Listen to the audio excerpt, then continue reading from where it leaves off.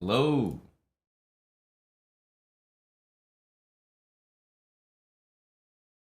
Good morning. Good morning. Potential sub-battlers.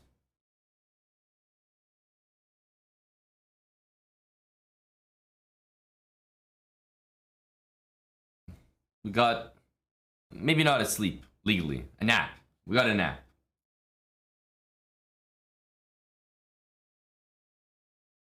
Furu, 17 months. I'm always feeling confident about the team, the squad. Always.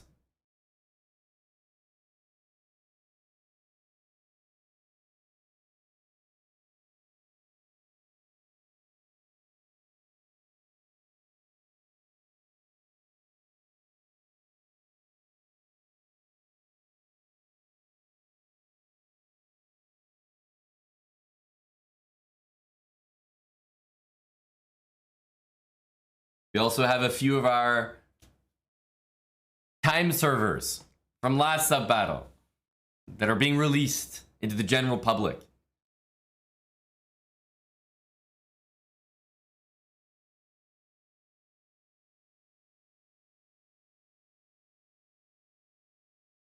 It's all through Discord, guys. So sign up in our Discord.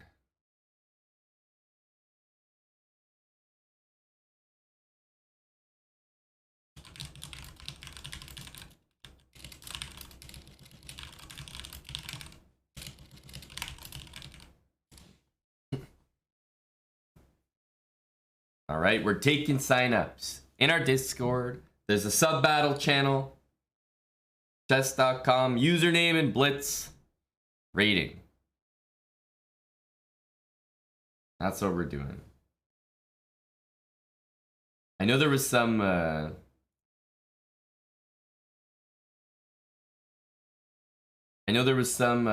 Discord thing, so I just wanted to check. Yeah.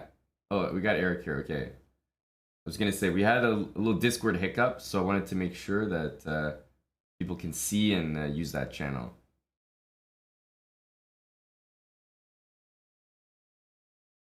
You got to get some people testing it out here.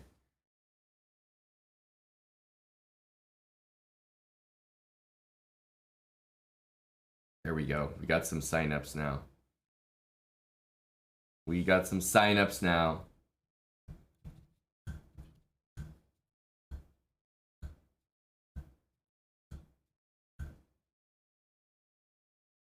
It is Ralph.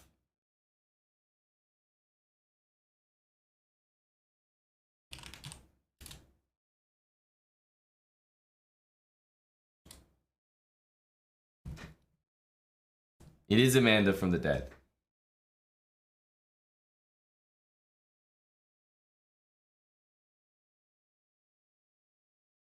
Amanda sent a mercenary on her behalf to, and I quote, remind me to unban people before the sub battle. I have never seen such a treasonous act. Reminded me to unban people. We didn't even pass the time that I was gonna unban people. It wasn't like, oh, I was late. Nope. Sub battle hasn't happened yet. A little awkward. We're holding Amanda for further questioning, as she's now been implicated in a conspiracy along with bagels for brekkie. We have to ensure that the ladies aren't up to no good.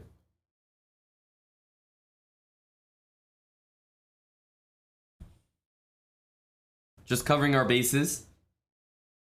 Staying honest here. Bunglet says the ladies mean well. Bunglet, are you putting yourself up as collateral? Should anything go awry, you might be on the chopping block.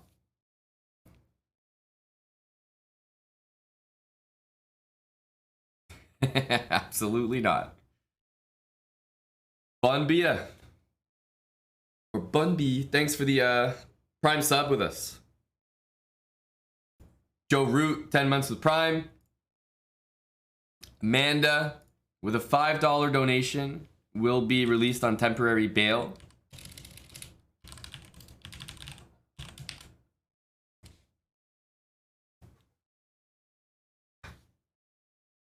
But there will be an ankle bracelet to be placed on Amanda. And that shall be worn for a week.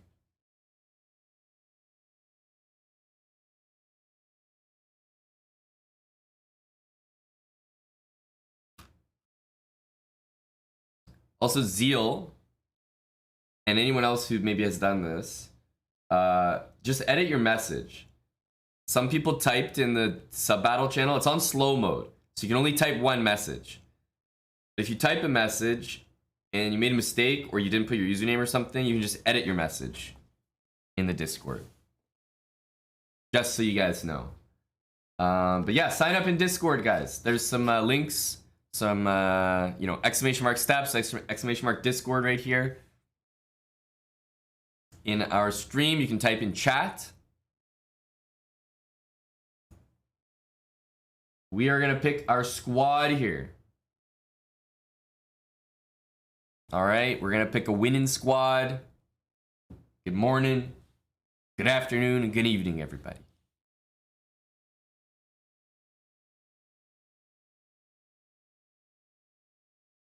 Is Pistons here? I'm not sure. I'm not sure where Pistons is from, actually. But let's see. Let's get some signups, different ratings. Let's go, let's go, let's go. I see Champ here early. What's going on, Champ? First round of the draft. Chess Bros select Champ.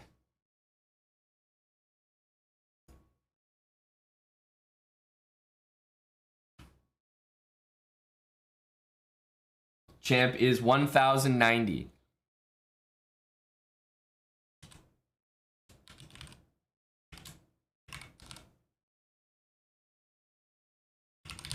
There we go.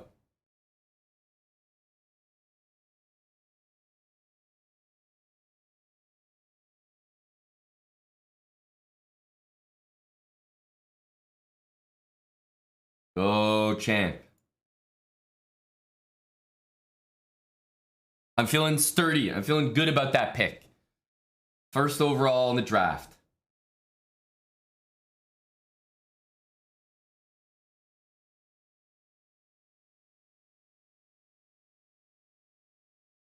Thanks, Hamster Ham, for 24 months. Jesse February as well, or Jesse Feb now. Excuse me. Thank you for the rate. Emad's here for the shout out. There we go. We are picking our team for our sub battle. Honestly, picking the team is, you know, more important than the actual sub battle. This is where it's all decided right here. Very important. AAW. Thanks, Jesse. Appreciate it.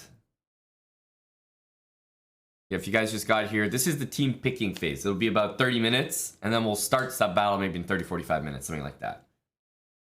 All right. So it might be a little boring at the moment, but we got to select the best roster possible. Do you guys see what I see? I see James Korak on the other team. He's a permanent defector. James Korak. But he's not just a defector. He's now in the 18 to 1900 category. He's defected, but he's also moved down a slot.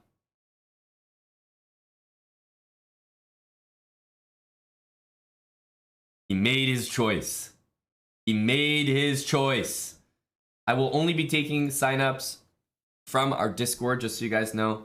We have a sub battles channel in Discord. It's sub only. Got to connect your sub account. Exclamation mark steps in our chat right here.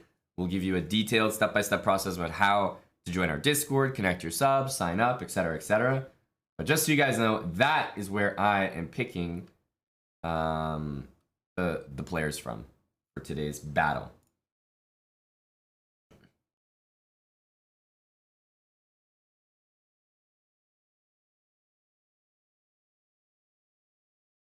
We're going to be vetting everyone as well.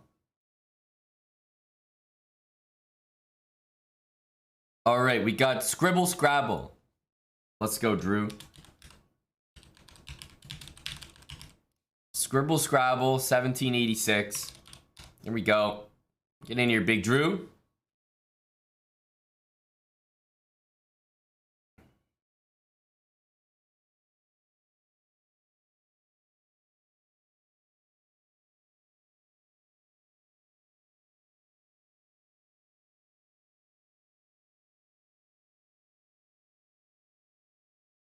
I'm looking at all the categories here. Who do we got? Hopefully we got some signups for 2,000 plus, by the way. Do we have some 2,000 plus? Lethbridge Chess anchored our team last time.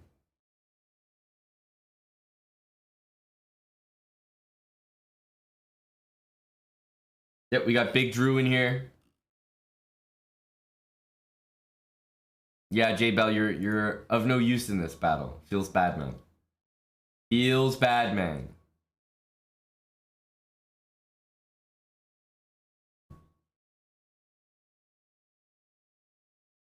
Okay, we do actually have a 2,300 registered. We do have a 2,300. So temporarily, I will assign the spot, but subject to change. He's the only 2,300 signed up so far. I've never seen the name.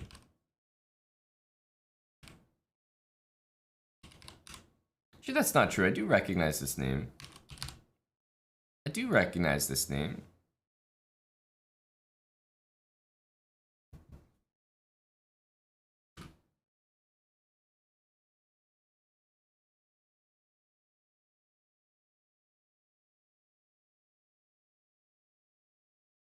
Oh, Spaghetti Mafia with a lot of energy there all of a sudden. Jeez. Jeez Louise.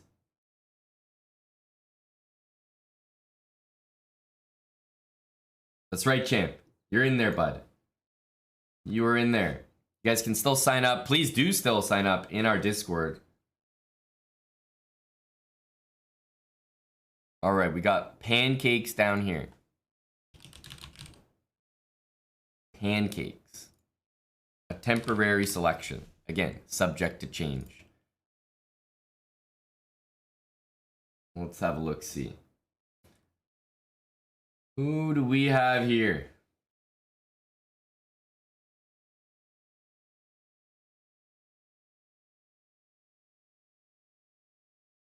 We have a lot of guys juicing right now.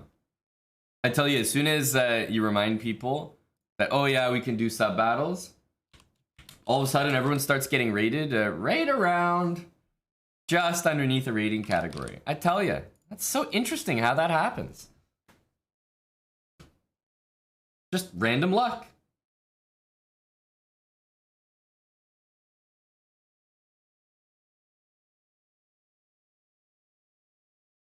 It is 16, sorry, not 16.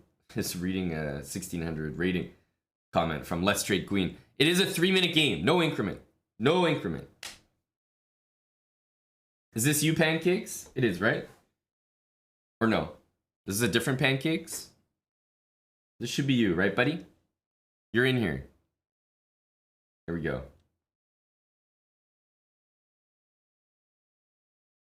Hello to Big the Lab.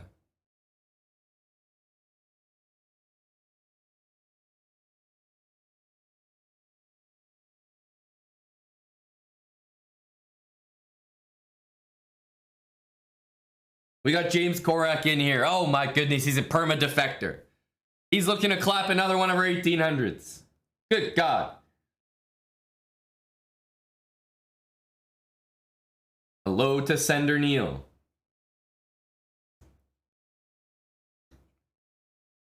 Are we still 1450 or so, Neil?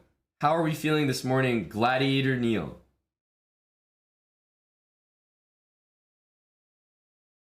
Spiritualite, I understand that. That makes sense. Who would want to play for AnnaCramling's team? It's just full humiliation at stake. 1418 from Vlab.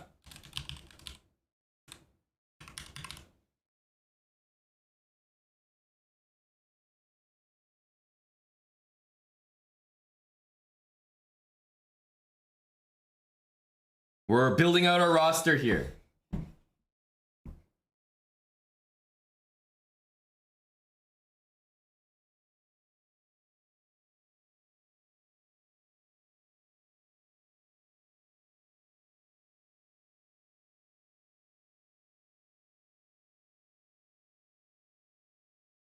Pancakes, $25. Let's go, pancakes.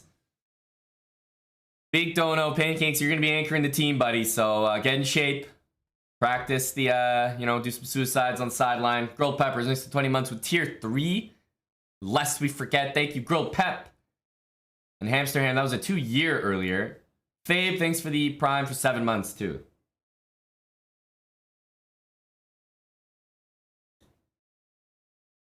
Yes, exclamation mark steps to find out exactly what we're doing. Steps will get you in our Discord.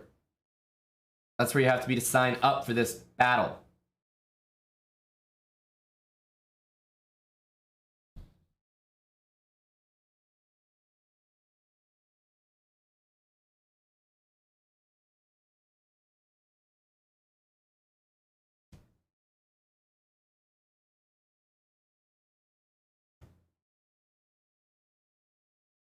All right, now, I don't have a lot of 2000s to 2200s. So, again, for the moment, I'm going to be using the only submission we have, which is our buddy here. Is that I sharp L, like this?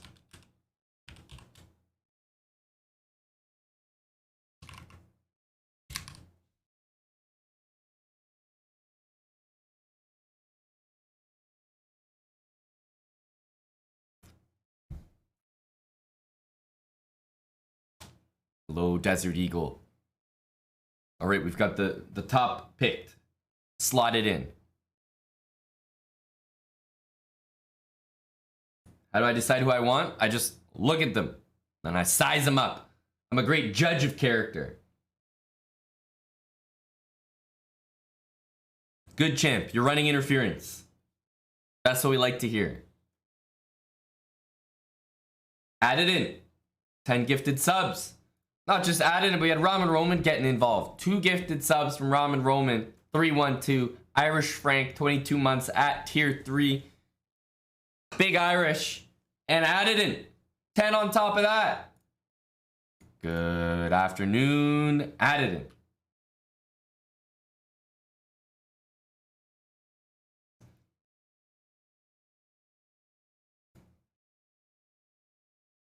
Hello, Chulum. You are too, buddy. You're too strong now, eh? You are too strong. Hello to Chulum.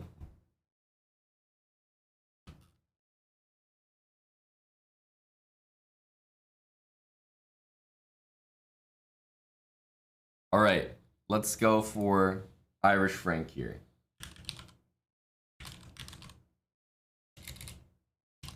Irish Frank, 1653, 1650. All right, we got AB Shakespeare, 1950. Big AB as well.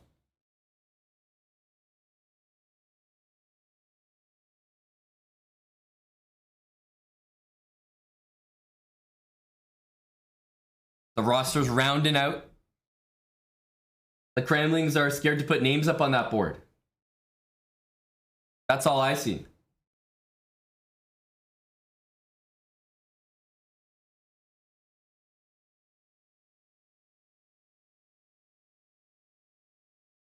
We got a lot of people making weight today. Indeed, KVX is definitely one of them. Making weight.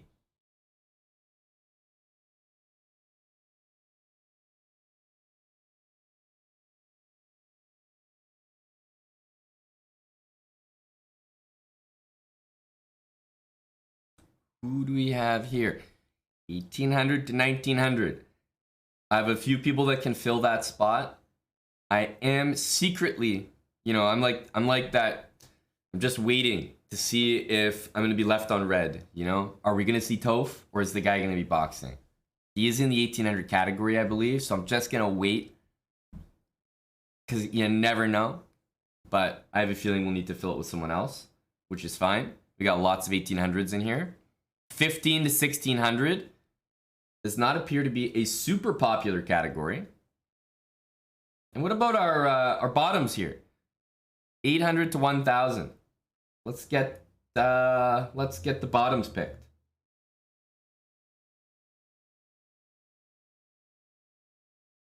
But yeah, actually 15 to 1600. Let's have a look here. Not a ton of people in that category. 15 to 16.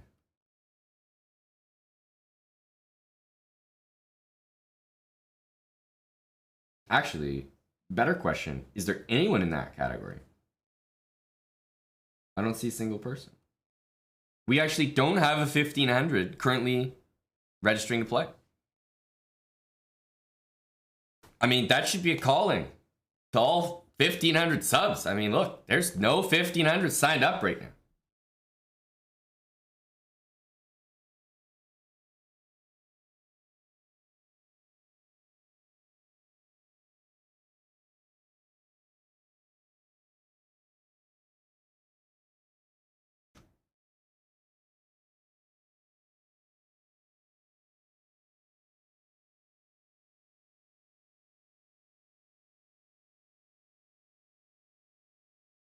We joined through Discord.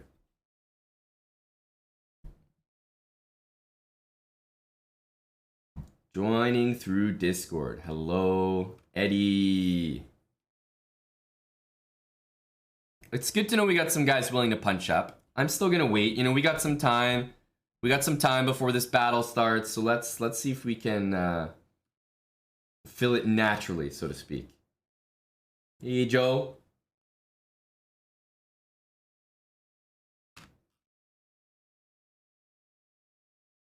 Okay, 8 to 900. Let's have a look. I know we got at least some people there. 8 to 9.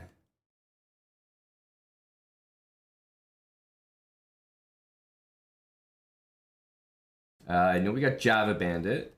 Do we have other suitors? Yeah, Java Bandit and Coacher for 8 to 9. Looking like the only two. Okay, Java Bandit and Coacher 22. Are you guys here? I might need to see you guys duke it out. Get some sparring going. Coacher underscore 22 and Java Bandit. Can you guys fire up chess.com/play/online? Let's get some sparring going for the spot here.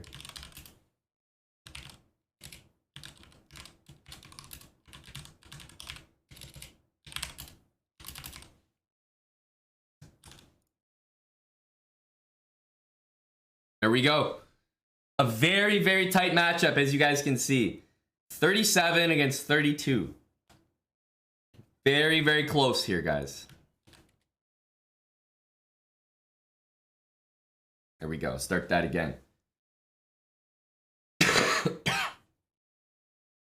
What's the Discord?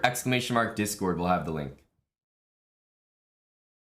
All right, so we'll let these guys spar in the meantime for our 800 spot. What about our 900 spot?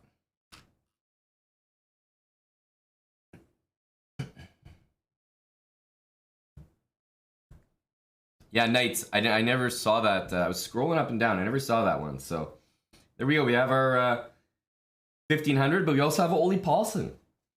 You guys might need to duke it out as well.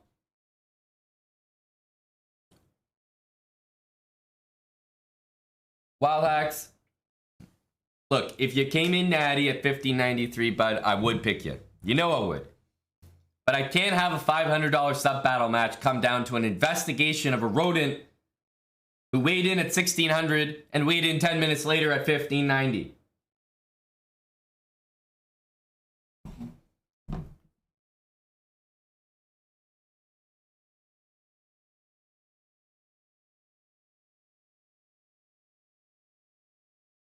Okay, so Ole Paulson and Knights, aka Sure Buddy Guy. You guys, are you both in chat? After this game, you guys are going to play for our 1500 slot. Some sparring. All right, Ole Paulson and Knights.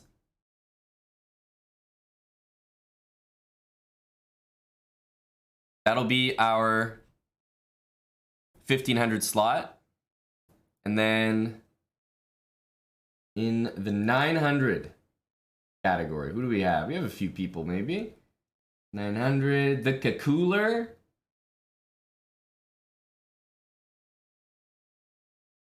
The Cooler and Bob K. The Cooler and Bob K. Trying to remember who played last time. Let me have a look.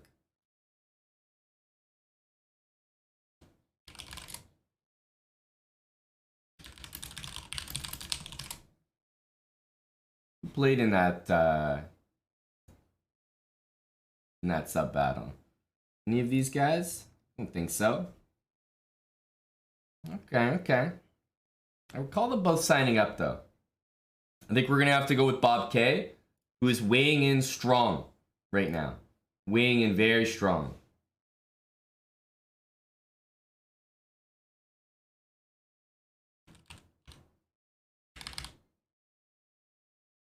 Very strong weigh-in by Big Bob. Bob K999.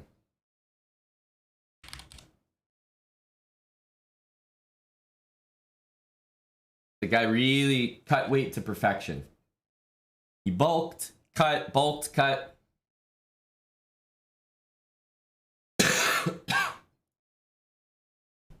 Hey, Clark.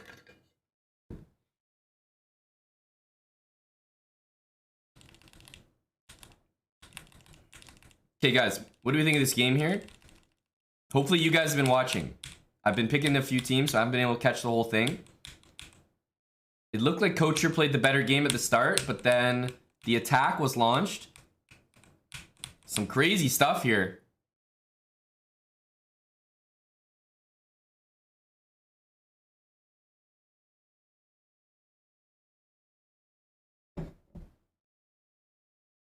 Thank you, Ralph. We'll have to keep the minutes, guys. I think it's still a very close game.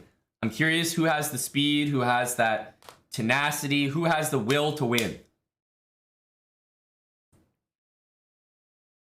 This is a match for our 800 spot. We have a match coming up for our 1600 spot.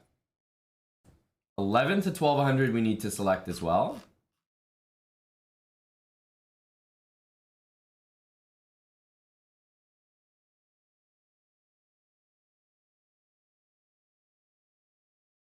Usually a very popular weight class, 11 to 12.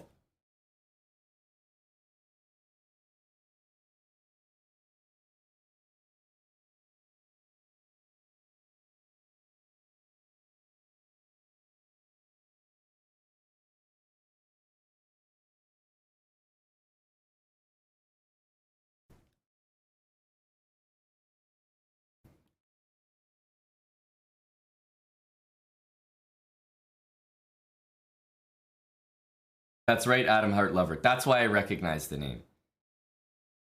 That makes sense. Java Bandit was crushing his last opponent, and then I think he stalemated. Java Bandit was looking sharp last time. Let's see what we can do here.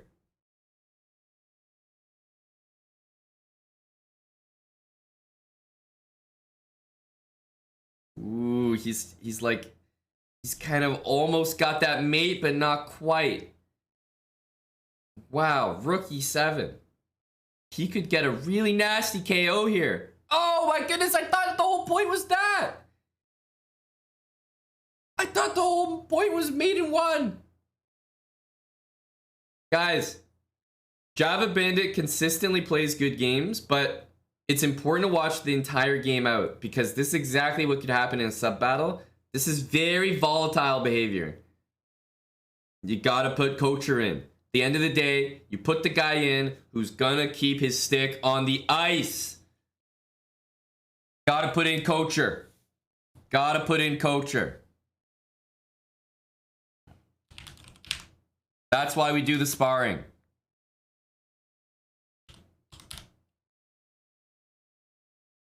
Java Bandit again in the running, played a great game, but time pressure really gets to Java Bandit, I feel. It really does. However, it's a 3-minute match. It's a sub battle. Time pressure is a big part of the match. So we need someone who can handle it.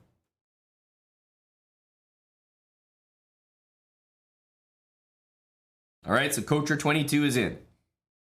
Now,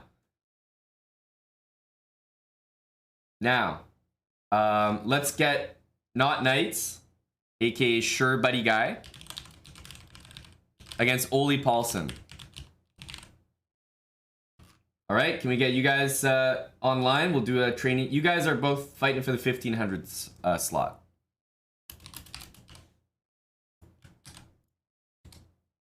Oli, are you here? I know Knights is here. This is Blitz, yeah.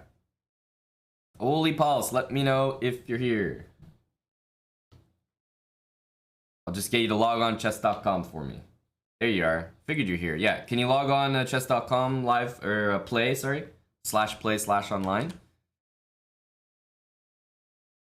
I'll just have you play a trading match, Oli, for the potential 1500 slot in our sub battle here.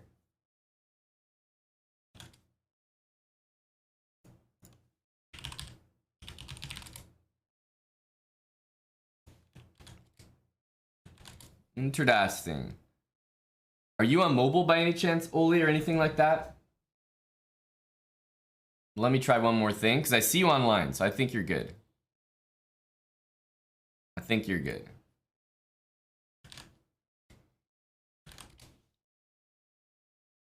But I'm unable to start the game. Hey, Alien Wizard. Oof, 72 months. Alien Wizard. 6 years.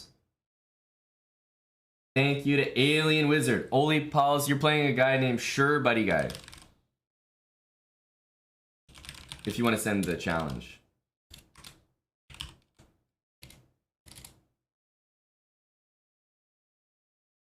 I will follow in case you guys can start the game on your own.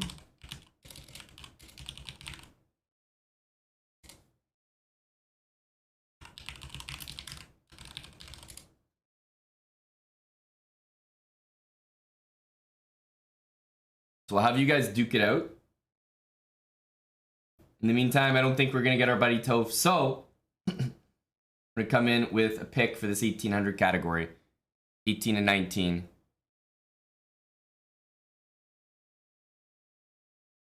Is Bunglet bulking or what's going on with Bunglet here? Oli Paulson and Sure Buddy Guy. Let me know if you can start your match here.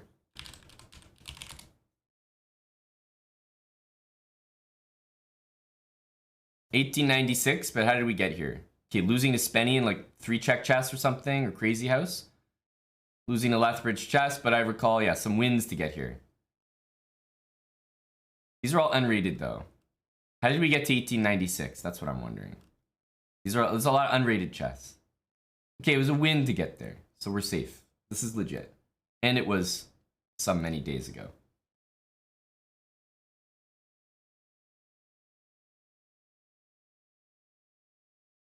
Gotta investigate my lads here.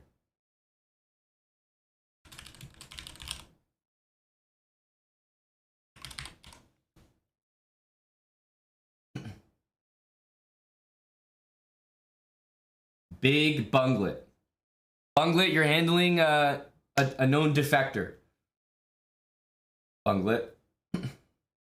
You're handling a known defector. This is going to be an important match, buddy.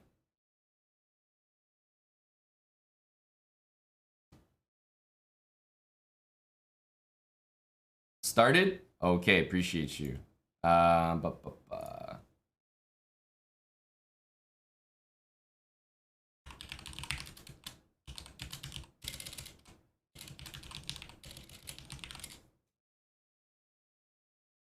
You guys started your match? What are your usernames? Because I'm following both of you, and I don't see no match.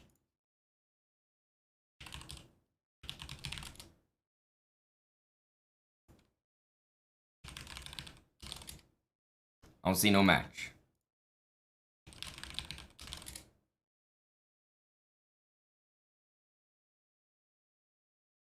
You guys aren't playing, are you? It says you're not playing. What's going on here? This is so weird. So I have an option to watch, but it says they're not playing. So what's going on here? Let's click this. Are these guys on like a different planet here? Like what? Where is this game being played? These guys are on their own server.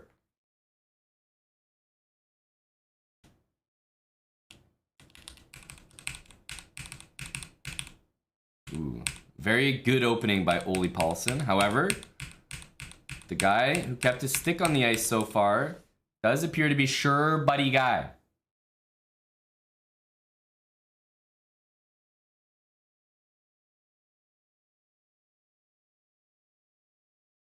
We got 2 more slots to fill. It's going to be 13 to 14 and 11 to 12. 2 more slots. The winner of this game will go in our 1500 slot.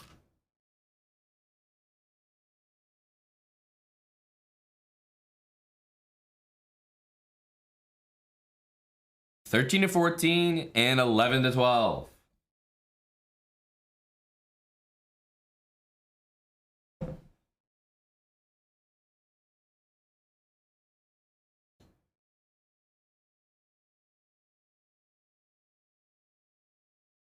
Meanwhile, what do we think about this game? As I said, I think Ole had a great opening, good start, but the moves got, like, he was great up till here. This is fantastic.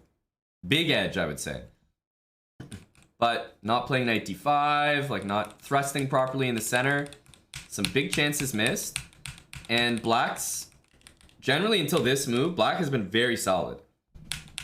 Bishop e5 is suspicious. Very balanced game, honestly.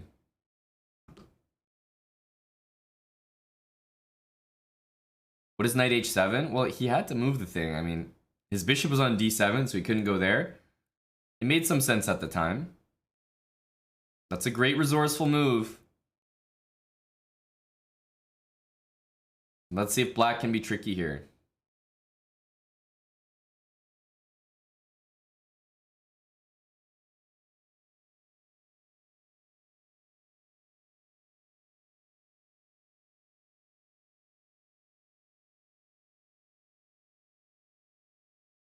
A big move from Sure Buddy Guy.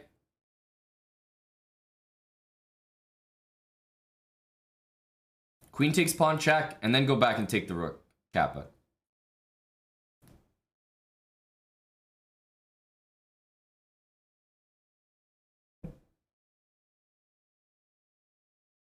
Maybe he's gonna play it. What's going on here? What?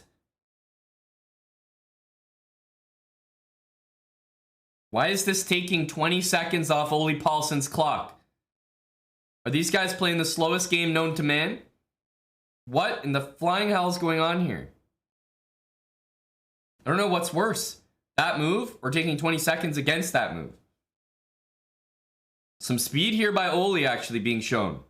There is some speed. There's mate in 2 if he sees the idea. Oh, but he covers it with knight d5. What a move. And I think the speed from Sure Buddy Guy.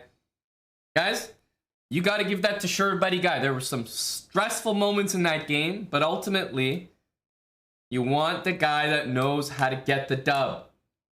That knows how to get it. You don't want the guy who gets the great position and ultimately lets you down. You want the guy that's suspicious but gets the job done. Why he did not take the rook? Sure Buddy Guy maybe can comment on that. Because we're gonna need a press conference for that one.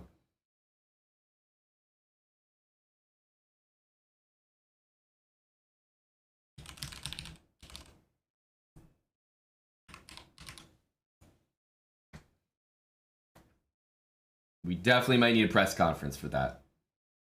All right, 11th, 1200.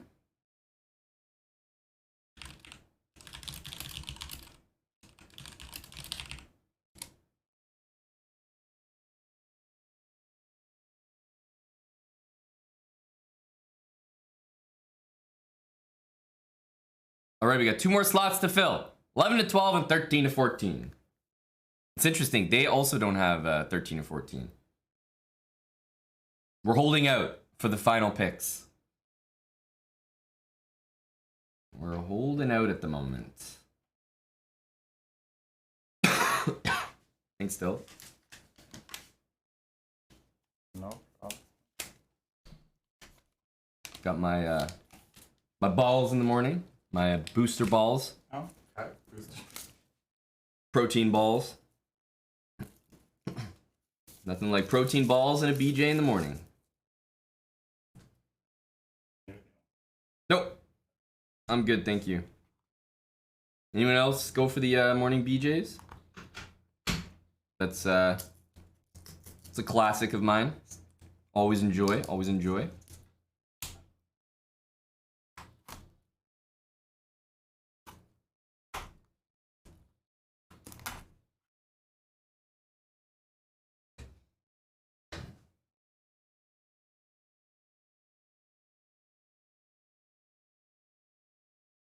All right. Let's pick this 1100 here. Okay, we have Limonene. I see you there. Who else? We have Buddy McNaster, who ultimately let us down last time. We remember he went through the tribunal process as well. We have Doubtful Material. Laffy Blitz.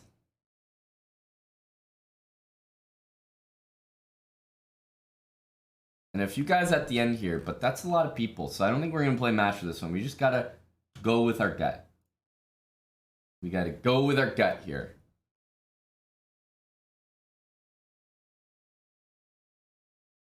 Why is Lethbridge not playing? Remember, the captain doesn't always have to play. Lethbridge Chess considers this to be more or less a friendly match. You know, this is hardly worthy of his time. He is still the captain, whether or not he's playing the match.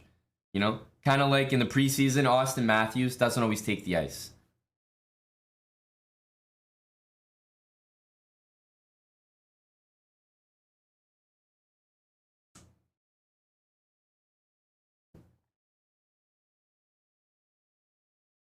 The captain. All right, let's go with the classic. The classic first come, first served mentality.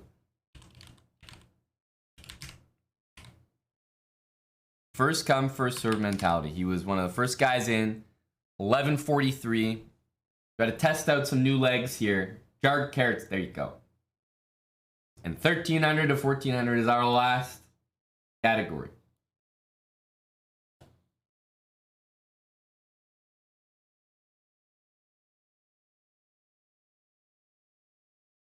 Best of luck.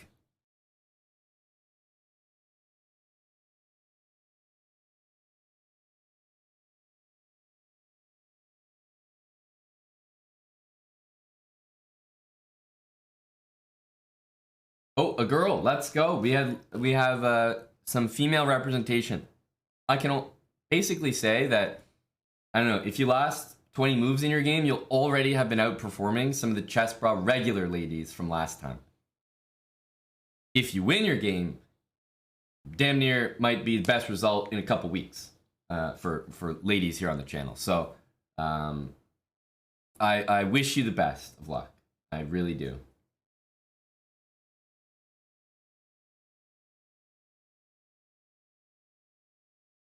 $1,300 to $1,400. Our last slot here. All right, we got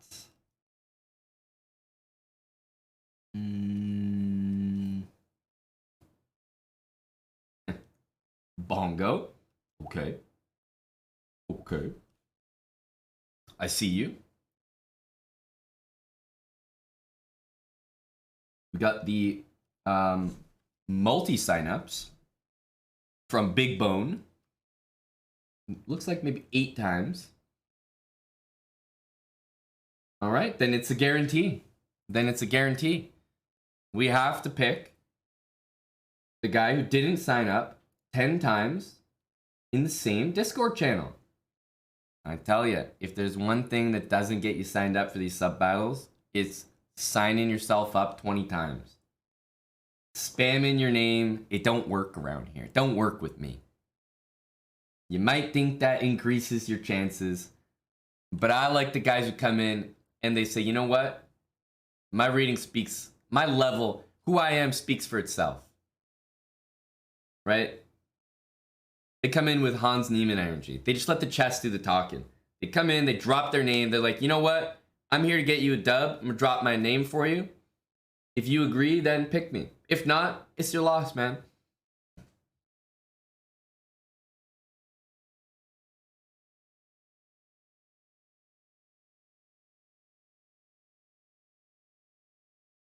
So we're gonna go light here.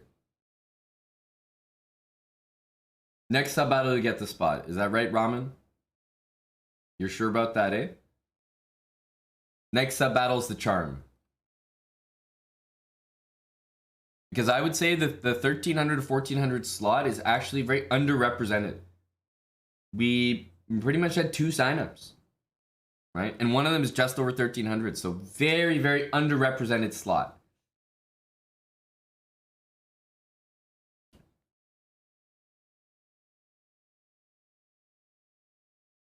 Who gets white first? We'll get white first this time because I gave them white first last time.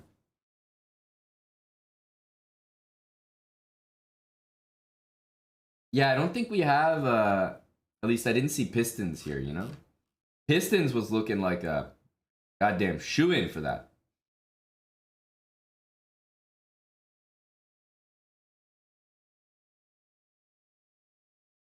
We'll play from top to bottom, I think. We'll do top to bottom.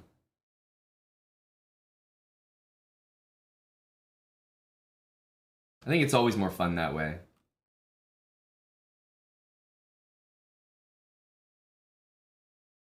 So pancakes will be our anchor.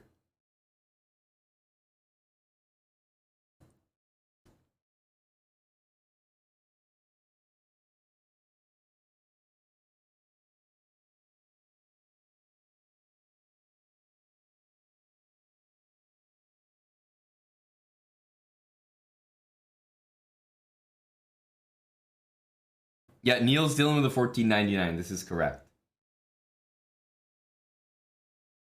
This is correct. What's up, Giorgio?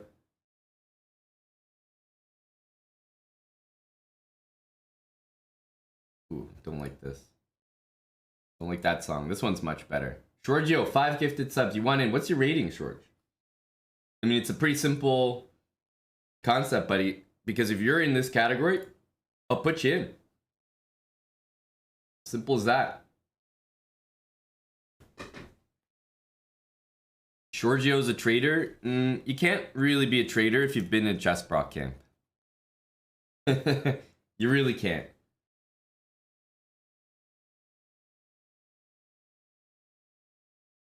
If you've been to an IRL chess pro retreat in Mexico, no. Give me 5 minutes? Okay. Definitely can't be doing that. Remember, this is a $500 sub battle. The last thing I'm going to have is you guys jeopardizing it.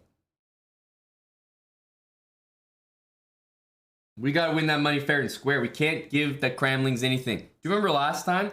I put Jeff in. I put a few reliable, sturdy chess pros, and they were attacked. Their reputation was called into question for being lower rated than their peak rating.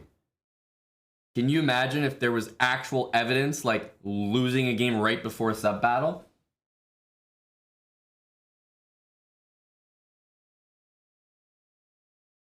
Yes, Jeff did start with a win. All right, is Bongo B here? Big Bongo.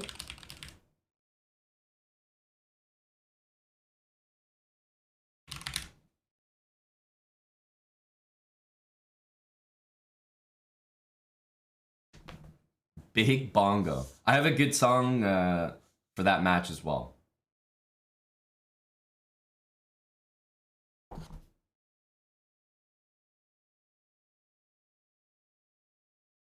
So we have a few new names, new recruits, and a few old timers.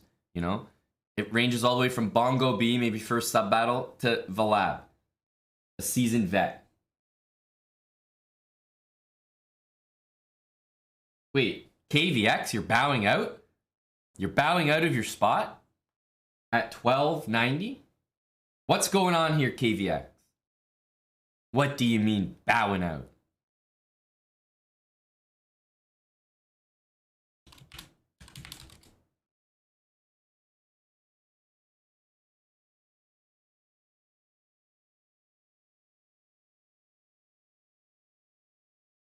Is that why you're bowing out?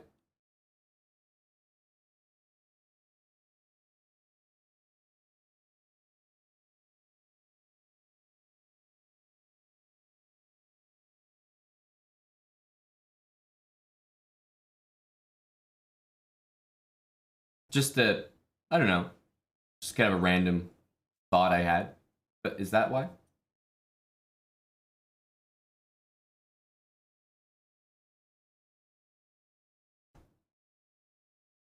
Sometimes you win some, and sometimes you lose all of them. It could happen to anyone.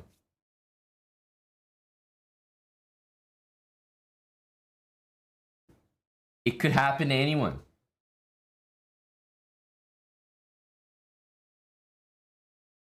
Right? It's just, chess is a game of variance.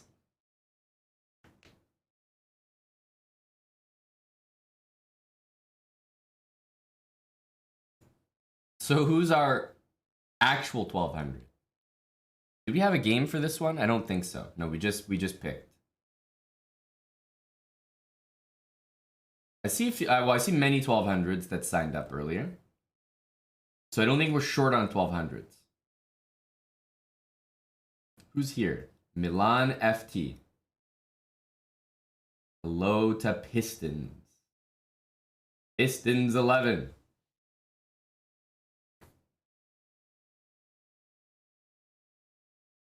Milan FT.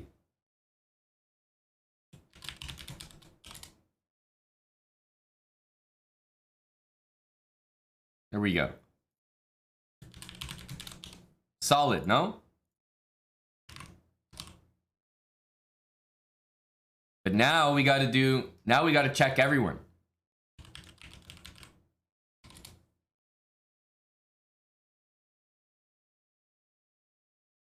Now everyone has to be investigated.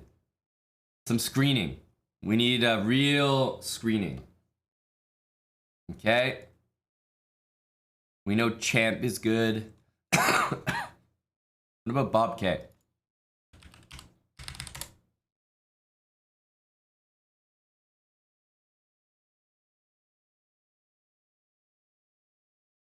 Bob K. No, wait, that's different. Bob K, 1004. Played a game today and lost. But to be fair, it was 67 moves. Is he just really good at disguising this? Is he just really good at this? Because to be fair, this is a really long game.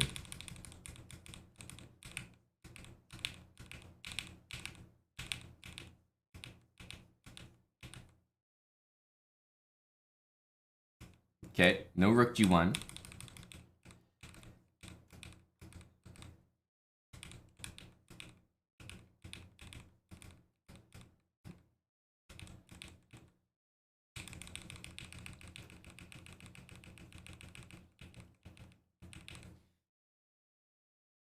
Honestly, I'll go to court with this one.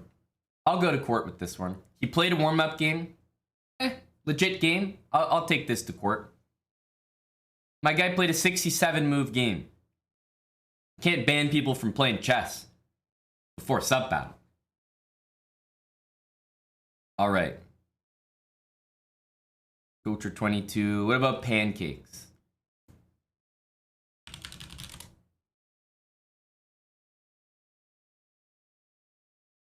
Oh, some dubs here. Okay, pancakes is legit. Pancakes is just bulking. Pancakes is just bulking.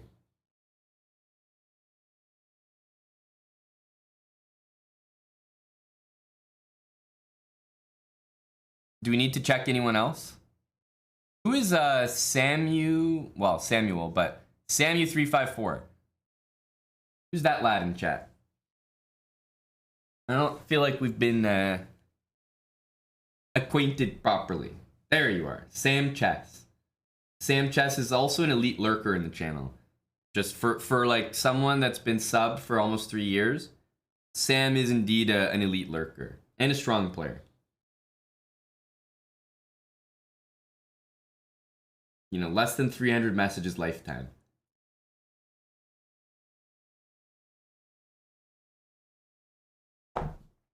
Sam, you're probably going to be the first game. That's why I want to make sure you're here. Check Scribble Scrabble. Okay. All right, Big Drew. There we go. Looks like we're bulking. Looks like we're bulking. All right. Scribble Scrabble. September 30th. Lost some tough games. Won some tough games. 1786.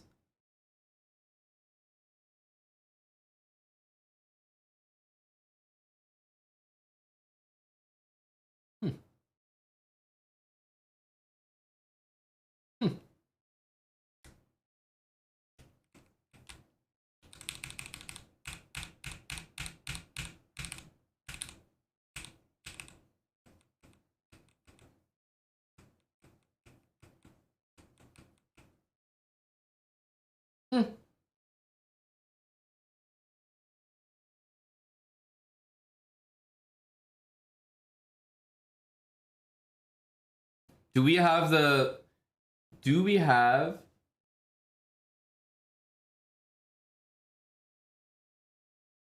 legal resources to defend Scribble Scrabble in court? What do you guys think? It's not a very convincing case against him.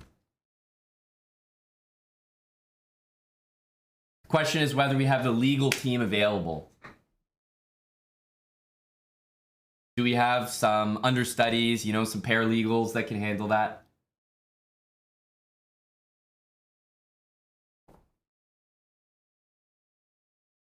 I don't see any problem. It was yesterday as well, wasn't even today.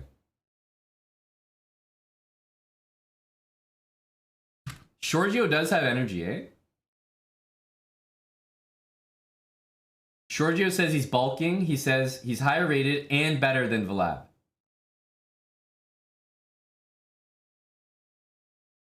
Very feisty Giorgio. So, am I correct to assume, Giorgio, that you're essentially guaranteeing a win with that energy?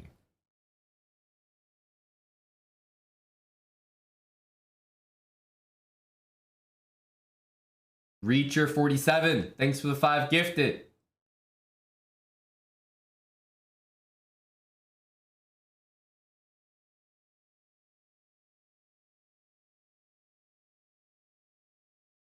All right, we feeling okay about this roster here?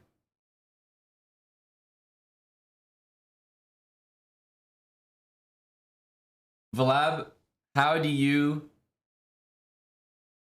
wish to act given the big guarantee from a Tulumer? I think a Tulumer guarantee does go a long way. Also, what's George's rating right now?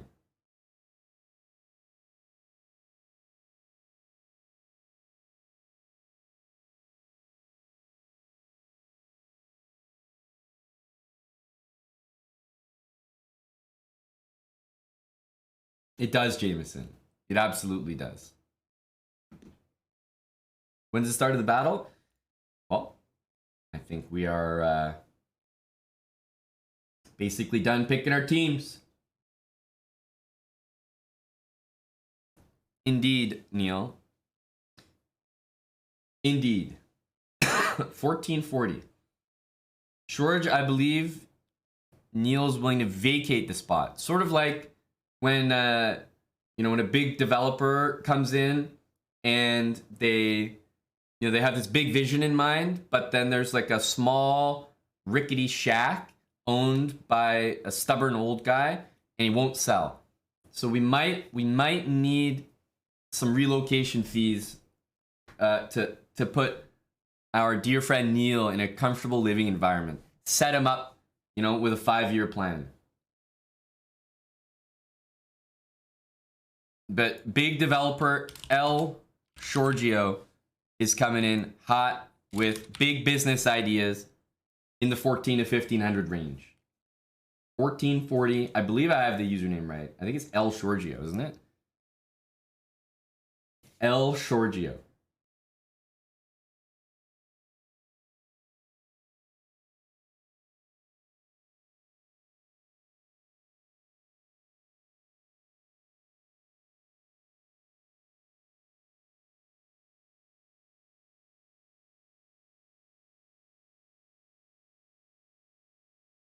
Are we good? Is that agreeable?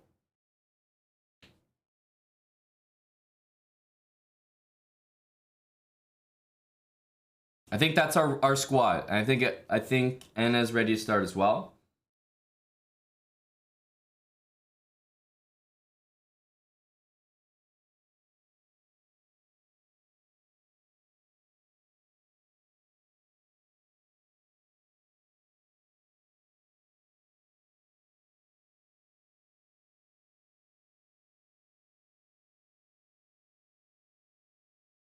Holy pals, thanks for the 2 gifted subs. All right, I think we're good. I think we're good.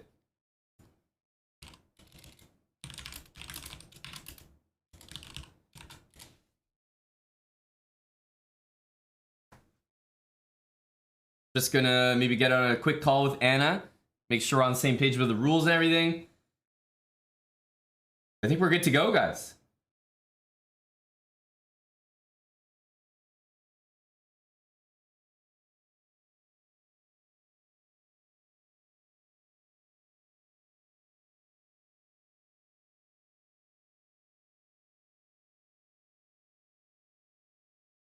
Hello.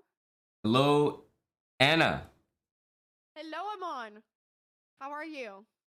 Oh, feeling great. Just picked one of my strongest squad selections to date, I feel. Same here. I don't think I've ever had a team as strong as this one. Every single player in this team has been very, very carefully selected. And you know what, Anna? I don't think you've had a team stronger than this one as well. I agree with you. We have a lot of we just have a lot of evidence to the contrary. So, you know, I think that's a statement that's very, very supported by, for example, last battle. Okay, sure. Yeah, I mean, we've picked, you know what we've done, Amon? It's very simple. We've picked the same people that won last time and we've replaced everyone that lost. So, you know, it cannot go worse than last time. That's true. That's true. You're going with the evidence, the people who've got the wins. I do see some familiar names in here, so they've definitely been noted, and we've been watching film, going over some of your players that have won.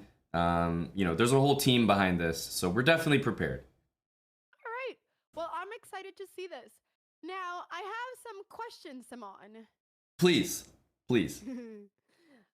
I was doing some investigation, like I do, being the team captain. Please. And I wanted you to tell me about, you know, the chess career of ABS Shakespeare.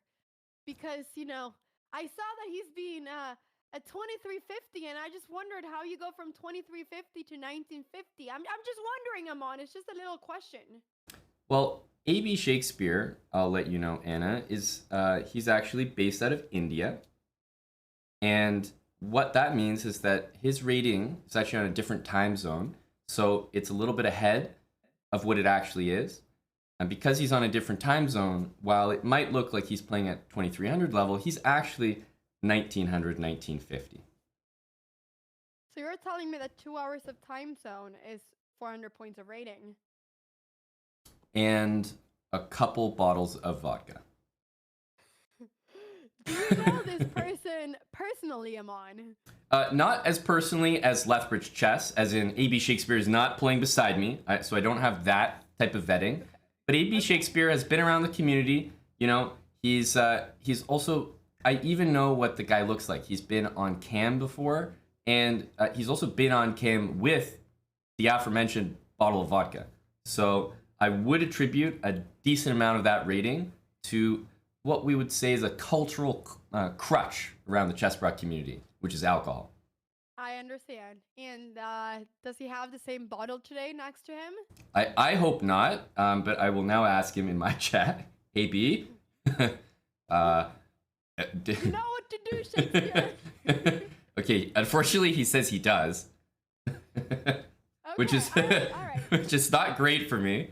But an honest guy, I do know who he is. He's a tier 3 subscriber, and he's been on cam before. Okay, all right. I was just asking, you know, I'm just doing my job as a private investigator here.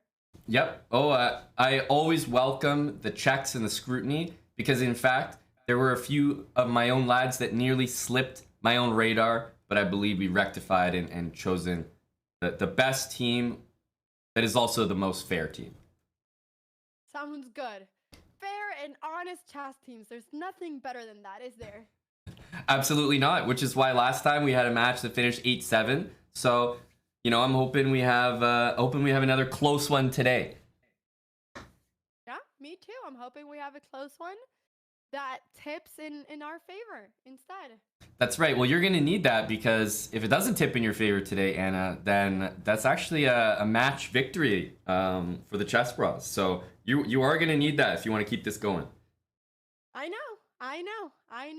And I fully know that. That's why we have really taken our time today. You know, I went live 2 hours ago. I went live. Wow. Starting to pick this team. Just select it, you know, as carefully as possible. I'm fully aware of what happens if we lose today, Amon, but I don't think our team will lose. I think we are ready. Okay. I guess I'll just take, 30 seconds here and just remind everyone. So it'll still be 3-0.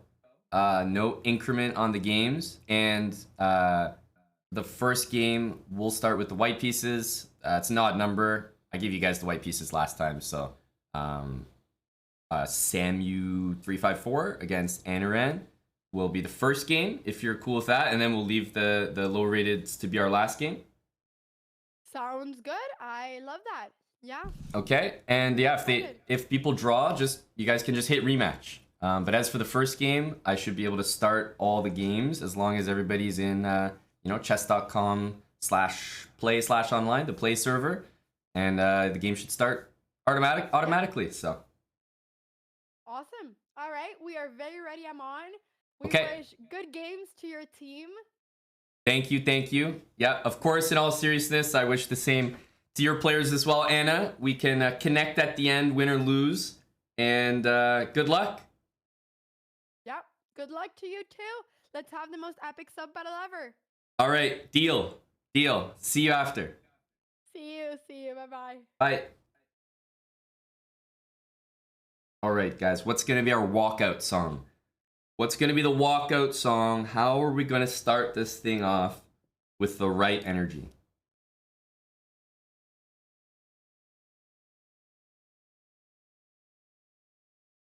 Goblin, thanks for the 5 gifted subs. Oli Pals, thanks for the 2 again. GM99, thanks for the 18 months. Charles Frisbee gifting. Reacher with the 5 earlier. Hush Eternal, tier 3 for 20 months. Matt with the bits. Giorgio, Mustard Tiger, 22 months. Polkra, 6 months. Samuel, make sure you're standing by. You'll be our first match. Sharp as well. Beverage Brother, love that name. Thanks for 10 months with Prime. Justin Tin, 19 months. Tier 3 resub. Chestad 512 for 19. Blazing Phoenix for 31. Kaleidoscope Guy, tier 3 for 21. AB Shakespeare's gifting. I had to defend you in court, AB. We got some song suggestions. You know what? We are going to start with this song. Nice and simple, nice and classic. Just an energy builder. All right? We will start with the white pieces.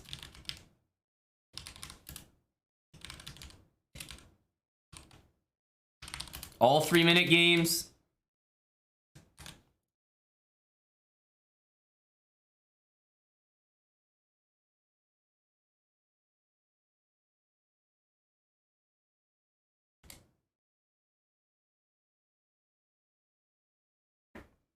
Here we go.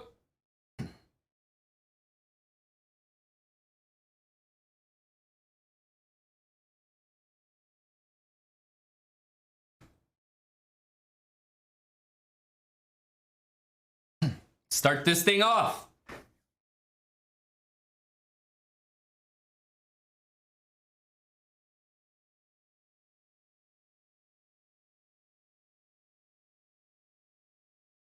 All right, so looks like a nice start for both players, honestly. But I like our position here. I'm biased, I know. After knight c4, how do you handle this? Honestly, it really should be that move. Now this is okay, not the worst, but giving up the dark square bishop is not ideal. Now, that being said, are we picking up a pawn here? Looks like a pawn. But remember, black's going to get a lot of counterplay here. Owns the c-file, can double quickly. White probably needs some sort of escape square soon. We'll wait and see. But we are up a pawn early on. We'll take that extra pawn.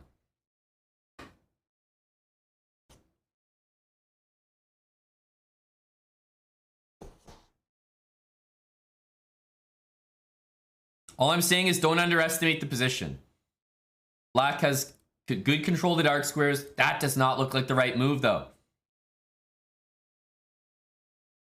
This pawn is defended. And, you know, if we get moves like, I don't know, like that. Like, when I look at the position, I just see weakness, right? So everything I'm thinking is kind of target the weakness. Let's see what can happen. Queen d3, okay. Interesting, interesting. Yeah, that's probably a good move by black. We'll have to see how this one plays out. There is a threat here. And it can't be taken, so we're probably going to need a good move here. Probably going to need a good move.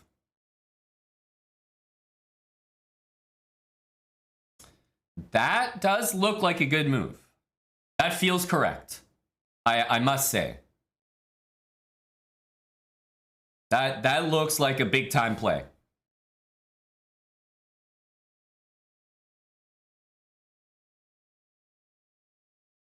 Now, did he do it to pin the... I think he did it to pin this way.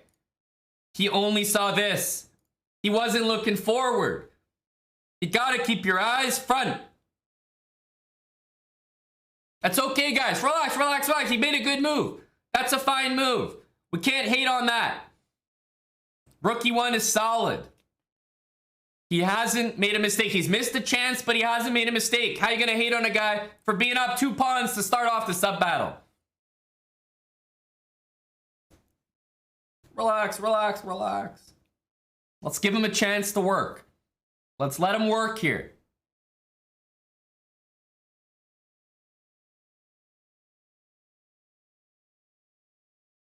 He's a 2300. We definitely shouldn't be seeing back rank issues.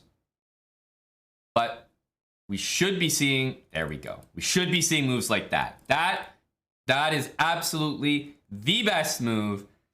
Now we are up a pawn, and guess what? We should, oh my goodness, we should be going to an endgame. Why are we not trading everything? Why are we not trading everything? Look, we're still better, but why is everything not disappearing from the board? He's still got it. Let's let him work. Let's let him work. But he's going to have to work harder now. He played h3. And, you know, he's doing habits. You can't get on a guy's case for that. He's activated the rook. But black's up on time. So what can we do here? Get the pieces out. 2300. Can he make it happen? That is a strong move. A4 is class. Class move. The knight will come alive. We just need to activate it. It's a couple moves away from a good future.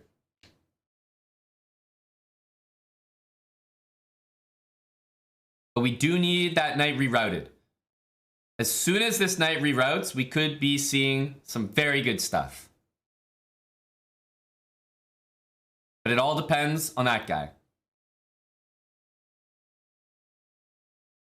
Oh, black's really going for it. This is tough. He wants to go all the way here. Very scary. Rook d7, I actually think that's an incredibly good move. Incredibly good. Guys, this knight needs to reroute. Knight here would have been great. The knight is the difference maker in this game, guys. If it goes to the right spot... Oh, a great reroute from here. It looks like this is happening. Oh, he's too slow and he's got the wrong idea now. The knight needs to do something in this goddamn game. The knight. The knight needs to move. Guys, the knight hasn't done anything. Please move the knight. The knight. Move the knight. The knight need... Guys, The knight didn't do jack the entire game. Oh, now he wants to bring the speed out. Okay, I respect you, buddy, but where was that speed maybe 20 moves ago? Where was the speed 20 moves ago?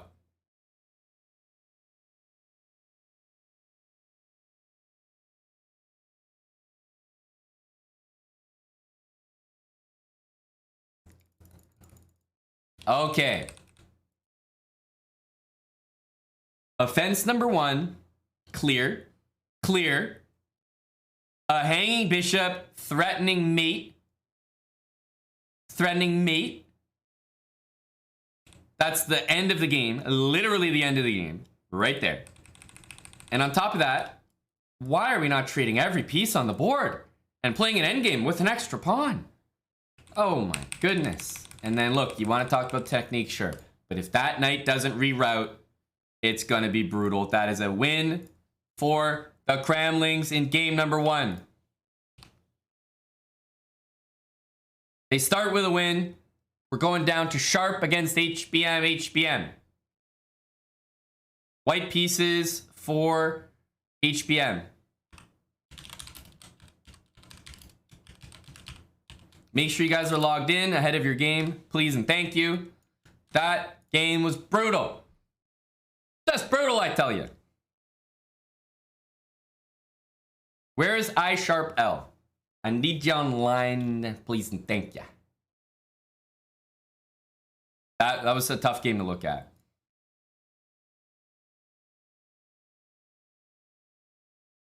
QB zone, that's you. I don't see you online, buddy. Can you go to play? I'm not seeing you online.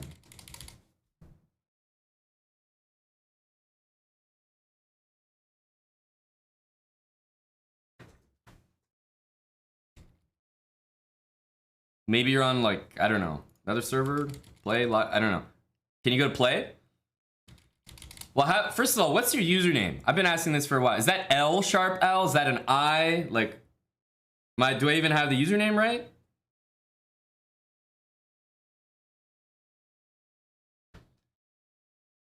I sharp L. I'm not seeing you, buddy.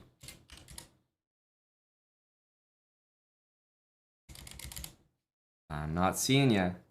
See this? Where is you? Where is you?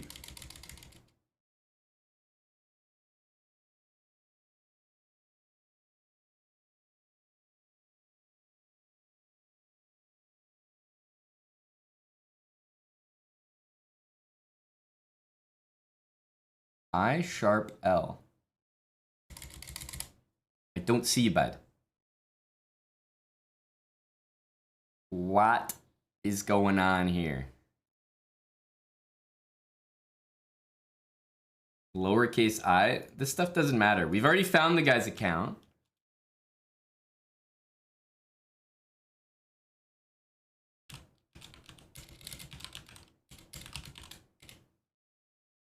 We found the guy's account, but he's not online.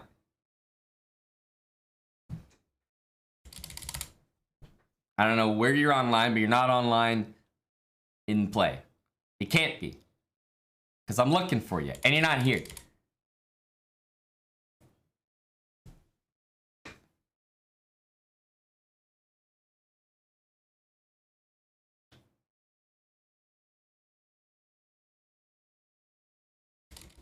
There we go. You see? Now you're online. Now you're online.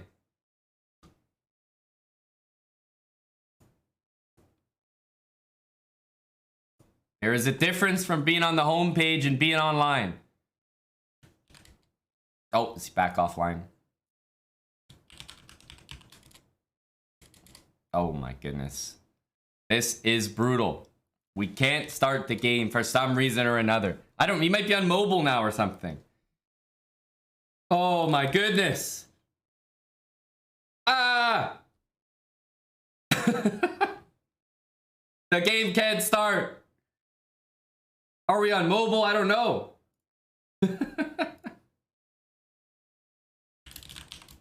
Maybe you guys can challenge each other. That's the last ditch.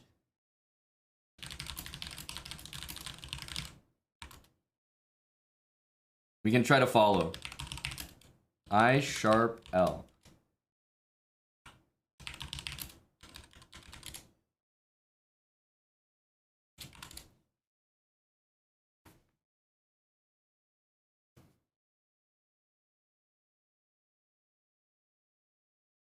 We can get them to maybe challenge each other, but that's it. That's the last attempt. At least I see him online now, you know? At least I see the name there. I'm following, so the game starts. We should be able to see it.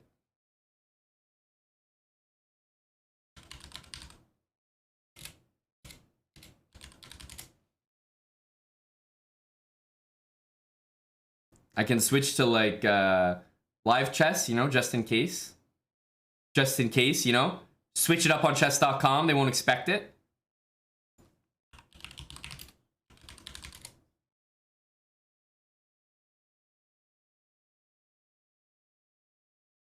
I don't think it's helping.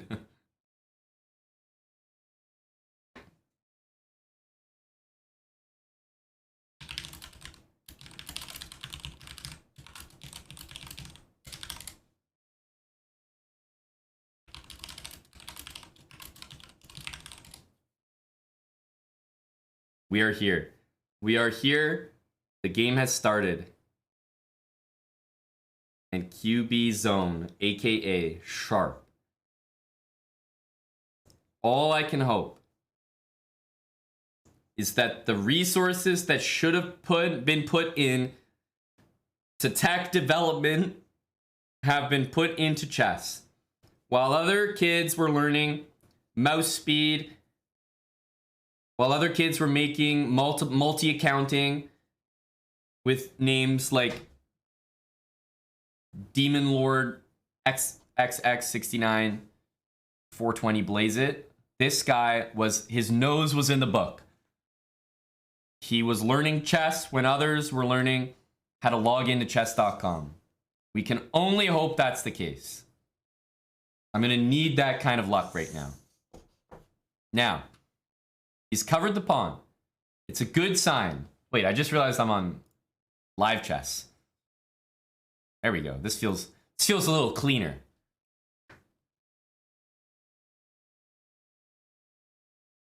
Justin has a song. Let's see if Justin's song can help us here.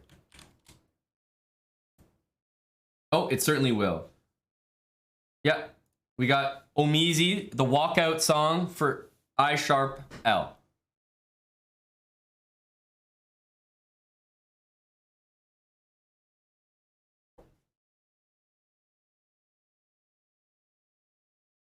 Okay, thank God. Knight takes and pawn takes would have been lethal. Okay, we are okay now, I think. We can thrive here. I like this. I like this. This is a dangerous move, but it's gonna get double-edged, and I think we can survive. It's gonna take some very resourceful skill, but I can see how this works. You know, we got the outside pass pawn here, outside pass pawn here. I know this is nasty, but I think we can thrive here. We got Onlid playing.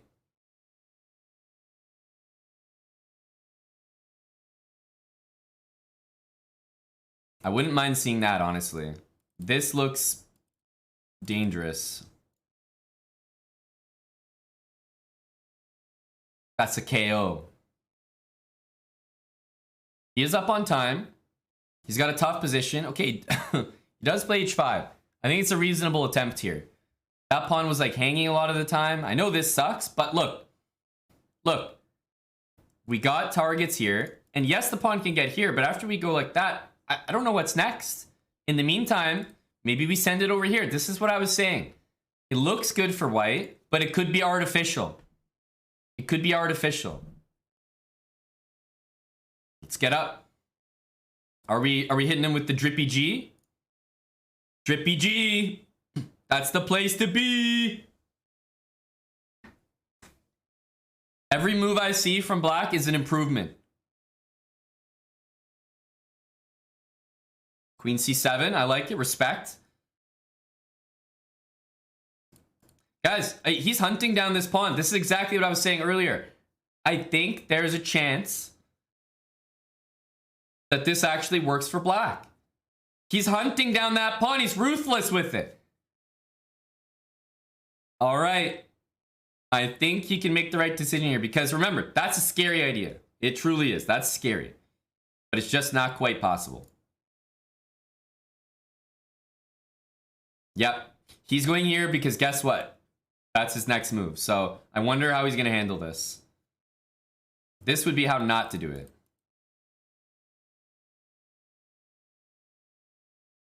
We're up on time. Yeah, I mean, this is not much anymore. Because this is covered. So I don't know. Even if he doesn't take and just moves the queen over, I think he's okay here. I don't believe this. I don't believe this. Ooh. That's tricky, eh? That is tricky. Drip God walkout song energy.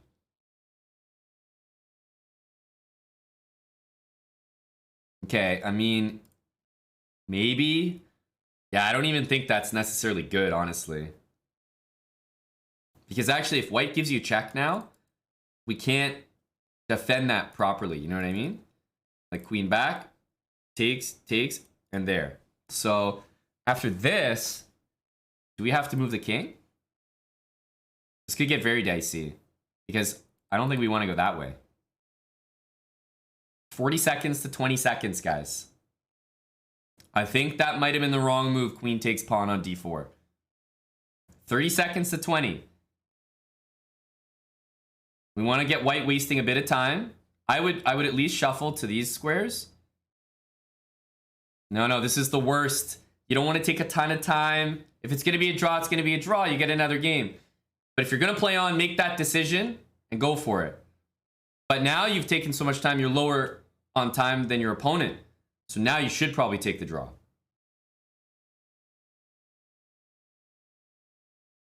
If you're up 40 seconds to 20, either take the draw or play on, but play on immediately. Give up some material, use your time edge. I don't mind the decision. He messed up with queen d4. That's okay. It's a fairly solid game. We got the white pieces. A draw gets replayed, so.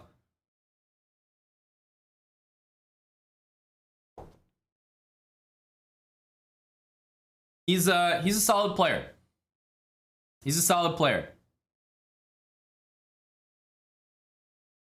Oh, that is a nasty move.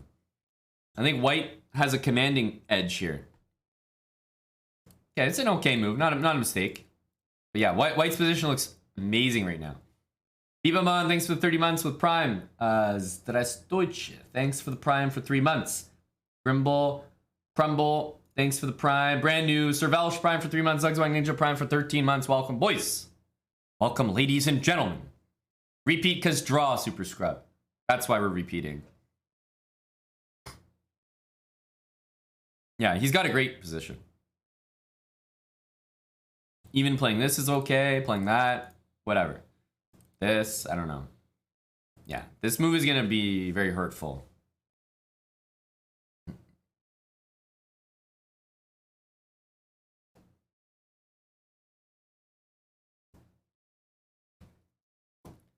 Honestly, I think this is a good move by HBM. It might not be the best move, but I can see the point of it. I think like moves like 95 there looked very tempting, or taking to attack this pawn, but do you guys at least understand the move knight h4? Eh? You know where he's coming from here? You gotta put some respect on my boy. Knight h4, right? Uncorking the bishop from g2. Gotta put some respect on my man's name. Knight f5. And don't forget, when the knight takes here, it's gonna be unleashing devastation. You know what? You know what I see? Bishop here. Takes here. Takes here. Knight here. And we pack it up and we say KO. We say GG, well played.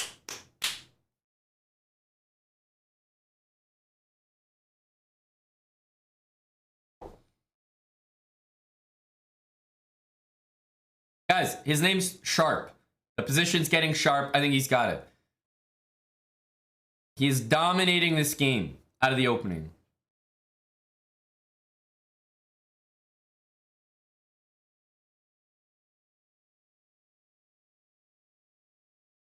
Let's see what he can find here. Because to me, this is, I mean, this is like, it should be printing territory. He's taking his time. Look, Queen C3 is not a bad move, but guess what? There were wins on the spot there. Like literally so many, I can't even put them on the board. Like there's so many wins in that position.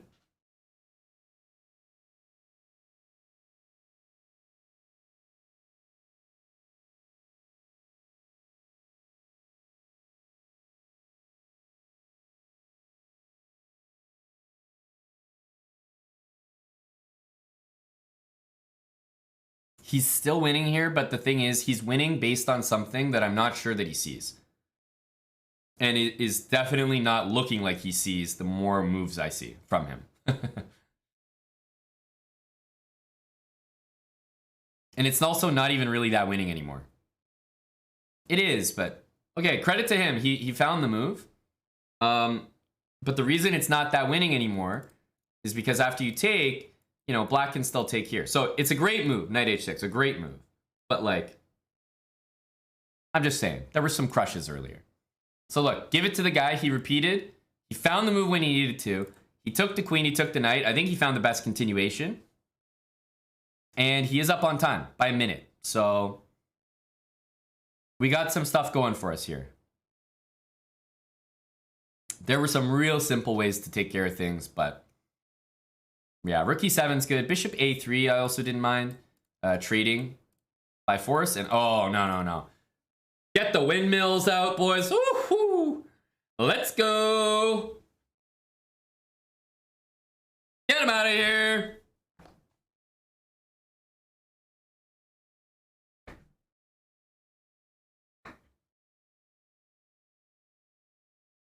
Get him out of here. That was a solid game. That was a solid game. In fact, both were good. In fact, both games were good. I have to point out just the obvious. After knight here, I mean, let's just keep things simple next time. Go for a trade. And what's the guy going to take back? You know, trade. Just keep life nice and easy.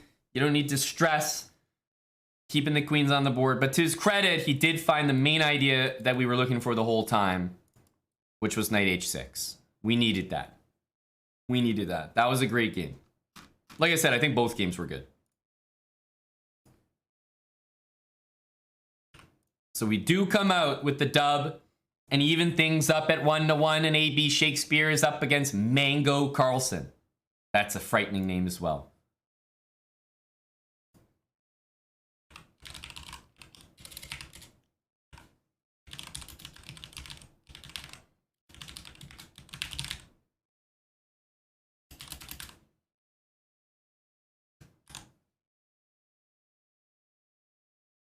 All right, guys. Yeah, I think Sharp very narrowly avoided. He found the path. He found the path for the non-ban QB zone. An impressive game. Here we go. AB Shakespeare and Mango Carlson. Let's see if we can ride the energy. X Brandini 07. Thanks for the reset for 3 months. Uzaro 9000. Thanks for half a year. It's 1-1. 15 total matches. Wing Gambit energy from AB Shakespeare. Yeah. Anna was wondering if he's got the bottle with him. Well, I think he does. And what the hell is that move? Mango Carlson's trolling. Let's kick those knights around.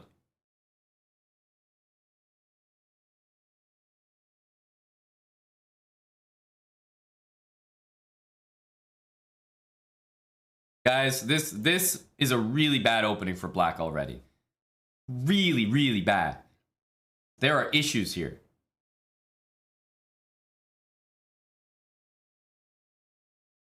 C3. High T, brah. C3 energy from AB. C3 D4. Not D4 first because of check. Noted. Noted. Very impressive. Probably this.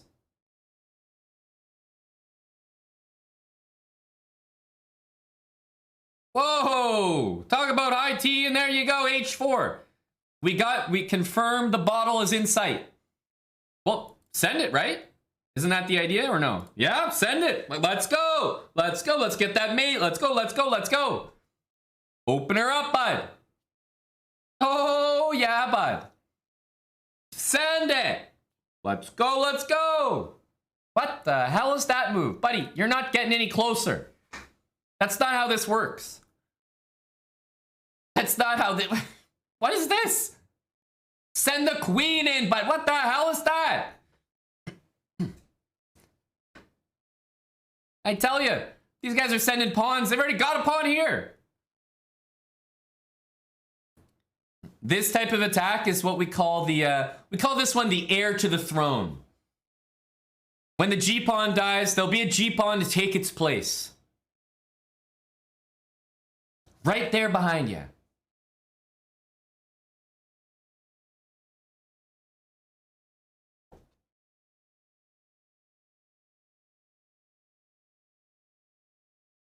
Okay, he finally decided that the queen was a relevant piece to include. King up. Are we going to see some lethal kind of stuff here? Okay, well, we know what black's doing. It's obvious. Mango Carlson. Now, the thing is, the funny thing about our position here, guys, is we actually don't have a single fucking threat. Okay, so about our position here. Okay, so a little bit of a problem here. Buddy, if there's anything for you, it's on the F6 square. I can promise you that. If there's anything for you, it's right here. That's where your life has been made for this moment. I don't know how we got this, but somehow we managed to get a knight to F6. Oh my god, do you guys know what can happen here? Oh my goodness.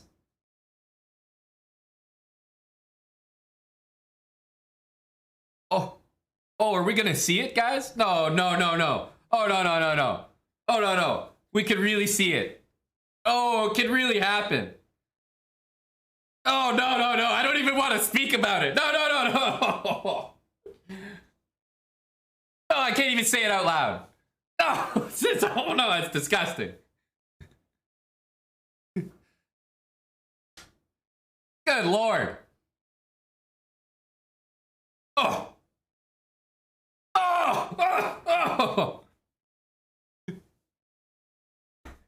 I don't even want to speak about it. Okay. That should do it. That should do it. Well, if he's having played rook there, yeah.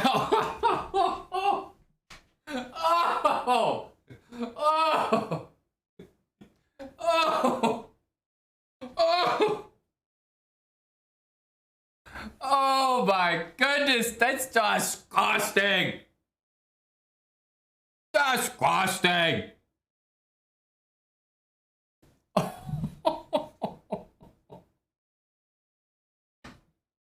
You know what he should have done, right, guys? He should have gone here.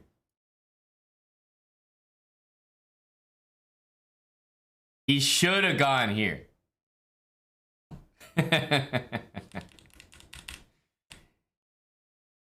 thing is, you guys just can't appreciate a good game. Check the beads. He's on the beads. Do you guys know how bad of a position we had right here? Like, do you know how bad this is for white? We don't have a single thing to do. We got nothing. He manifested his own destiny and brought the knight in with some help from his opponent. And if the queen had been taken, bishop takes, and that's what we call prison. Oh, disgusting. G4 was also a little suspicious, yeah, by us. Not great. I don't need to check for beads because I know that the only thing up AB Shakespeare's ass is a horseshoe during that game. Up next is a big matchup with Big Bunglet and James Korek.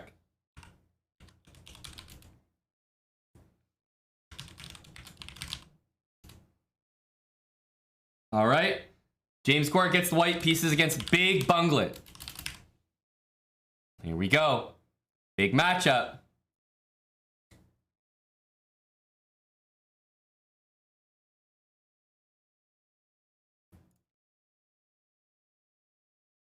Big Buddy Bunglet.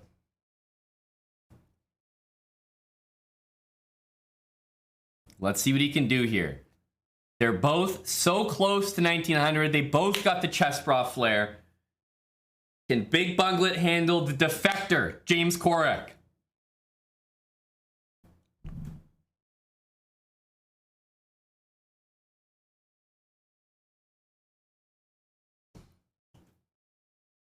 Bunglet, you guys might remember, is a little bit of a sender. When the position calls for things to be sent, he's great at delivery services. But when the position calls for a slow maneuvering game, Big Bunglet is not often the leading expert.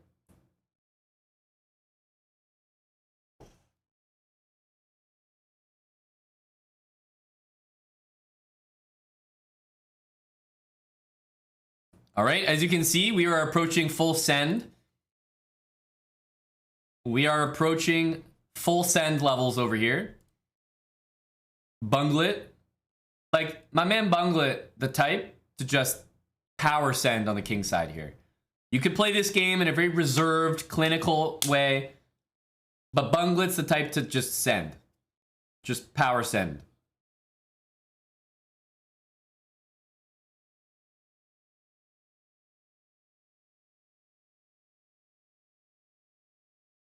All right, let's get a move here, that Big Bungle. There we go. I'm fine with that. I'm fine with that. This takes on H3 thing. Look, for Bunglet, yes. Yes is the answer. The answer is yes.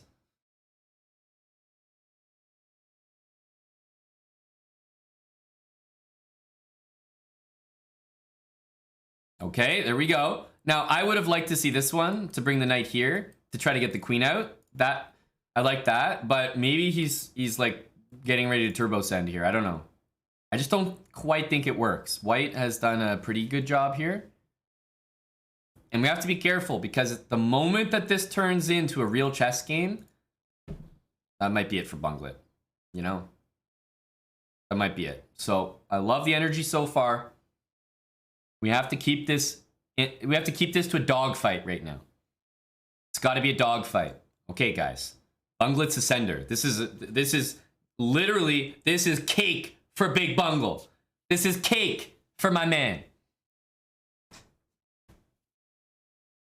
He's got to send it. How is Bunglet going to survive here?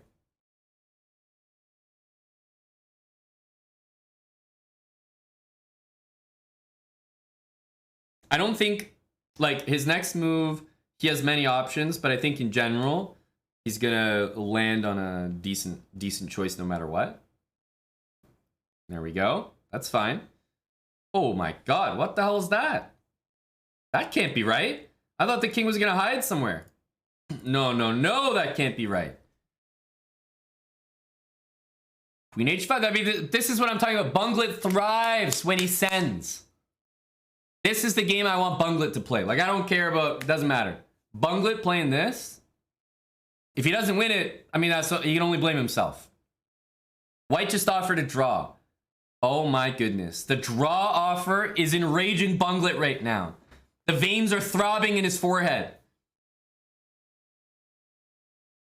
He is enraged. Yeah, Rook D6 was probably game over, guys. It probably was.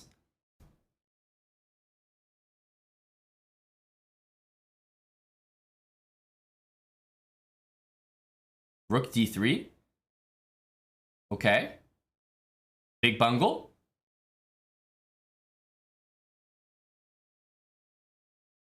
Wait, did he just mate in one? Look for better? Did he just mate in one? Look for better on his ass? Oh! Oh!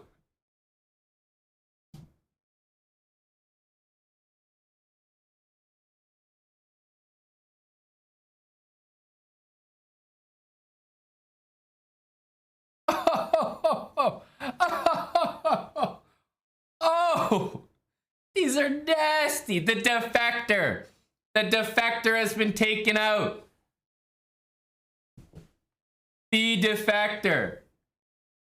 Did I see that, mate? No, I didn't. I'll be honest with you. What I did see was rook d6. I thought this was, you know, pack it up type of thing. But I think knight g5 works as well. Rook d6 was the move I would have played, honestly. That was a statement from Bunglet. A big statement. He also got over 1900 with that win. There we go. Bunglet. Catching dubs right now. It's 3-1. Well, we got Scribble Scrabble up next. Big Scribs. And the white pieces for Scribble Scrabble.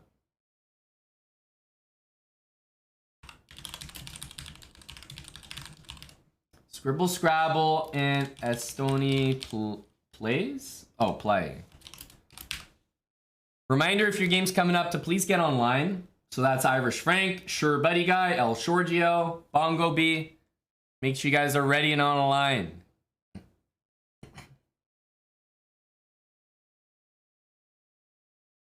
All right. Let's keep it in perspective, guys. Sticks on the ice. Scribble Scrabble. Mr. Drew, are you here, bud?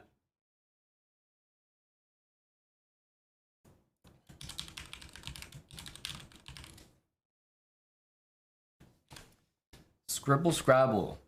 I believe you are online, yes. I'm not sure. Are you on play or live, Drew, out of curiosity? Because I see online here. You know, to some degree, it is my own powers failing, but I'm not sure why.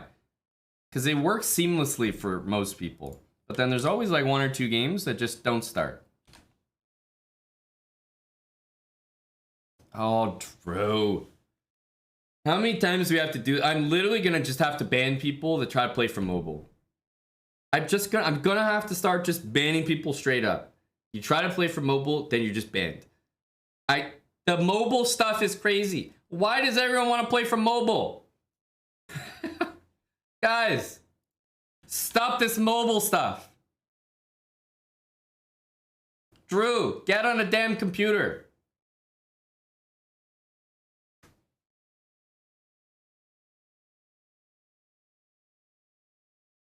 Not only does playing on mobile make you a worse player, and it does, it just does. The same player on a phone versus on a computer, you'll always be faster on a computer. If you're not, that's because you've just never used a mouse and you refuse to try. You spend an hour learning how to use a mouse, you'll be faster.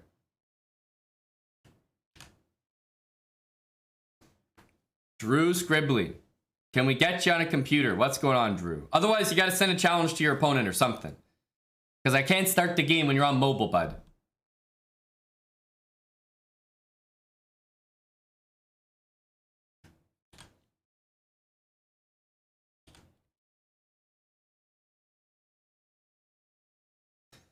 S. Machakos, thanks for 63 months, Seth.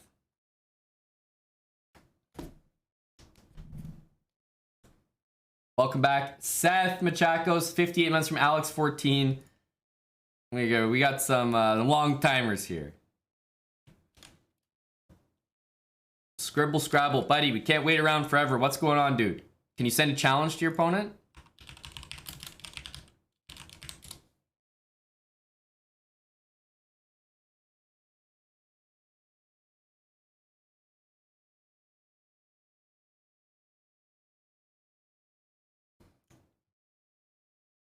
I don't know, Ryan. I don't know anything about that. There we go. Drew, I believe, got on a comp. Hopefully. It worked all of a sudden, so. I believe he did. Big Drew.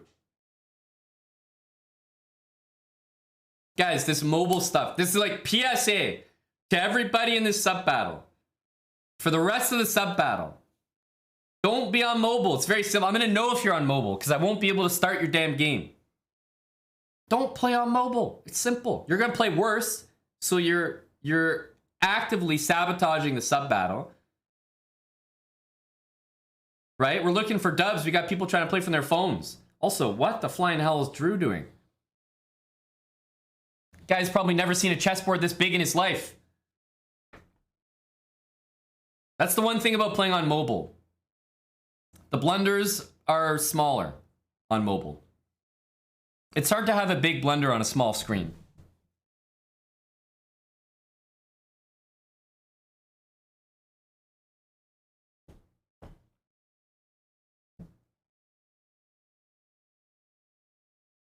I want to let everybody know that this is the London system.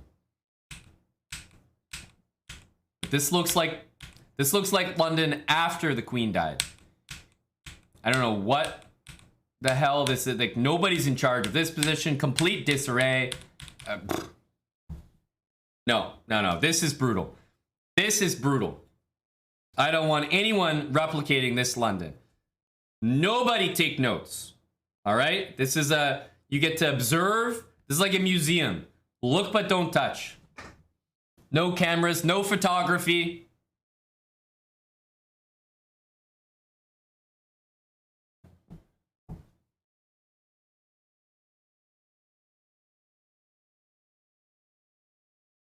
Look, the thing is, if you're gonna play this bad, at least play quickly. You know what I mean, guys? Like, the worst thing to do is take a long time and make a bad move. It's like, at some point, just admit to yourself, you're not going to be making any good moves. So don't waste time. At least make them quickly. Save some time here. Okay, knight c2, potentially suspicious. A lot of options here. Okay. Oh, this is looking up though. Guys, we have, potential energy checking in here. This looks like a recovery from an absolutely disgusting opening.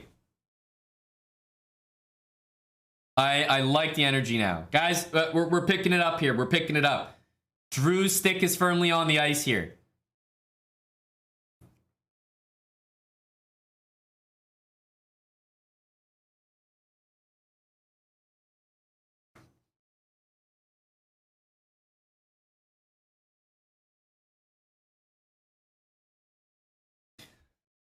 All right.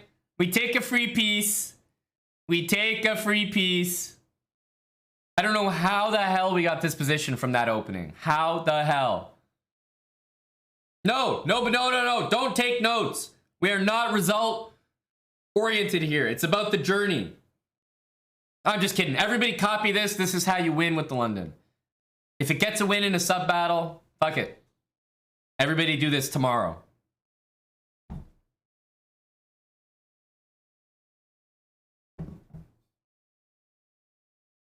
This is crushing. I mean, can't complain here. Can't complain here. Okay, knight c6, not a great move, honestly.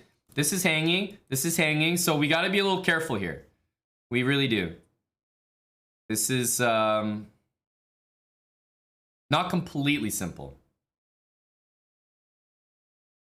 This definitely went a little bit downhill. The time is still okay, so I'm not totally concerned, but yeah, this definitely wasn't wasn't done great. This is the London, Ontario. Okay, knight d4, yeah, I guess that's a move. Ooh, knight c2, great move. Simplifying. What do you need to watch out for here? Pretty much that, I would say. That's about it. 54 seconds and a piece. You gotta think that buddy Drew can put this away. Okay, guys. Again, Interesting. Be careful. If these two things are left, it's going to be a draw. He's literally drawing the game. Oh my goodness, if this gets taken, oh my goodness. Careful, buddy. Careful, buddy. Oh my goodness, black did not play this. Oh my god, they don't, neither of them understand that this literally, it draws the game, but he played it too late. Oh my god, guys, careful of this. Careful of the stalemate. Careful.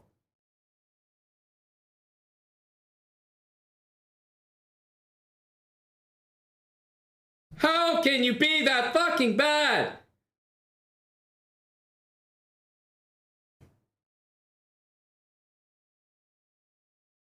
How can you be that bad?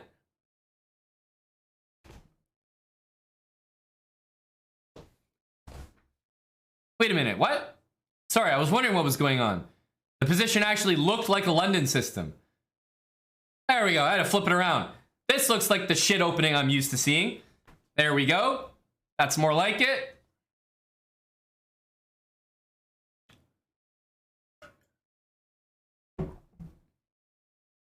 I can't believe it.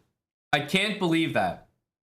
How do you take it all the way and then fucking stalemate at the end? How? Oh my god, we got white playing king e2? He's high T all of a sudden. Rook g8? Who are you attacking? Who's over here? What?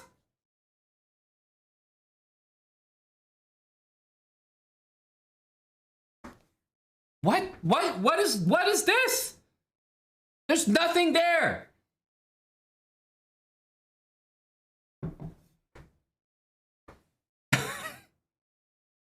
Like, hello?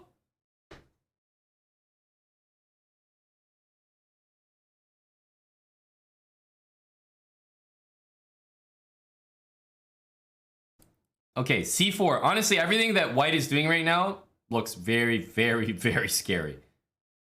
I don't know what this is.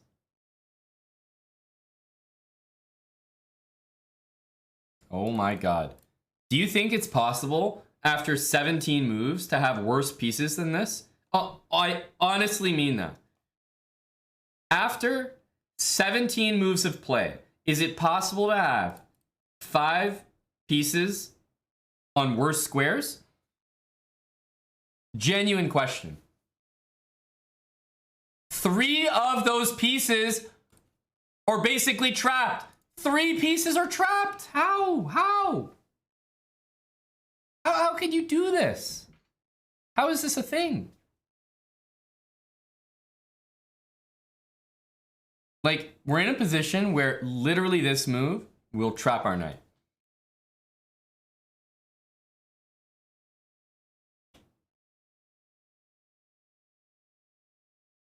Literally, b6. Oof. I don't even know, like, yeah, honestly, that's probably the best move. I gotta be straight up with you. That is probably the best move. Like, the dad bods, I don't even know. I don't even know, man. I don't even know.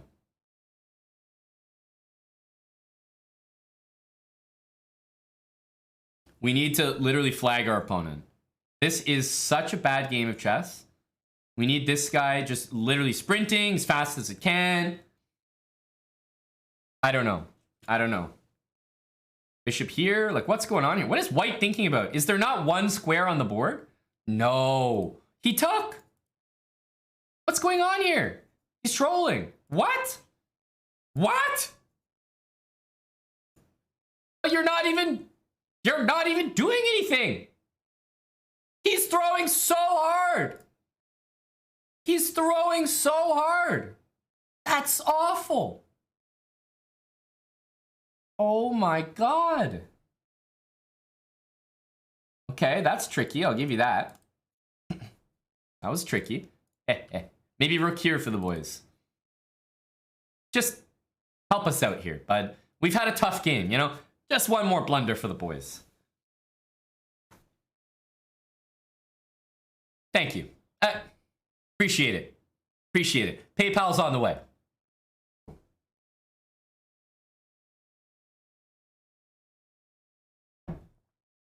Thanks. Awesome. You can resign as well. Yeah, appreciate it. I'll add 50. I'll add 50 to the total. Thanks.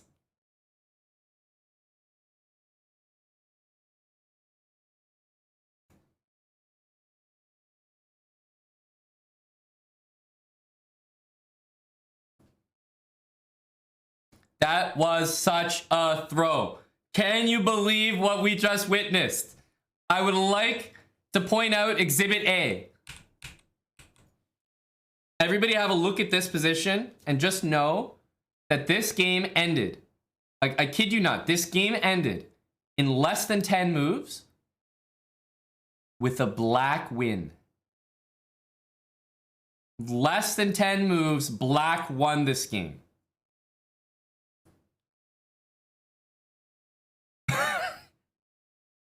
What?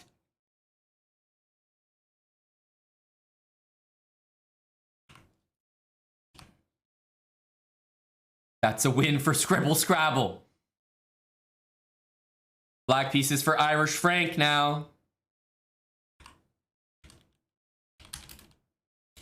Irish Frank is up against Cactus.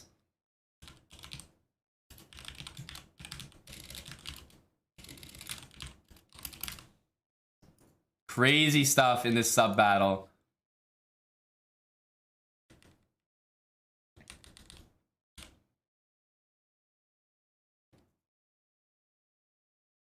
Here we go.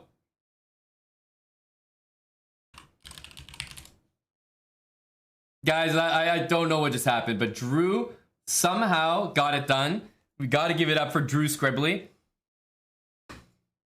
He did it. He did the damn thing.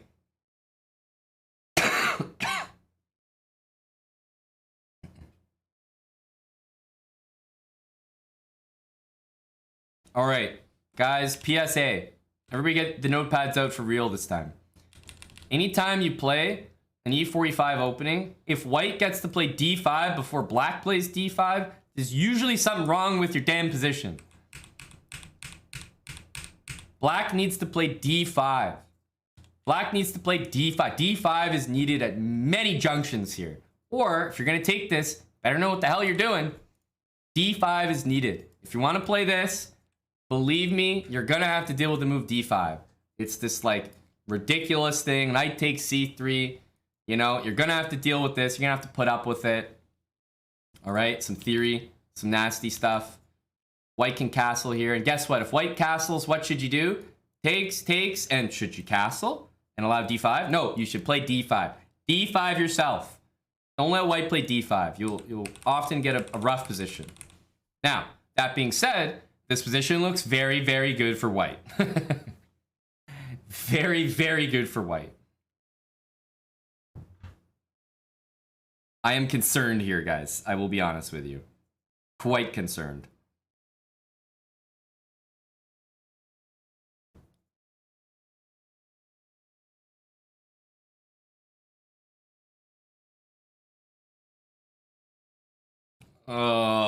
Guys, why are we playing games where literally all our pieces are trapped? Can someone explain? Oh no, don't play this. That will be taken. So I can't even say how quick. Oh my goodness. It's going to be snapped off the board so quickly. Like Salty picking up a 20-pound dumbbell.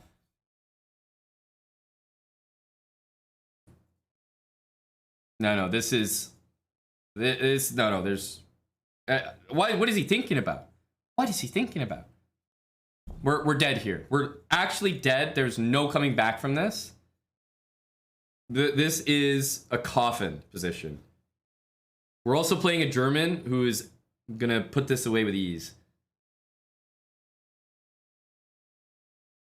Yeah, this is brutally rough, guys. Knight b7. My guy just fianchettoed his knight, trapped his bishop. The rook's got one move. The queen has got literally three legal moves. Not legal, but playable moves for the queen. All of them hang a piece. So essentially all these pieces are just trapped. This is so rough.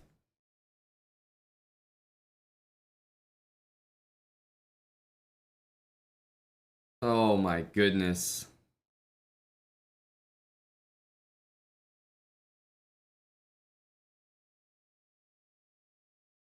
No, Mr. Monopoly, this is not what I taught you in habits. Not at all.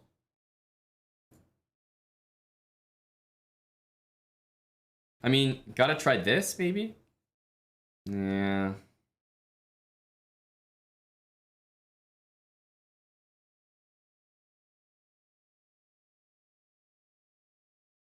This has to be the next move, I think. Well, now it doesn't really matter. Yeah, there's nothing to do here.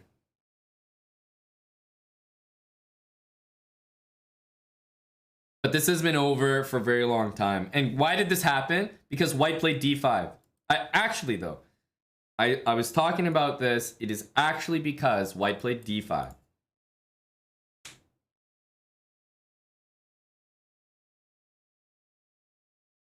That d5 move put us in the dirt.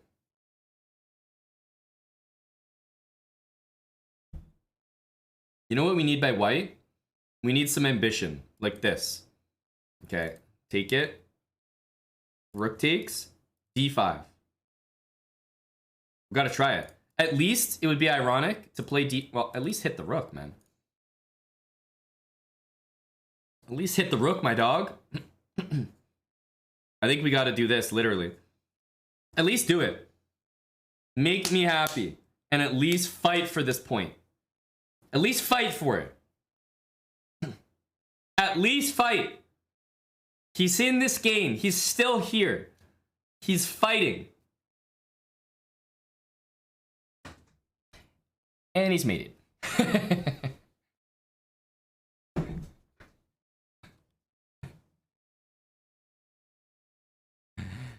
And he's made it.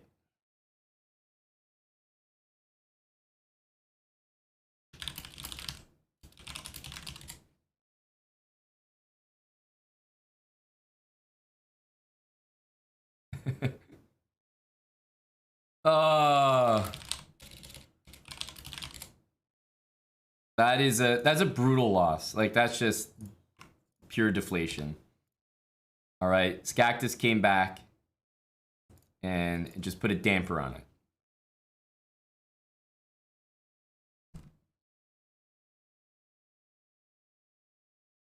This is what just happened. Yes, it's this one. This is the classic right here. Yes.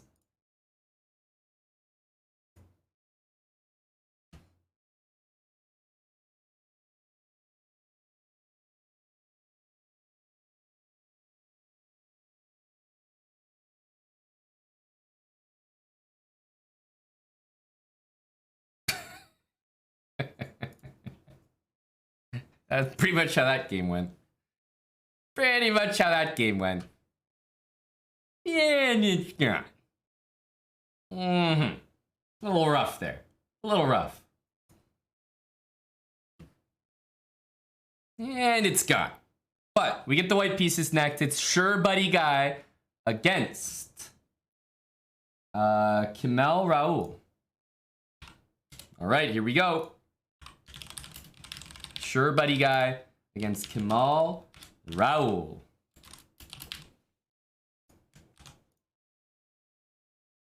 Here we go.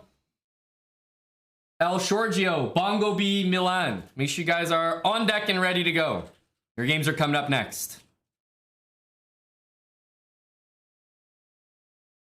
Let's keep up the energy, guys. Let's not get deflated. We put a lot of wins together there, and not just wins, really nasty KOs, right? Let's not forget. Drew Scribbly came back from the dead, like some Undertaker stuff, and we had some dirty, dirty wins from Big Bunglet and AB Shakespeare and Sharp.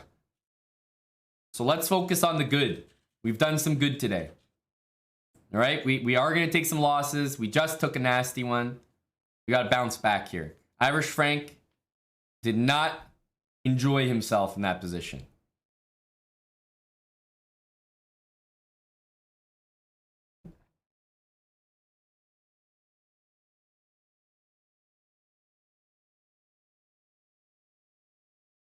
Bunglit's game was very exciting. JB's, thanks for 43 months. Mushroom for 39 months with Prime. Deflated Toaster, 11 months. The Siggy Freud, thanks for the Prime sub. Austin, 95, 23 months, coming up to 2 years. And what do we have in this game? Looks like great progress from White. Maybe. I don't know. This knight is a little bit, need to do something with it, you know? Could maybe double up. Okay, that's good. That's good. We love to see a6. A rook b4 would have just put us in a coffin, I think. We got the outside pass pawn and a solid bishop for now. What do I want to see? Probably like maybe bait bra.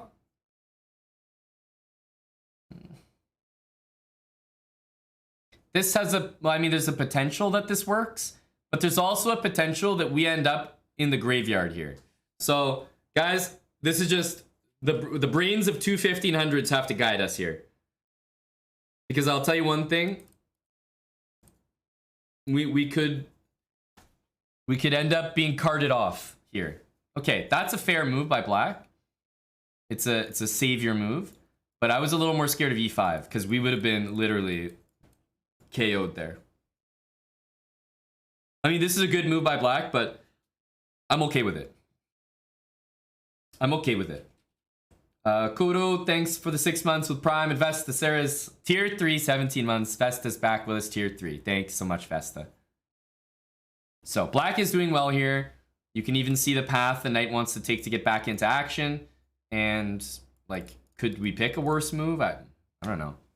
I don't even want to ask that because I think the answer is probably yes. Rook c5 is like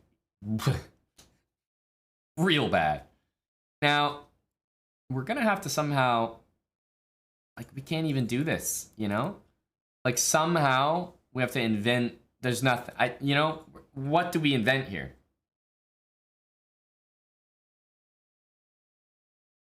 Oh, rook c6. Rook c6, we're winning because of rook c6. Great move. Great move. He found it, rook c6. Amazing. Wow. Thank God he did.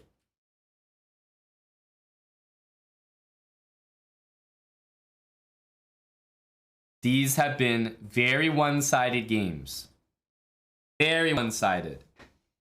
Let's push some pawns or something, pal.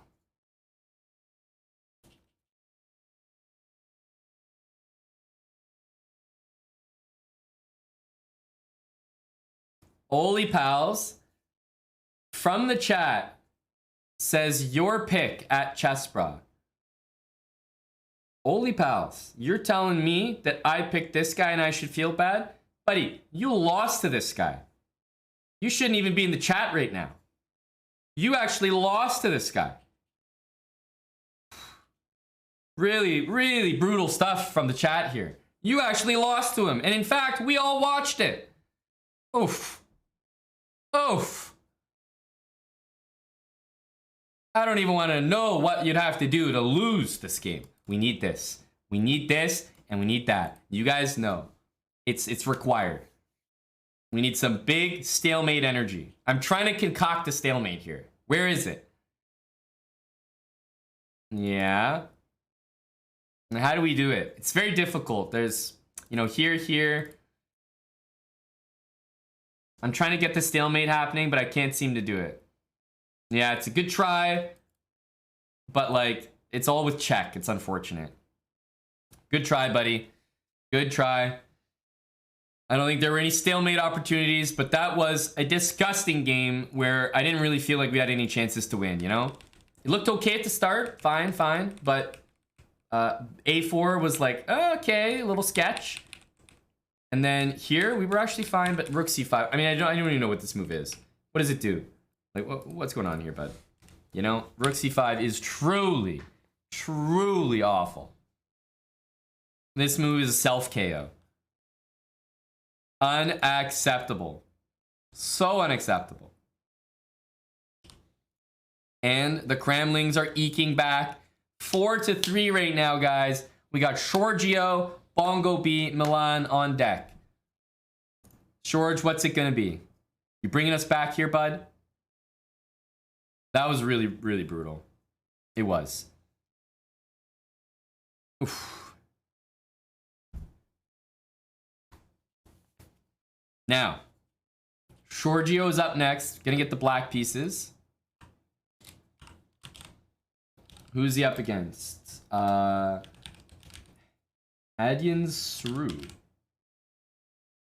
Against El Shorgio.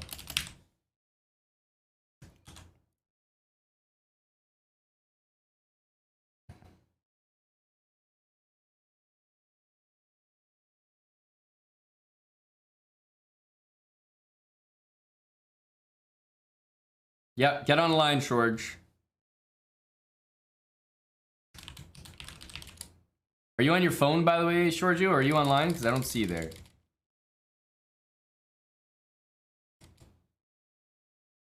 Guaranteed dub from Shorge incoming. He called it. He called it. I respect the energy. Online, I believe I'm contesting that.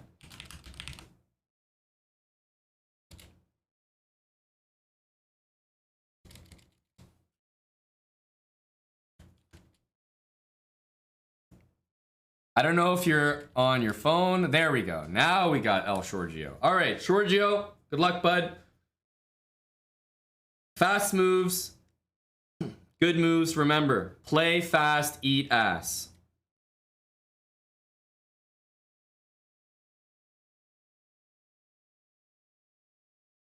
Good luck, Sergio. All right, let's have a look-see here. Play fast, eat ass.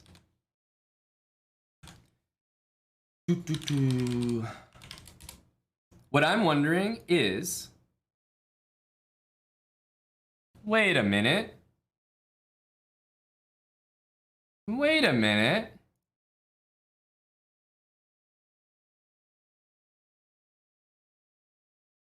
He's 1,500. He's not even eligible.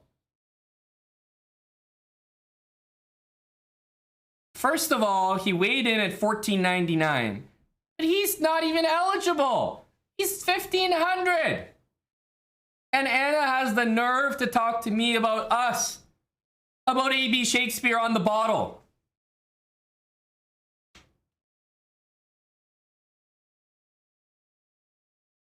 Holy smokes. What's going on here? Oh my goodness. Oh, these are bullet. Never mind. I was like, oh my goodness, what are these losses? Those are bullet, whatever. But he's not even eligible. He's 1,500.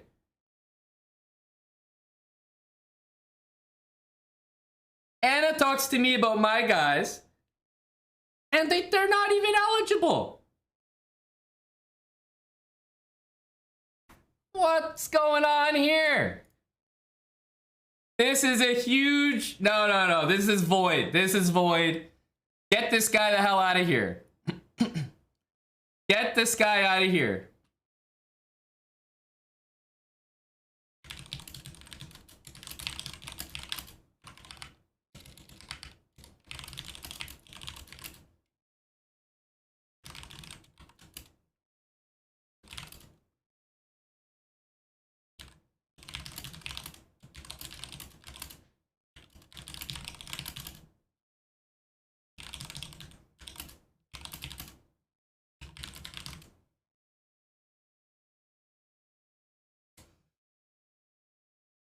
We fully contend. The flag is thrown.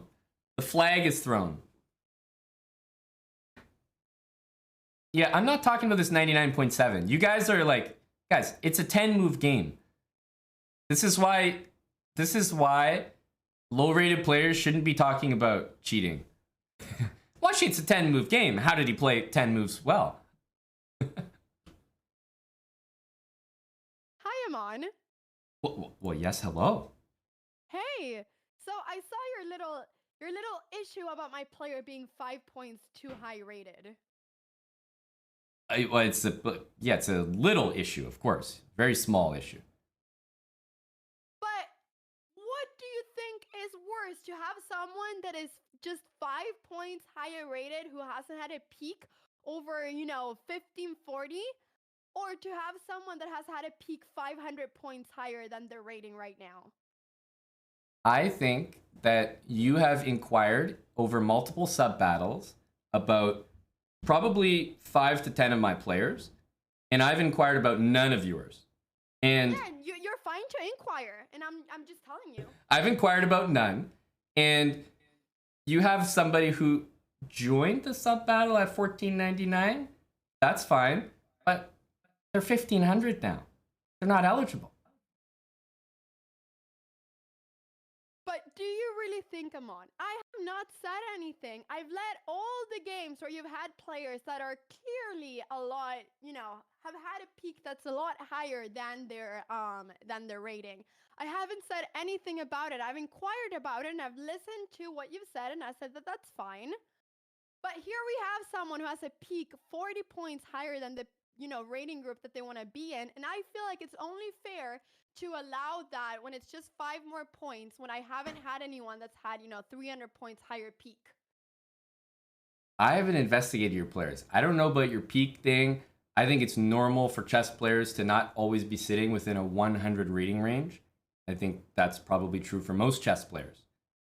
I have a peak of 28.99, and you might find me playing Blitz at 26.50. I think it's normal for people to have highs and people to have lows. Now, if somebody happens to be at a points sure, and 400 points is very different, Amon.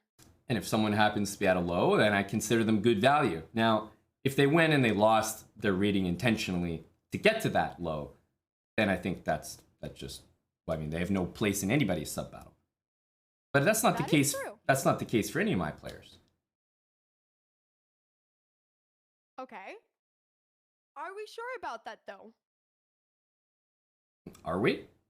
Who's in question? Are you sure about that? You've never had a player that's, lost a little bit of games on purpose. Definitely. Believe me, a lot of people, in fact, in this very sub battle, I had somebody that tried to sneak in.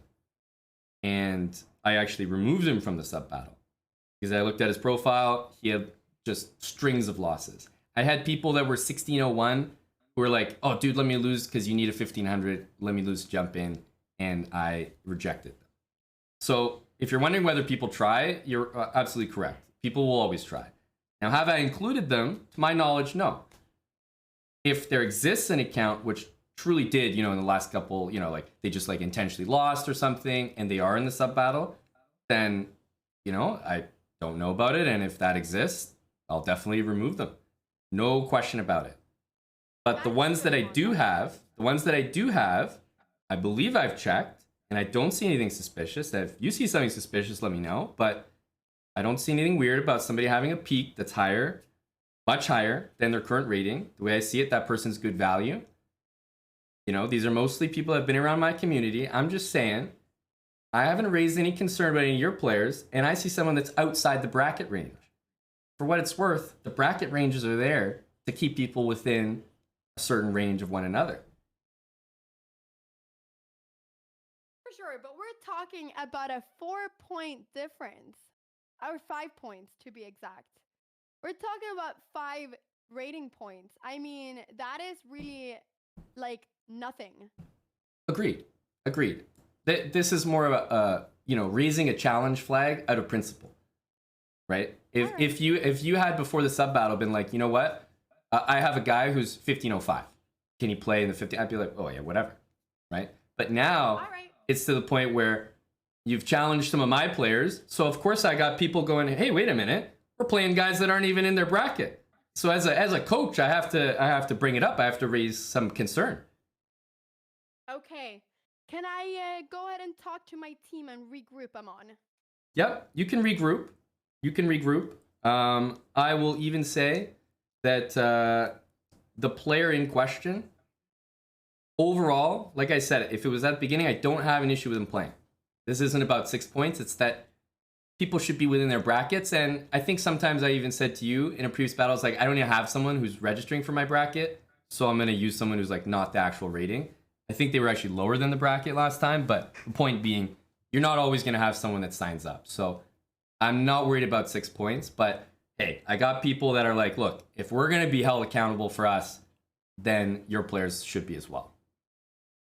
For sure. No, I agree. I definitely agree.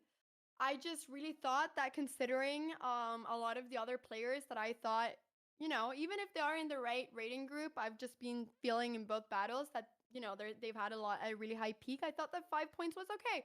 But if you're saying it's not okay, I want this battle to be fair, so I'll regroup with my team and we'll bring up another player. Okay, have a look and let me know. And of course, if there's really no one else, let me know. All right. I'll call you in a couple minutes. Okay. All right.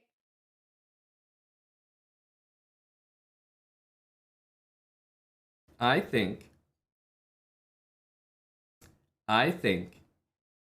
that we are running this battle above board, and a 1500 is out of the bracket, and I will bring the challenge flag to the field. I will. The coach's challenge was successful. We have to keep it above board. Now look, I'm not here to say that I mind this guy playing at 1505. I really don't. But it's a matter of principle. And I will stand up, at least have my objection on record. You know, I have to have it on record. I can't just put my guys up against 1505 in the 1400 category and not have stood up for the lads in the press conference, you know? We have to make our objection known.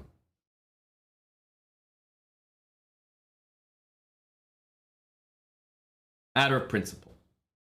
Matter of principle.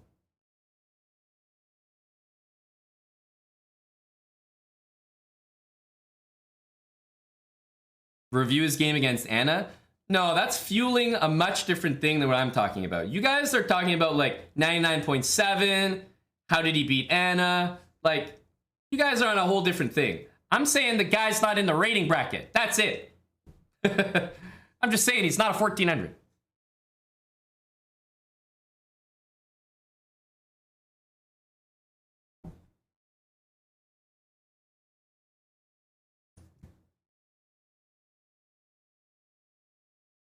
He has a lower puzzle rating than Valentinian, so I'm not concerned.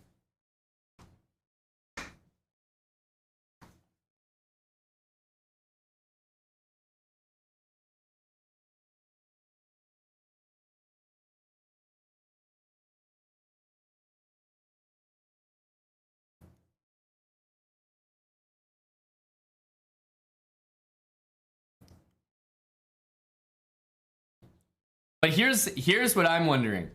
Here's what I'm wondering. In all honesty, wait a minute. I just realized something. Where did 1499 come from? I just realized he wasn't 1499 and then played a game to get 1505. So that's Anna just putting 1499 because she knew he was over 1500 and she wanted to put him in under 1500. And I was saying, if the guy's 1505 and you're just like, hey, I got a 1505 that wants to play in 1400, I would have been like, yeah, whatever. You know? Like, I really don't care about 5 points. But I think she was trying to sneak him in. 1499.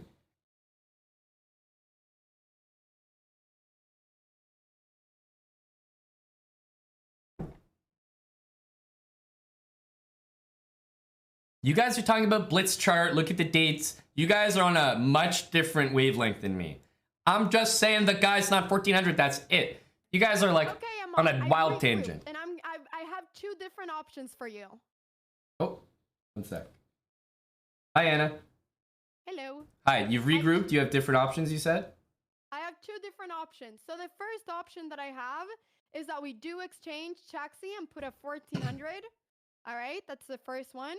Yes. And the second option that I have is that we put Chaxi, who is 5 points higher rated than the bracket, and we change the last board to 600 because my last board couldn't make it anymore. So let me pull up the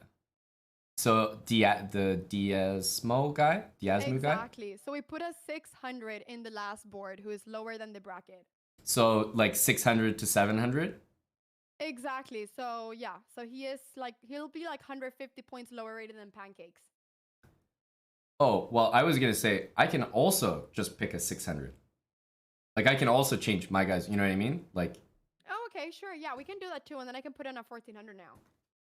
That makes sense. That makes sense. I'll have to apologize to Pancakes. I don't think he'll get a game now, but that's okay. And unless we wanted to include more boards, but I think it's too complicated. So let's just make like 6 to 700. And do you have a 6 to 700? Yeah, we have a 6 to 700, so we'll go for that instead, and then we'll keep all the brackets the same. Okay. Okay, so we'll do 6 to 700. I will have to. I can look for that person while the match is going, so so we don't need to pause. And then who is the 1400? Or you'll update the sheet? Yeah, I'm gonna update it. So there we go. Give me. Wait, I'll just update the thing. That's fine. Okay, so you update it. Different 1400. Doesn't matter who it is to us. So then we'll do our guy Giorgio against the new 1400, and I'll just change the last bracket here to. All right, there 600. we go. I changed it. There we go. All right, we will source our 600 while the match continues, and we'll have Giorgio against Kamalov 123 up next. Sound good? Sounds great. Sounds great. All right. Okay. I saw the Giorgio. He wanted to play. He tried to play for our team, and he went to yours. He did. He did. He wanted to play for us. Okay, well then I might need a new 1400. Why did I say this? Okay, bye, Amon. I'll see you later.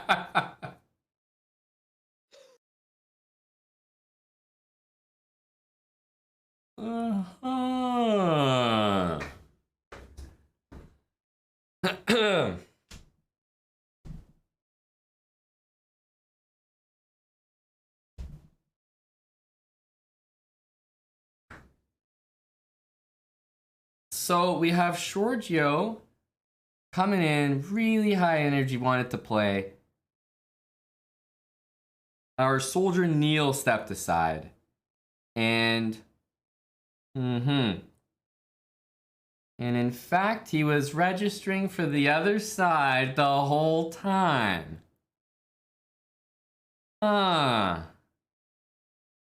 Neil has gone down for this. That's right. Pancakes has gone down for this as well. Pancakes collateral damage.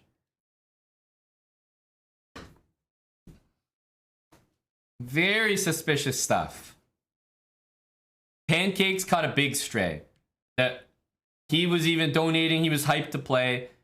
Because of the ongoing process, Pancakes has caught a stray. That cannot be disputed.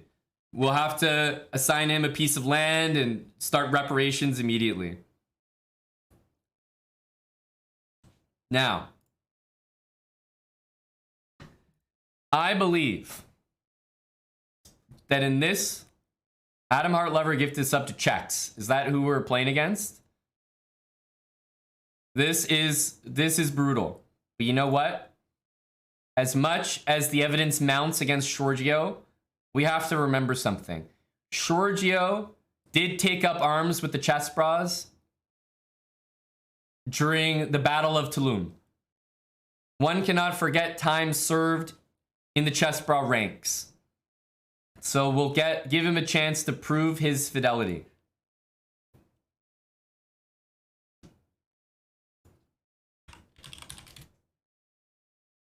We cannot discredit time served.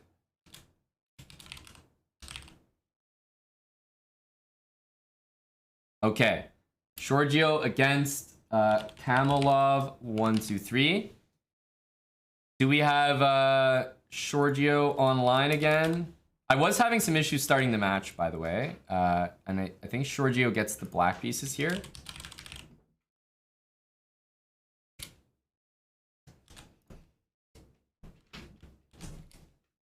Kamalov 123. Hey, buddy. Kamalov 123. I'm looking for. Don't see online at the moment.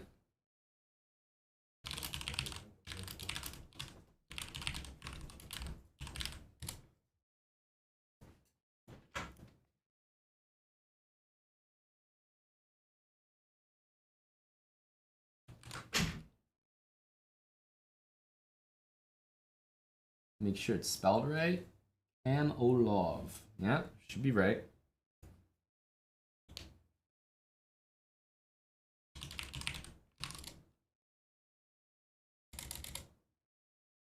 I don't see Kamolov online. I think you're okay for now, Shorgio. Just hang on. Keep doing you.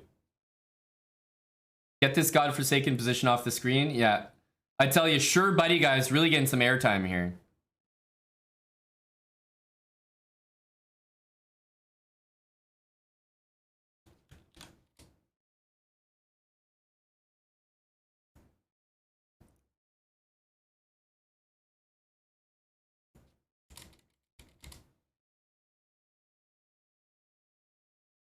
I don't see the lad Kamolov.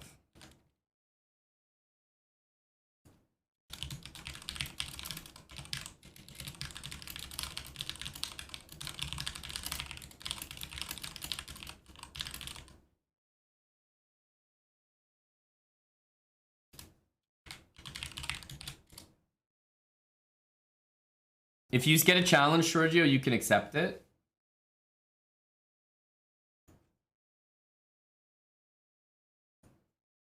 Ah. I think Buddy Kamolov is a little scared of Shorge.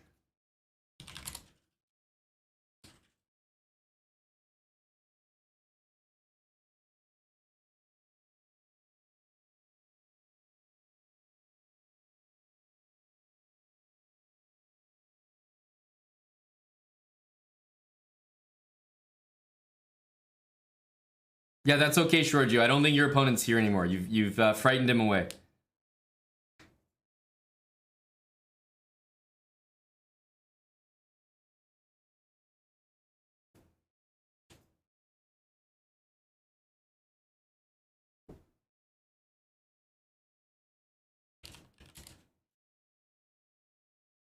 All right, Giorgio, keep standing by, buddy.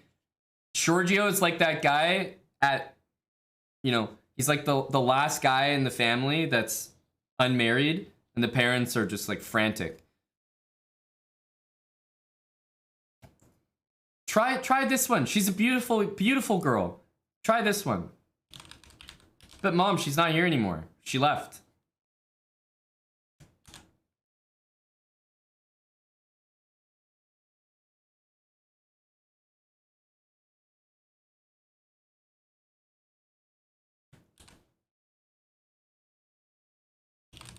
Taboni is the new one, I believe.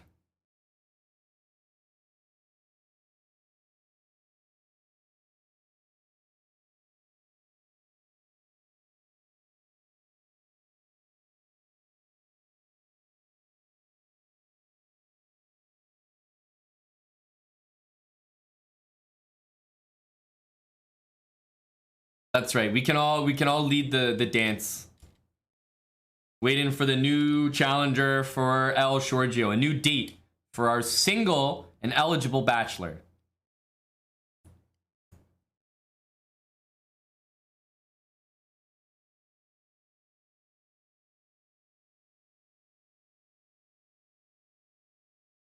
Okay, Tabani.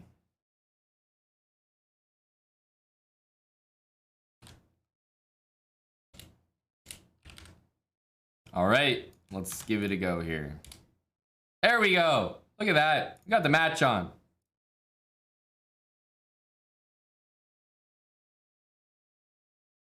Look at that. We did it.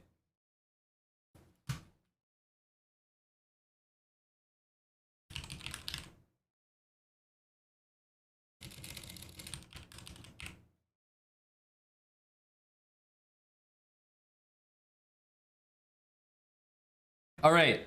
On a serious note, if there is anybody, I saw some people earlier, so if you're still here, let me know. If there's anybody registering for 600 to 700, all right? 6 to 700.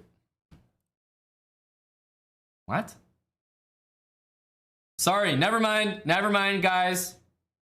Looks like El Shorgio is actually applying for 600 to 700. Don't worry, guys. I found one. All good, never mind.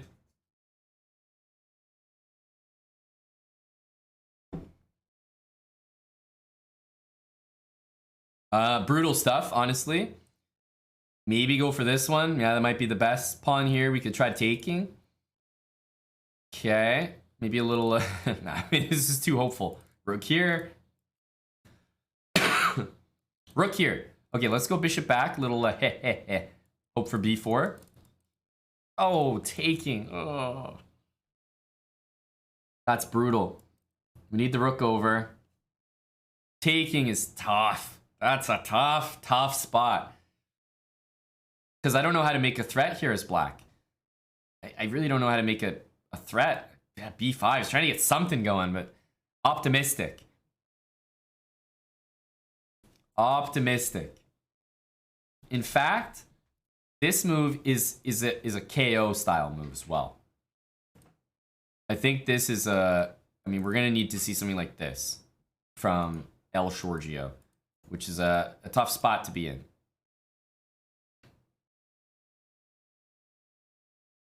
You know, he's found this move. I don't think it's really going to save his life here, but at least we made one move that we could say was good. You know, this was accurate.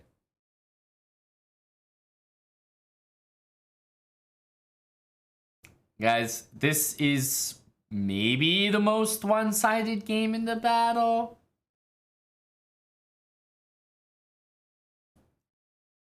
It really feels like it. This hasn't felt like there's been a chance. Now, that being said, we're down a minute, right? It's one, and the thing is, they've got h3 as well. They're not even getting mated. Oh, and this move to play rook d1. Uh-oh. We got to try to, like, not trade here. You know, h6, some habits here. You know, this looks good and all, but we really needed this. And it's just, we're not going to have many opportunities like that. We're not going to have many opportunities. Like, rook d6, it was there. It was there. You can't say that we didn't have a chance this game. But you got to take those opportunities. Okay. Yeah, draw. Please.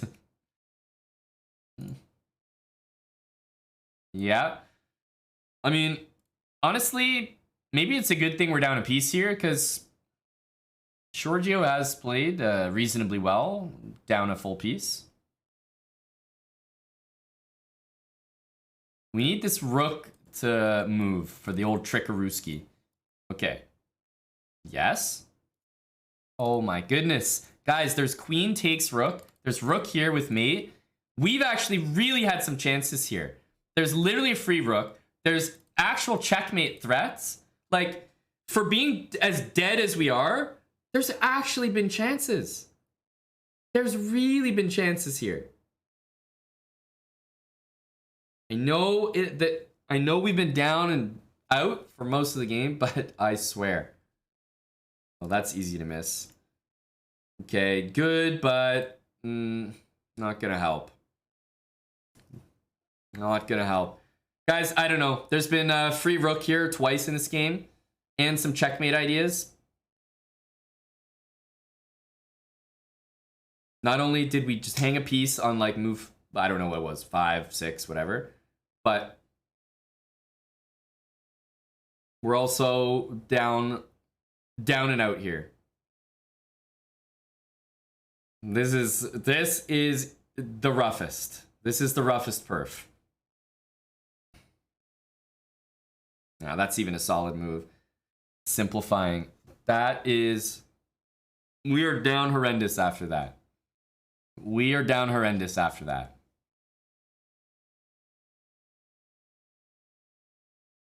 Oof. I tell you, the judge is going to have a field day with that one in the tribunal.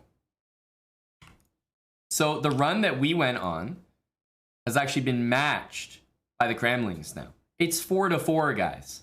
Bongo B and Milan, are you guys still standing by? Also, our final 600. We need to select a 600 while the matches are going on. We need somebody to just get a win. Remind the team here what it feels like to catch a dub. Seriously. We just need a reminder. Just a taste.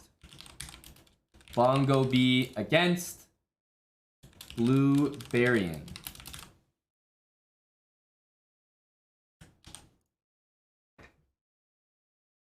All right, 6 to 700s. We had some of you sign up for the sub battle.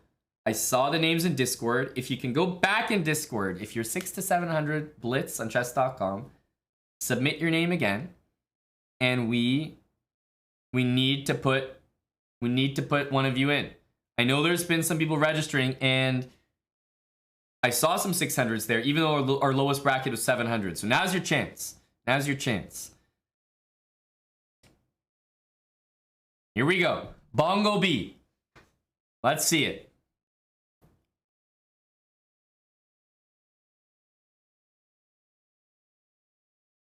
We have a London, which often runs into trouble against this, but nice solid setup. Nice solid setup. It's 4 to 4 in the sub battle. Okay, this is good. We got some signups here in the 600 category. Awesome. Many 600s. So we have some to choose from.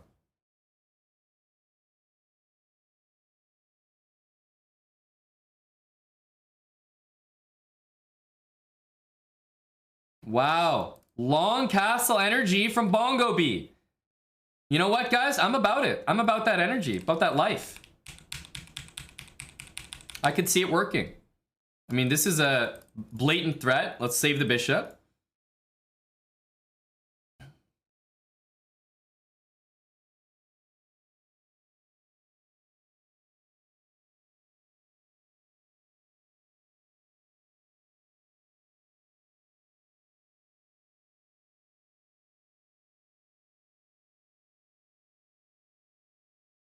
We're being pushed back a little bit, but don't stress. Don't stress. Just keep calm and push the H-pawn.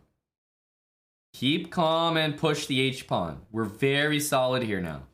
Don't overreact to what Buddy is doing. Focus on us. Focus on us.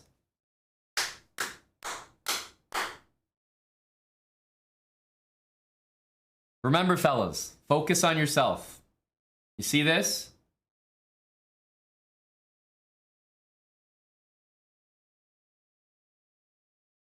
Now, something a little bit tricky actually is that this is indeed hanging after this move. I can see many decent ideas for white here. Right? There's stuff happening here. There's even stuff happening here. There's stuff happening here, here. Like, you know, this is dealer's choice. This is dealer's choice.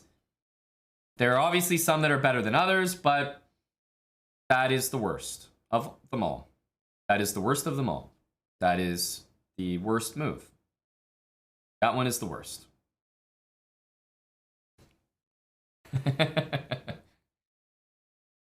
Now, you could make up for it with some high T here. There's also stuff like this. You know what? This is not good, but it's high T and it's an effort to reconcile the situation. I'll accept it. Let's see if we can make it work. I respect the high energy. Probably should have done it on the previous turn, but I respect the energy and I think we still got a chance here.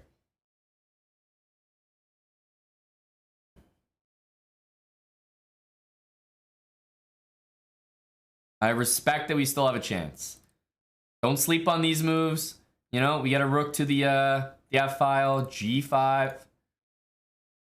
Ooh, this is a little difficult. I mean, it's so easy to do that. But there's no rook F1. That's a tricky move. Almost want to do that or something. Check, check. We can try some checks here. Ooh, that's not a bad idea. Unfortunately, that's a good move. Damn. King E8. Very, very strong, I think. Because you know what? If the king went here, we even maybe had this. Could have worked. Oh, hang on.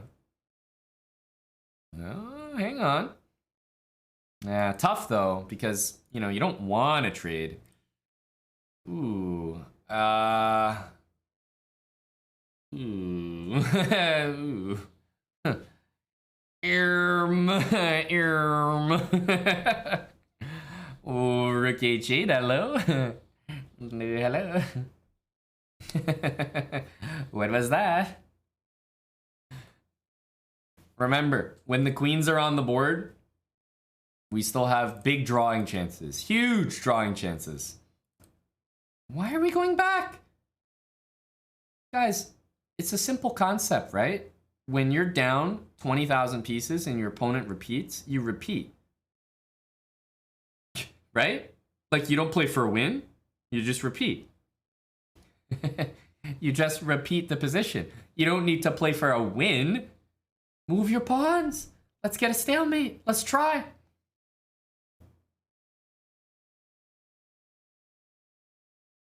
Oh my goodness. Really tough stuff, guys. Really tough stuff we're looking at right now. Some just brutal chess from everyone involved. La la la la la. The band bells are ringing. This is horrendous stuff. Because I can really think of, like, you know, 1, 2, 3, 4, 5, 6, 7, like 7 pretty good moves. Pretty good moves here. And we came up with this. What is this? What is this? I tell you, we are down horrendous right now. Nobody, I can't even purchase a win. It's 5-4 for the Cramlings. Guys, it's 5-4. That actually makes me feel better about the situation because it feels like it's 5-0. I can't even remember our wins. Milan, Limon, Champ, Bob K, and Coacher, and we have some 600s in Discord that I will be picking.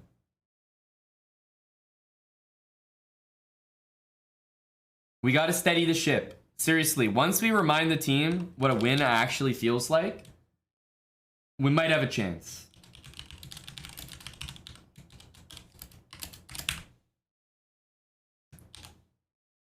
All right.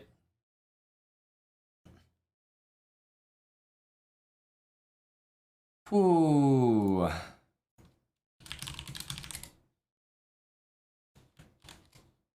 Here we go. Here we go. Big matchup here. We got Milan. It's time for the power bottoms, guys.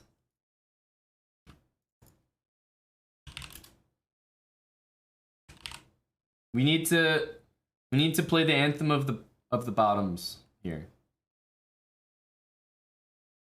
to energize them.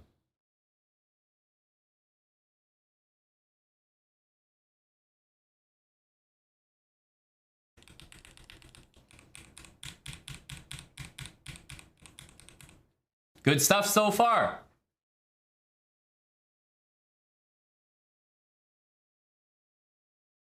The ratings got low, low, low, low, low, low, low, low.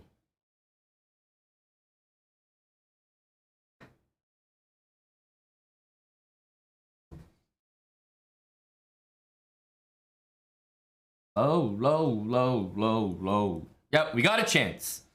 We're in here with a shout.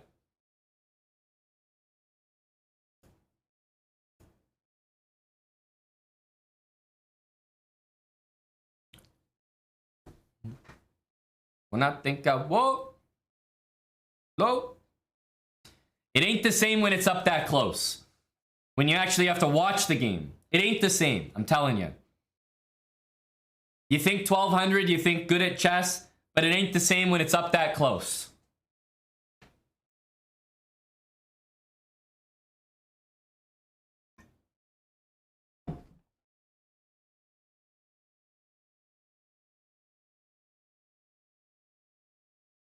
Okay, we're going for some reroutes here. This bishop is gonna have to go to some strange squares. I mean, you can do that. You will drop something, but it's okay. It's okay. Yep, that's a better move. but we will need to answer the bell. Great move, honestly. Not playing here, that's ideal. That's ideal. I know our bishop's trapped, but no. I'm not concerned.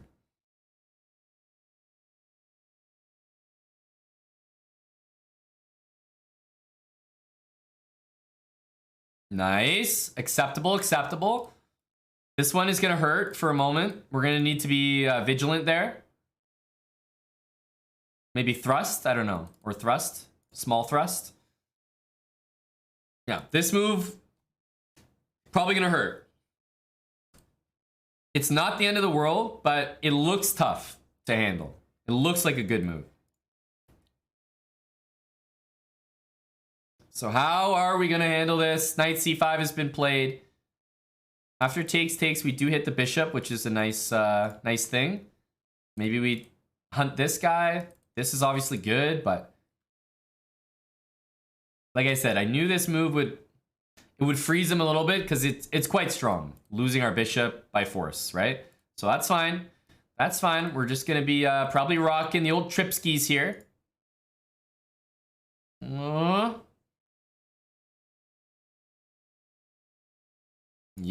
Let's go. Need to get the speed back. All right, that could have been better, but sure. I haven't seen worse pawns in a while. Big move, big mistake. Big mistake, although our bishop is still trapped, so we have work to do, guys. This is not done yet, not even close. But the momentum is building.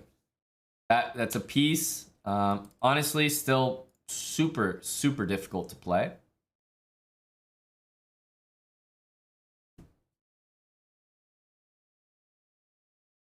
This is why I'm a bot. This is why I'm a bot. This is why I'm a bot.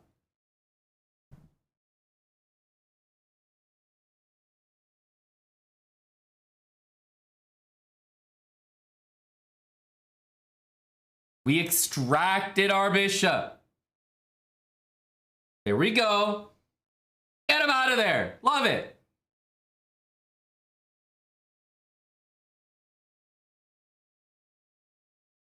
Time's even, which means we need to pick up the goddamn speed. Go, make a move. There's no way taking 5 seconds for a move here is gonna make your move any better than it needs to be. Literally play that. Play anything. Check here. Yes, quick. They don't need to be good here. Literally just go. Yes. This is more like it. We don't care about the quality. You guys are 1200. You don't have quality anyway. Beautiful. And it's actually the rook that's trapped.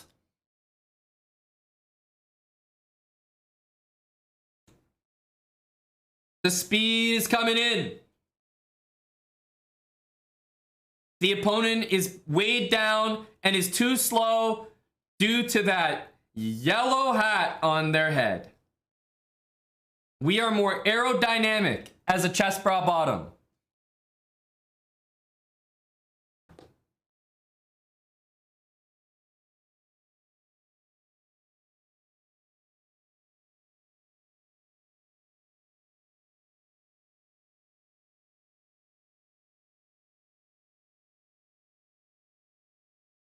That's right.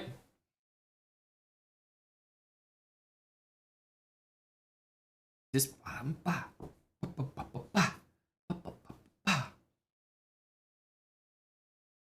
they're just mad because they're not chess bra bots.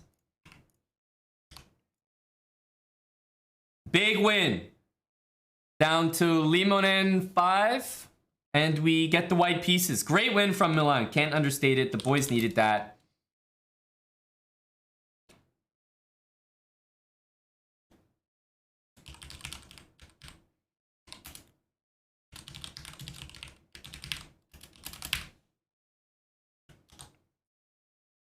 All right.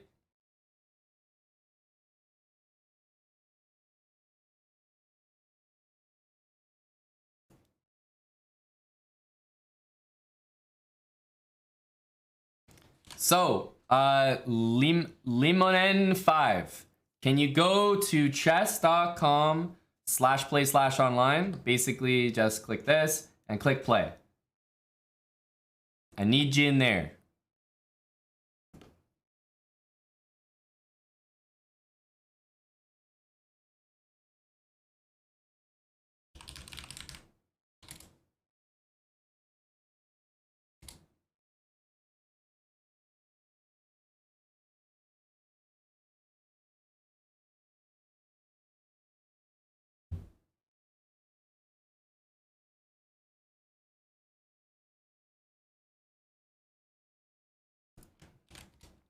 All right.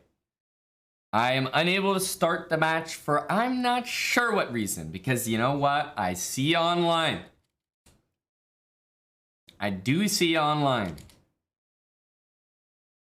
I think the music has been helping our bottoms here. Please tell me you're not on mobile. Yeah, let's start with that. Hopefully we're not on mobile.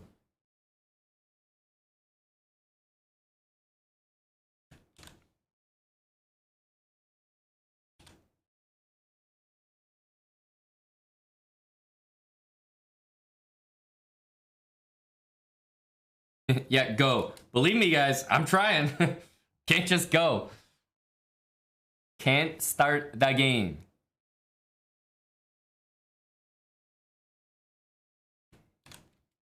But I see both players online, so I don't know. Maybe someone's on mobile, maybe not. But the players are here, and they might need to challenge each other.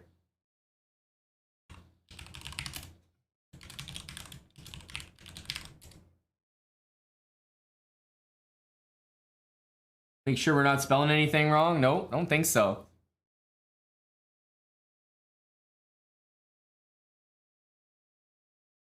Music is horrendous.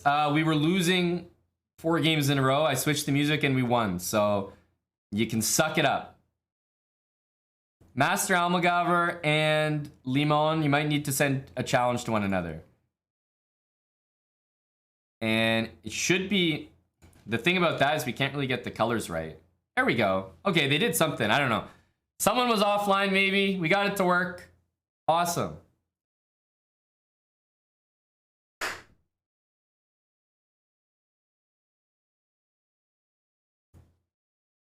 Okay.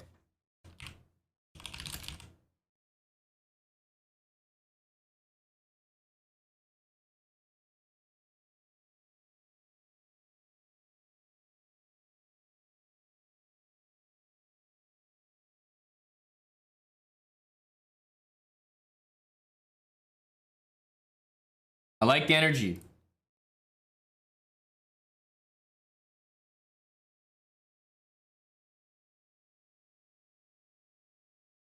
Bottoms up. Bottoms up. We gotta get the bottoms up here.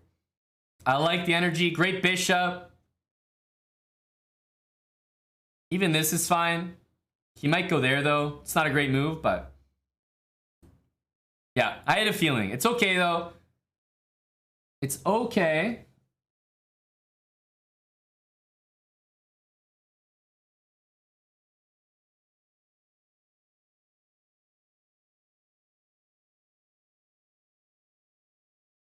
Yep, this is fine. Bottoms up. Ooh, I would like that rook here. Hopefully that's a mouse slip. Doesn't look like it. There we go. That's a good move. B3 is a bad move because of the weaknesses on the dark squares. I'd rather have the pawn on A3 so we cover everything. Like, we're gonna get hurt by stuff like this.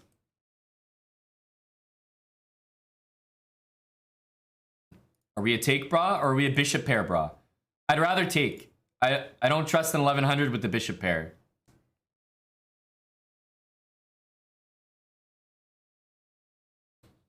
Objectively a good move. Okay. Queen somewhere. Maybe we like full send d5. I don't know. Rook to the middle. Speed is great though. Speed is great. Let's talk about that for a second, shall we?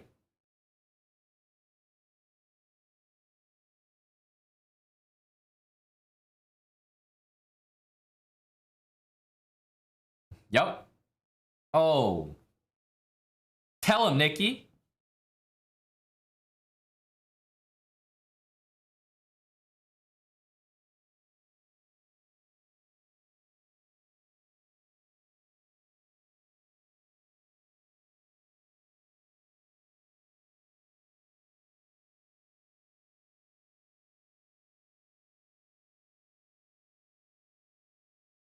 Lyrical mastermind.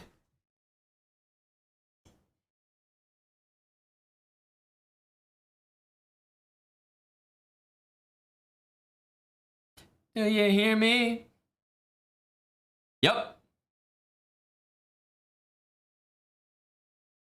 Shh.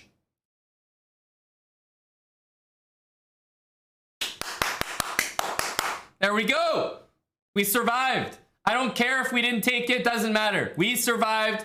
It's all about the luck is in our favor. We survived a big problem there. A big issue. Gotta take your blessings. Now, I don't like this. White's been playing well. I'm not going to say much. Oh, my God. There was a big miss earlier, but overall, this has been a good game. This has truly been a good game. Really quality moves.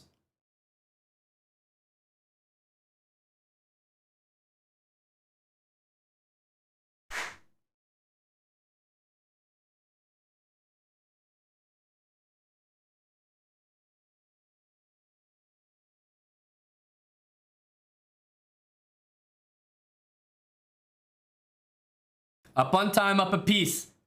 Take our time here. Take our time here. Let's get solid moves in.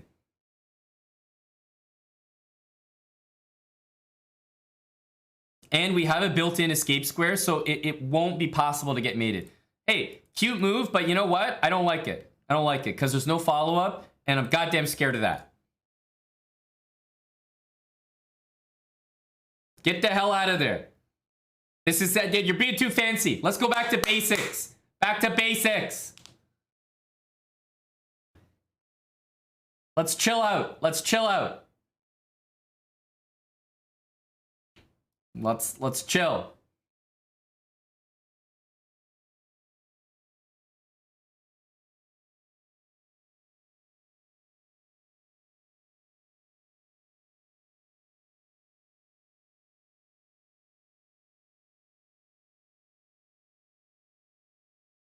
Okay.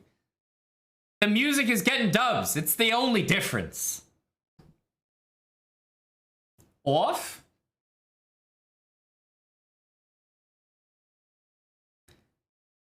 Lest we forget. This move right here could have been pretty close to the end of the game. This could have been close to the end, but other than this, seriously, did you guys see anything real problematic with that game? Because this was the only thing that scared me. I thought it was otherwise a very clean game. Very clean.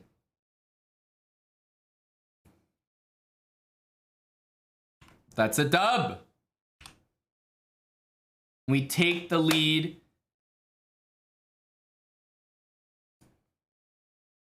Okay, I'm gonna go ask Anna if we can take a short break.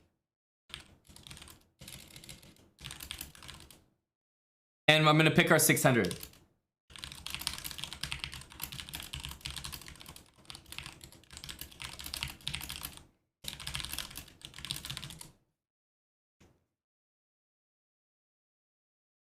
All right, we got Champ against Lucrum next.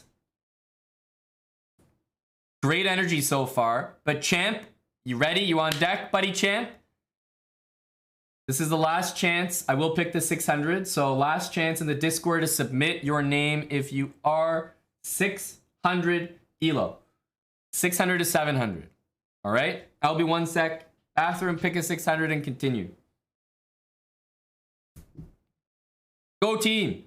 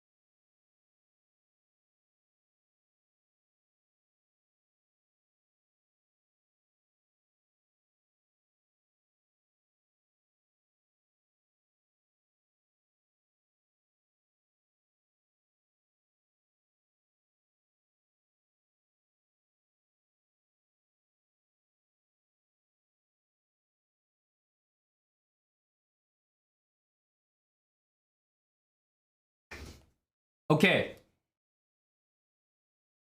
All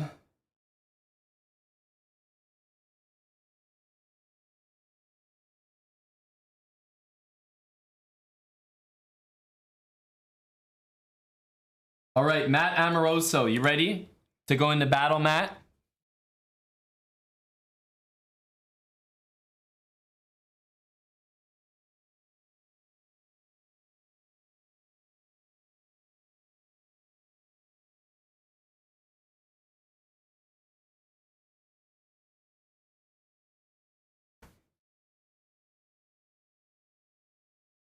All right, let's put in Matt.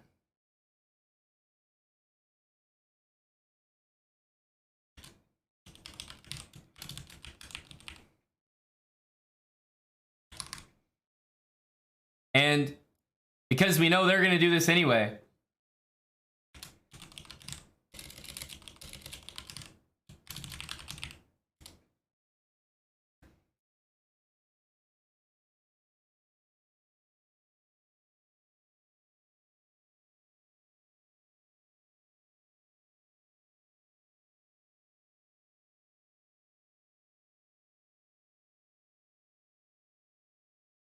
So Matt Amoroso is getting loss after loss, but he's playing tough people. He's playing 1700s, 1800s. He's grinding. He's in the gauntlet. He's training against people above him.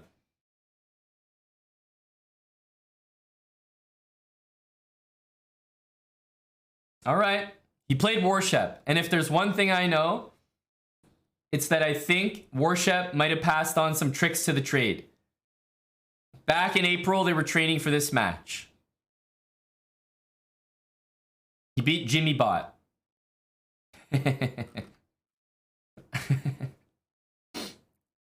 This is a suspicious suspicious outcome. Who beats Jimmy Bot?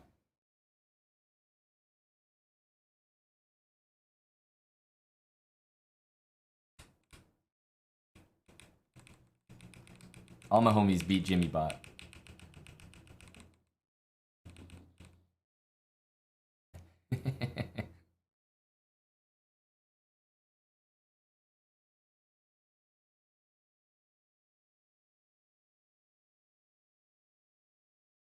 One. He beat an 1800? Who's the 1800? Wait, drew an 1800. That's Lost Moose, though. Lost Moose can lose to literally anyone. All right, we'll leave him in. That's our pick.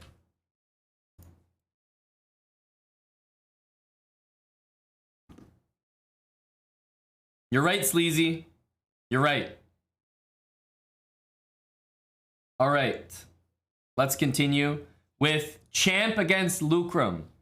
And Lucrum 32435. What a name. Champ.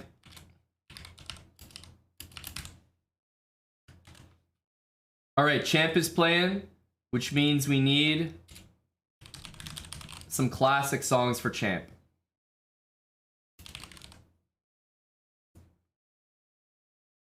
We need to bring on some head thumpers for Champ 1977.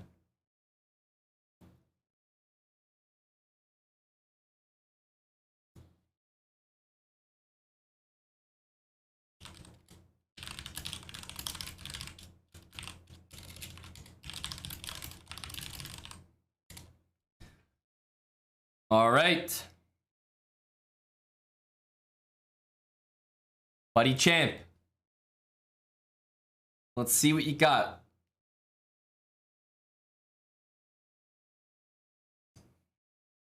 Let's see if Lucrum is here. They are.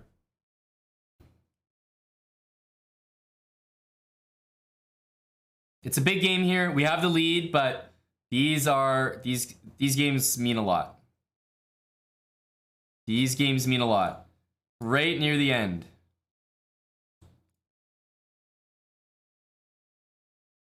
Okay, Vienna is very tricky. Honestly, tough opening to handle.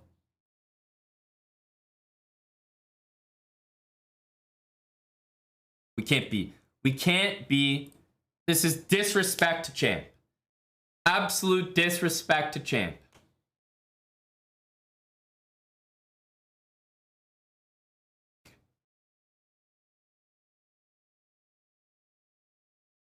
Oh my goodness. Don't do it to me, Champ. My heartstrings. Oh my God. I thought we might be down and out right there. But Champ just taking us for a ride here. An emotional roller coaster, if you will.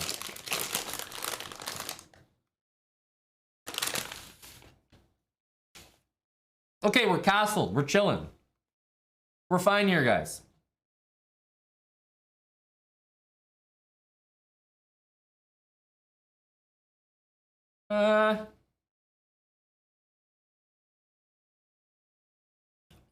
Okay.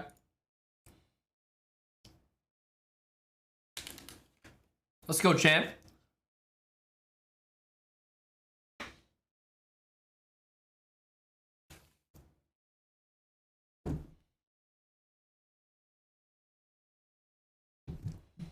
Champ, we need some speed from you, pal. Speed, Champ, speed.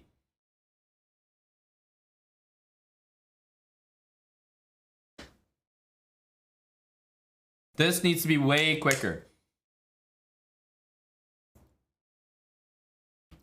This should be pre-moved, by the way. Pre-move that stuff. White's position is solid here. Champ, let's go. That's a nice quick move. Let's get way more of that. Way more. Good. Champ's opening up now. He's getting loose, limber. Let's go. Take that, don't care. Now, he might miss this move. I mean, whatever. But actually, B6 is literally great. Fantastic move. Maybe this one. Nice tricky move. Even just a queen move. Rooks to the middle. Okay, Champ. Okay. Queen B8. All right, big dog. All right, you got it. Queen B7. Okay. Big idea here from Champ.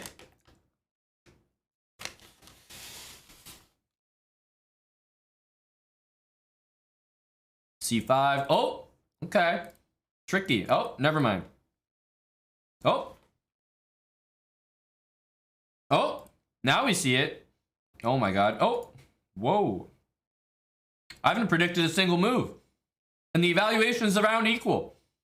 How do these guys do it?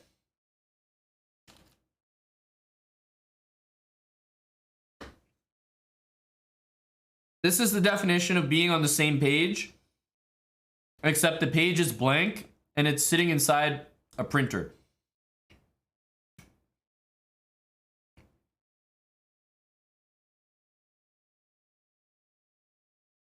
Because honestly, these guys are just neck and neck here. This is a pretty reasonable game by both. Go champ. Let's do it, buddy. I'm feeling good about this. I'd love to see a move like that or like this. Like just, yeah. Get some pawns going. White's very solid here, I'm not gonna lie. But champ does have some energy. The speed is so key though. It's all speed here. All speed. Maybe here? Yeah, not bad. I mean, white's coming down with this, but all speed here.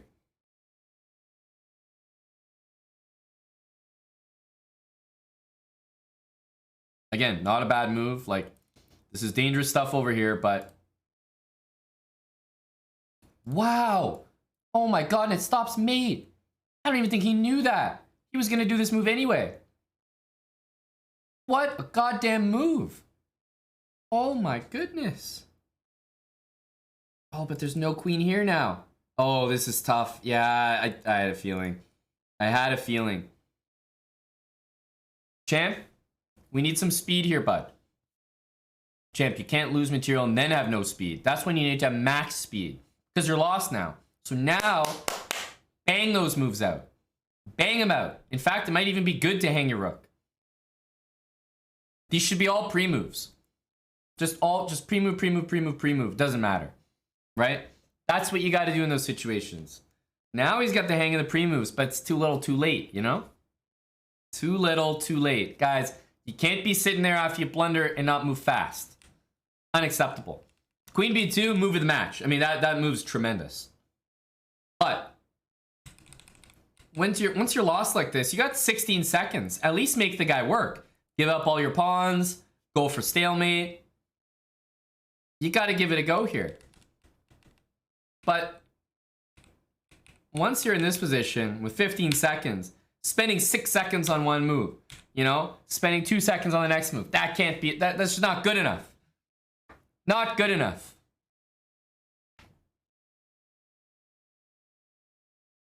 All right. We never really got into this game. It was a big moment here, stopping mate. It wasn't a bad game, no serious blunders. Right? Really, no serious blunders. But it was just speed. The whole game came down to speed. Of course, we had one huge blunder at the end, but we were already in a tough spot. So what it was far from the worst game. I mean, we've had some real nasty ones this sub battle, but still, we've got to be better than that, guys. It is now 6-6. Bob K is up against the chef. Bob K gets the white pieces. Chef 078549. Jeez. Is this like their version of RPM? All right, white pieces for us.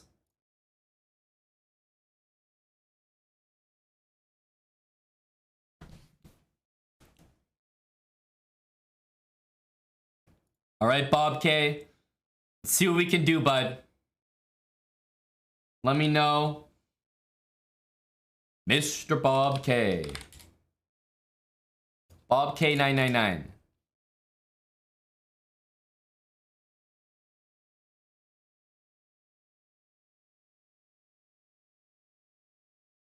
Are you in chess.com play, Bob? Wait a minute, first of all, is Bob K on mobile?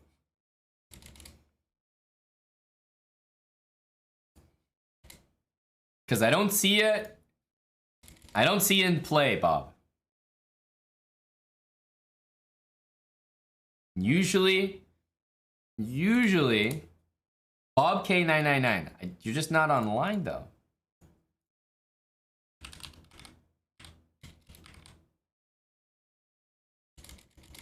You're not here, Bob. You must be in the wrong zone.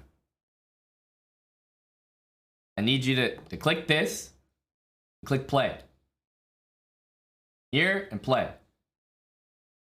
Are we there? Because you see, I'm searching for your name. You're not here.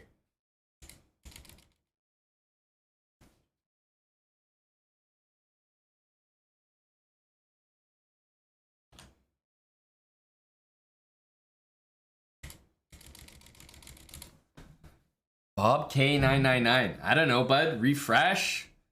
Maybe try going to live chess. I don't know. You're not here, Bob. I can't start the game if you're not in here. It's weird. Like, for example, let's try the opponent. Chef 078549. What? They're there.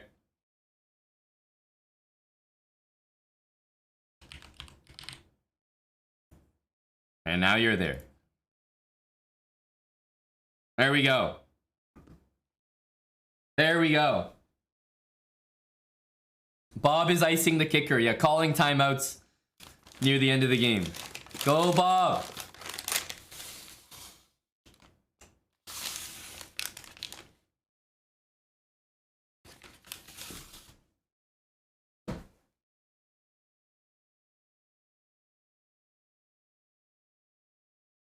Solid game.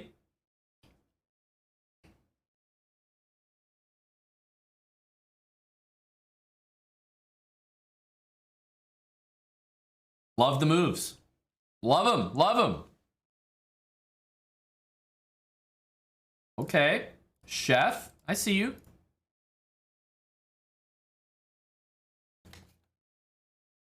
Guys, look at these good habits. It's just a great, sturdy position.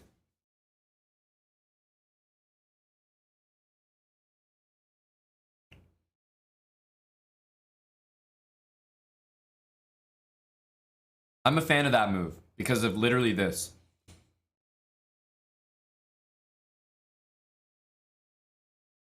Honestly, very solid game from Bob. I can't say much right now, guys. He's trying here. I have an issue with this bishop, so I do respect the attempt to get it out. Kind of a problem here. Should be okay, though. Wow, that move is tricky. Wow, are we surviving by the skin of our teeth here? This is crazy.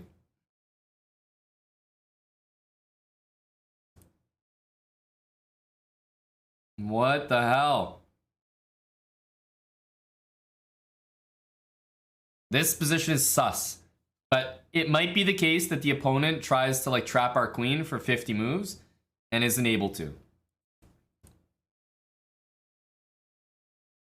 To be fair, I don't see how we lose our queen here. But at the same time,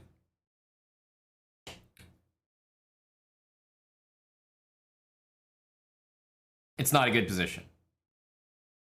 But sometimes these positions are tricky. Your opponent doesn't want to draw you, and they make a decision that's actually just not good. And I think that's what's just happened.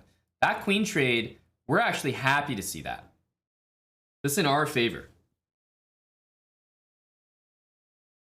Very happy to see that move as well, I think. Less happy to see that. But our bishop is actually breathing life again. That's what I like. Our bishop has actually joined the game again. Nice. Very nice. Okay. I can live with this. A good comeback from Bob K from what I would call a tough position. Don't forget that. Bob K with the own counterattack here. What are we going to do? Rook b3, very solid move. It's all about speed in these positions. Opposite bishops, guys, there's not a lot that you can find here to do. King on a light square is always great, but even, you know, bringing the king to the middle is always...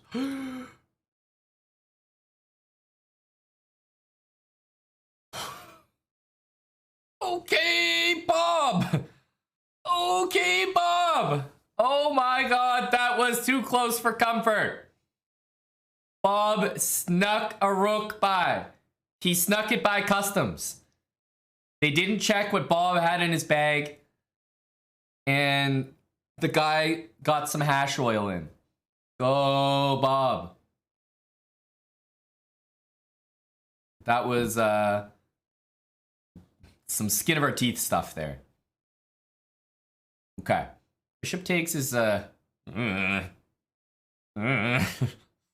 sure I like that. Bob. Oh my god, the opponent is missing everything! The opponent is missing everything! That was literally gonna be like mate in a couple moves. Oh my goodness. Bob, get your goddamn king out of there! How is Bob surviving here? Okay, there's no chance he sees that. We already know. Yeah, but it's okay. We deserve that. We have survived so much this game. We deserve that. I'm actually not even mad. Not even mad. We need this piece. It's an end game. Get that goddamn piece in the game, please. All right. We have an end game with 1000s, which means literally either side could win it. It's 50-50. It is actually 50-50. We just have to let it happen. I'm not going to even try commentating. White literally took their king and just put it down here. Oh my god. This is going to be easily the worst played endgame. What the actual...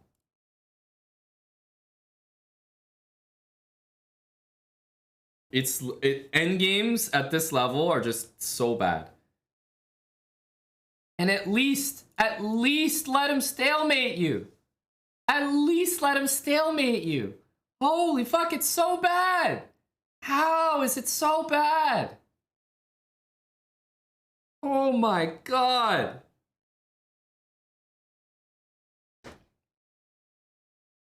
This is disgusting.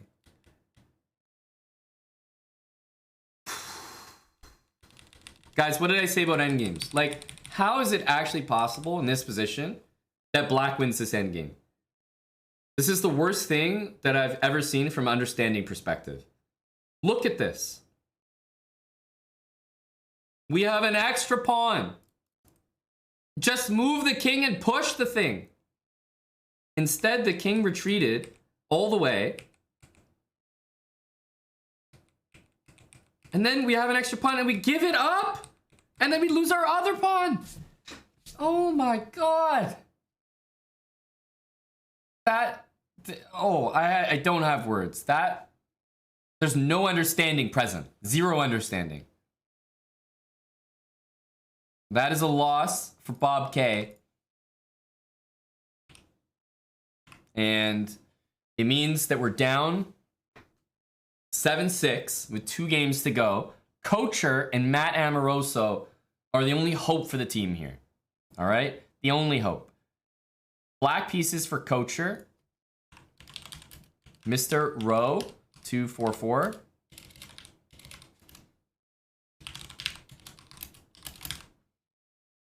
It's a must-win game, guys. It's all of a sudden a must-win game. You guys are saying it's the music. Oh, here's the thing. I put the music on. I got the wins. And then everyone said, oh, his music sucks. His music sucks. Everyone complains. Well, then shut the fuck up then. Because now look at you. It's the music. Why aren't we playing the music? Look at you now. Well, then let me play the damn music, why don't you? Well, then let me play the rap music. It was working, wasn't it? It was working, I thought. We had Nicki Minaj. We were jamming out to the greatest lyricist on earth.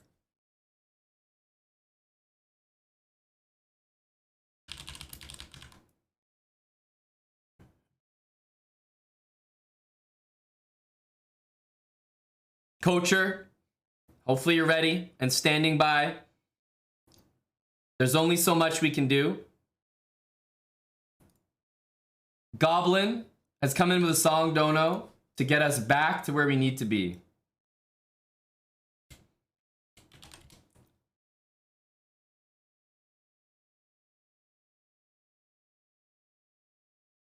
Coacher 22, are you here, bud? Are you here, Coacher?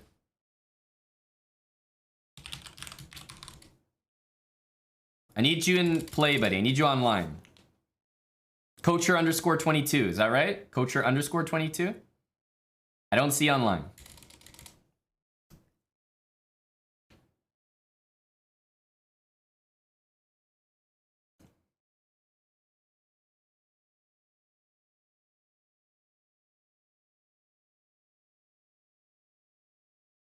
Yeah, /play/online. You're not online.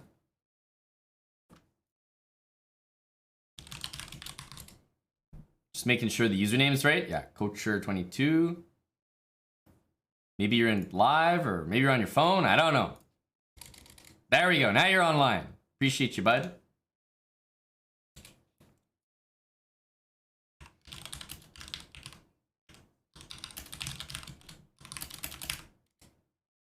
Here we go. Huge game.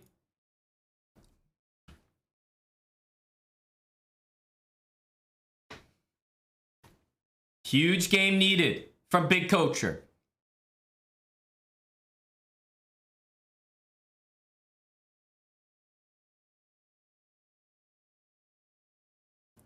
What is this opening? Of course, fan cattle only. You win the damn pawn in the middle.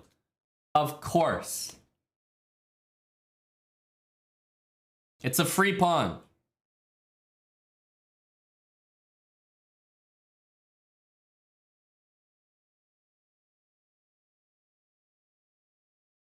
And I think he knows how to put the pieces, if I had to guess. My guy. He knows how to put the pieces. It's a good start. Got to keep it up.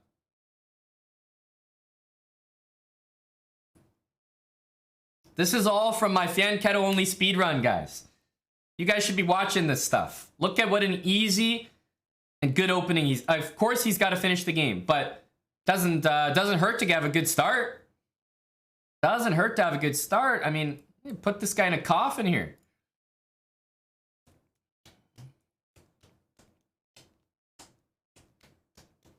He is absolutely nailing every single concept of this opening so far.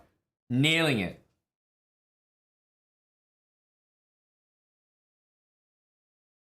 Okay, I would have probably traded a long time ago. But he's got this. Maybe he wants to go here. I don't know. He's playing great. He's playing great. Can't say anything yet. Wow. Okay, that's probably not the move.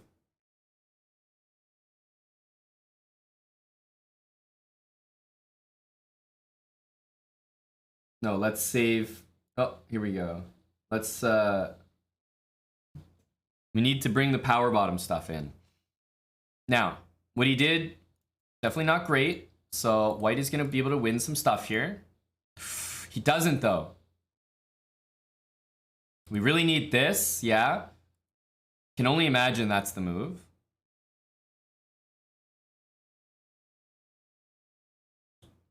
Okay. Got this coming up. Nice. He went back. That's great. That's great. We're gonna trade bra or we take bra? What's going on here? Coacher has a good position, but he's under fire here. It's an okay move, not a great move. It can work, but we need some justification here. Because after this, if takes, then maybe this pawn goes. Also, watch out for this. Oh no, he's gonna go here. Oh no.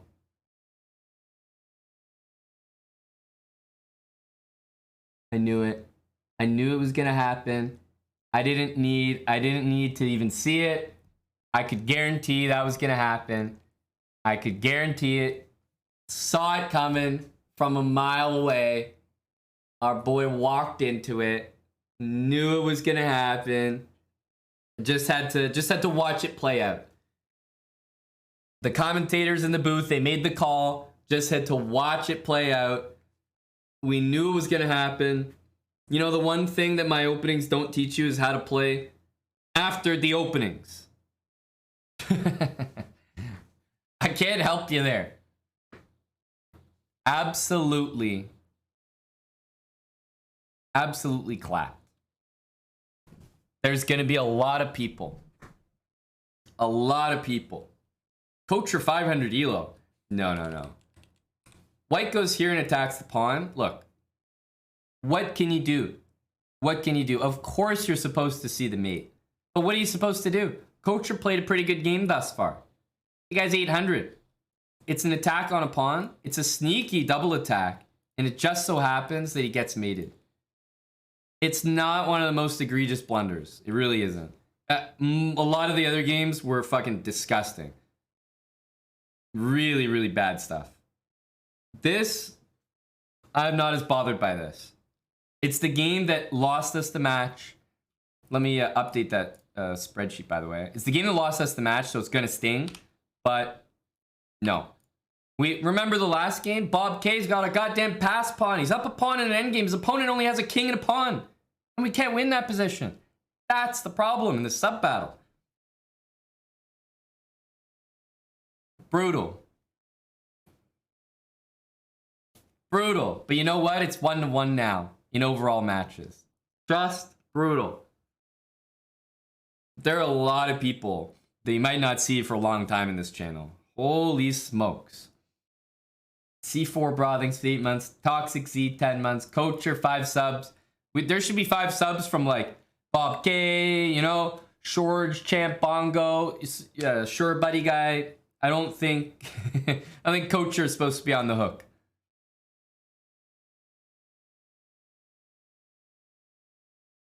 Gaming lover, well, that's very adorable.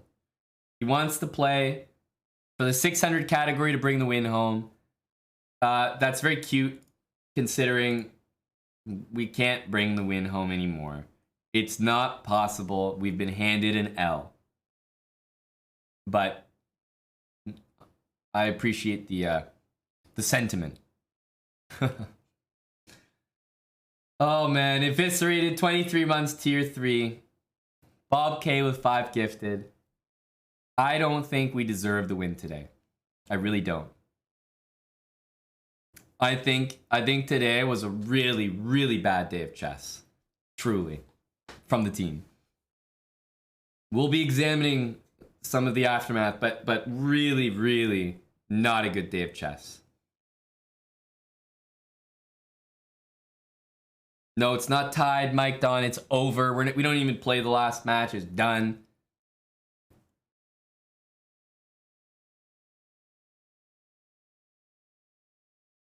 We can get Matt Amoroso in if he wants. To send us off like, you know, kind of a military salute. Arbitrary orbit.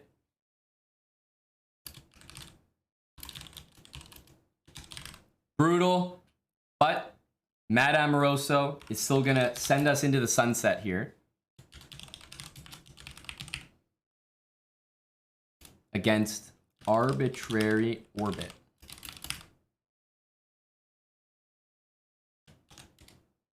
There we go.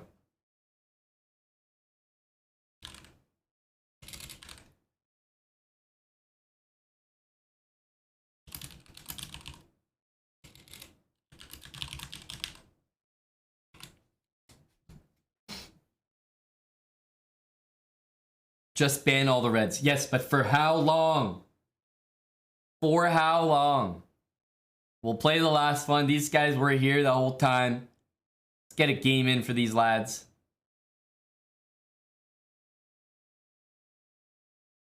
So it is, it's been tough, guys. It's been truly tough. All right. I don't know how. But today was the worst day of chess that I've seen in a little while.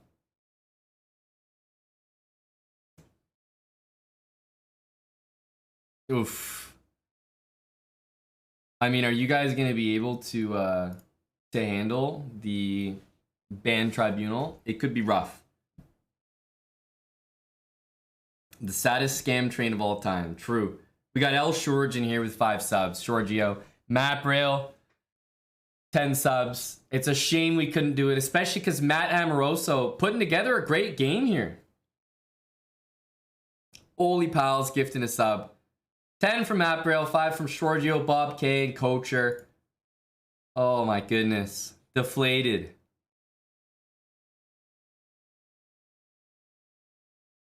Well, we will find out. Eviscerated. Arrowgate is still a strong contender. It really is. Man, pretty great game so far by Matt Amoroso. Sad. It looks like he would have brought it home. I mean, nice game. I mean, I don't even care about this piece. We got habits going on, baby. Baby.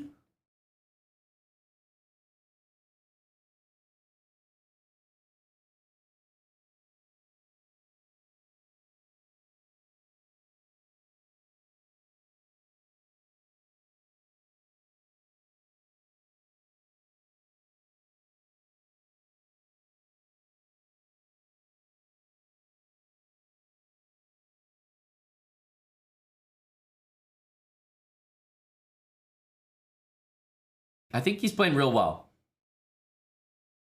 Might win another pawn here. Depends on how black plays. But you're up 1 pawn, and oh, he didn't even move the knight. Look at that. I mean, this has been a really comfortable 600 game. Not concerned at all.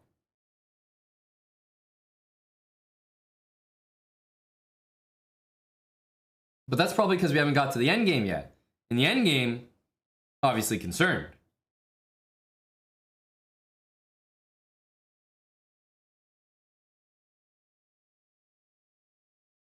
Matt Amoroso. Guy, are you telling me that we had this game in the bag and we couldn't win a single game to let Matt take us home? He found bishop to f5. This makes it worse, knowing that Matt would have surely done it for the boys here.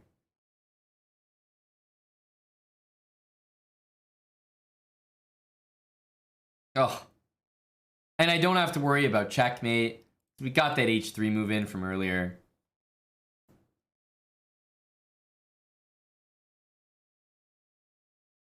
Brutal.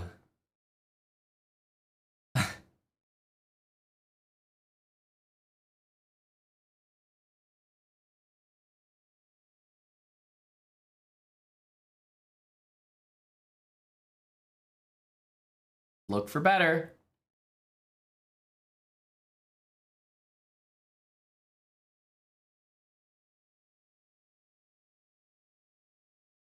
Look for better.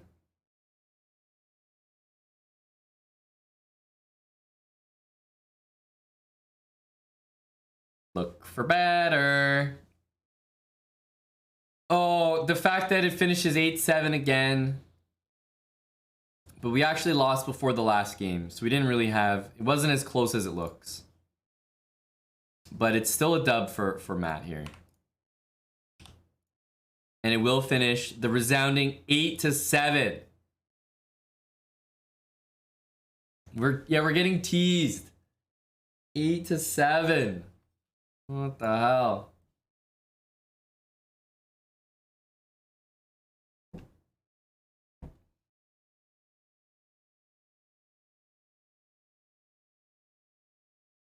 There are going to be a lot of people that I think you should exchange your last pleasantries with. They might not be around too much longer. So make sure you say hello to some of the Reds. Make sure you shake their hand firmly.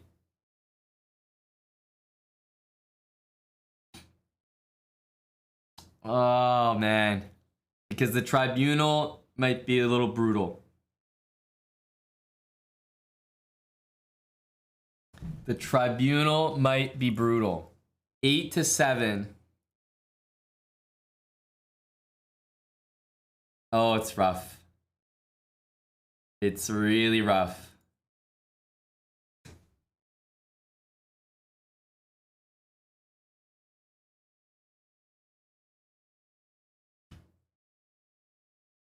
Oh, God. Guys, the chess today, it looked so good. The KOs from the top were like great. As usual, the middle of the pack did not carry.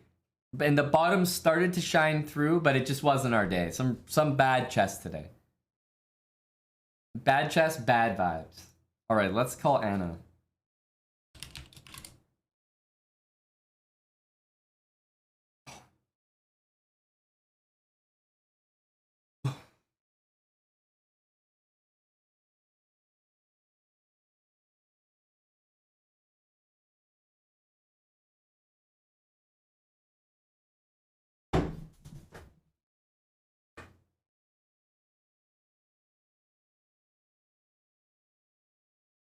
I am 145. You think so, huh? You think so? Oh, no. Oh, no. It's too easy in hindsight. Actually, in hindsight, you shouldn't have let anyone who lost play.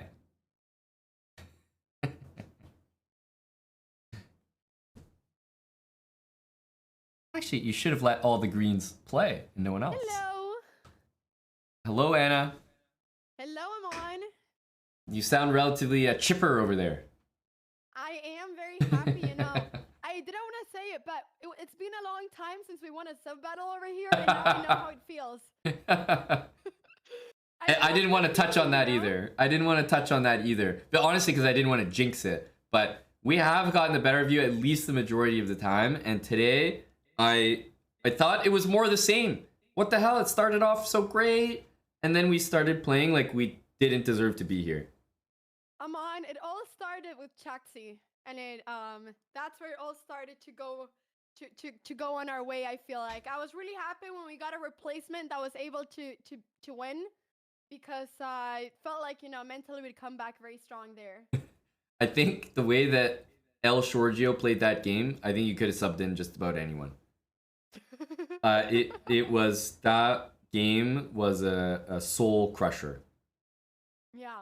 No, yeah, for sure, for sure. I mean, he didn't want to play for us, but we said no, and then he went for you, and yeah, but yeah, we told him, you know, we told him that he could come back. I was actually asking El Sorjo if he wanted to switch teams, but he didn't want to switch teams, and he played for you. Yeah, that's a real shame. You should really push harder for those things, Anna. You should really push harder for what you want. A person has to make their own decision, and he just wanted to play for you, and this is what happened, you know?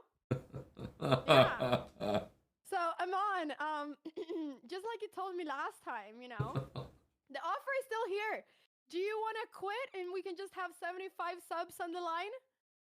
Whoa, it's tied now. I offered you a cash out when I was ahead. Whoa, these are the worst odds that I've ever seen. However, no, I will sternly decline without even speaking to the Chessbrot treasurer. All right. No need. All right. Just wanted to hear, you know, just wanted to hear. Oh my goodness. All right, but this is going to be exciting. I am happy that we're able to make a comeback so we can have the finale. Yeah, it will come down to the next match. I won't go so far as to say I'm happy about that, but I will say that I think based on the chess that I saw from my squad today, getting away with 8-7 it's like a good morale boost for next week because it felt a lot more one-sided. Like I felt like we got crushed today, but it ended up 8-7. But I thought that you said that you were bringing your best chess team. To be fair, I said I was happy with my roster and I thought it would be sufficient. Evidently, my best chess team is yet to be found. You know, always in the pursuit of perfection, just never quite there. So I think I might have to reevaluate perfection after today. Nice, nice. We will do that too. We will do that too because nonetheless, this was a close match. So GG's to every chess bra as well, everyone in your chat. It was just like the other match. It ended up being 8-7. So we've been seeing some pretty close matches over here. Yeah. At the end of the day, the matches have been close. It's been fun, but I'll admit this one was tougher to watch than most of them. I've seen some bad chess, but like this was unheard of. I think it was the game with Bob K, which put me over the edge. That was too much, Anna. We were up a pawn, and we had 2 pawns and a king, and you had 1 pawn and a king, and somehow Black collected all the pawns in one. Like, what? Oh yeah, that one, Bob K versus. That was too much. I don't know how that happened. I mean, the flag was looking pretty good, but I really was not expecting us to win that endgame. I thought it was gonna be a draw or something. But no, but it's great, right? We're seeing endgames that we've never seen before. I usually see things I've never seen before in sub battles, so you're definitely correct there. I'll give you that. Oh, but really fun match though. Yeah, GG's Anna. GG's to your squad. I was curious. We actually managed to get some wins, ironically, against almost everyone that I remember from last time. I think there was a few that still won again, but ironically, we got wins against the people that you put in that were supposed to win again. But then we lost all the other games. So GG's to everyone on your squad. I know. I'm still trying to find the people that will win twice in a row. It's very tough to do. Those are the finding that. those are the diamonds in the rough on Twitch. Exactly. But I am happy with the team, and it was a really fun match. I had a great time. Thank you so much for everybody in your team as well. Good. GG's Anna, and as you said, it means we're gonna have the trilogy, the decider. It's a best of 3, and it's now 1-1. So next sub battle wins, and you and I can get that scheduled sometime in the near future, and then we'll be able to announce it. But looking forward, Anna, to break the tie. It's 1-1. What can we say? At least this is an entertaining finish. It's been very fun. I'm really happy that we did this little sub battle league as well.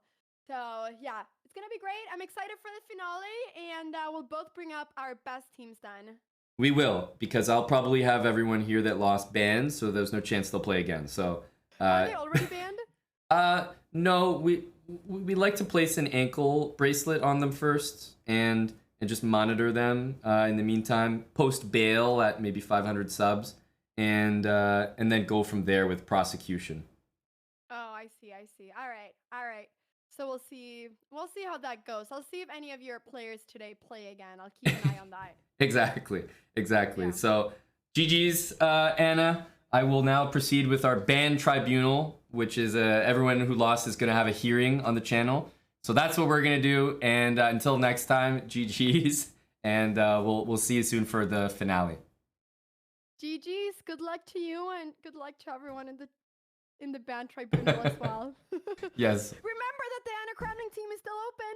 So, yeah. All right. Bye, Mom. Thank you so much for the match. Bye, Anna.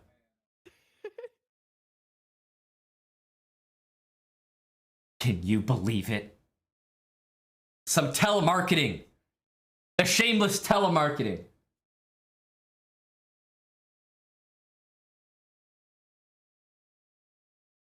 Oh my God. Just ridiculous. Just ridiculous. Now, it helps if you show up to court. The Honorable Judge Hambletonius will be presiding. This is for Samuel, Irish Frank, Sure Buddy, Gael, Giorgio, Bongo, B, Champ, Bob K, and Coacher. This is an official summons. We will be examining things in the ban tribunal,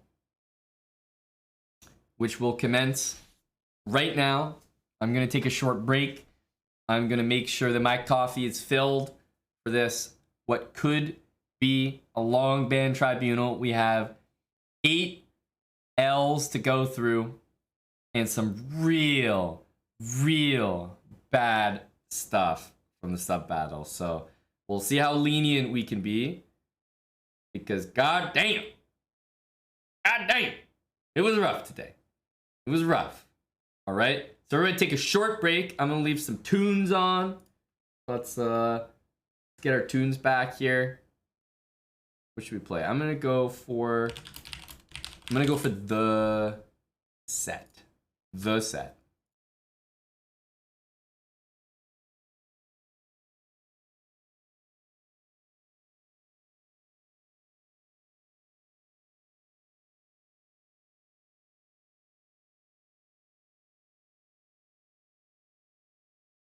Be right back, guys. Couple minutes break and we're doing our band tribunals. BRB.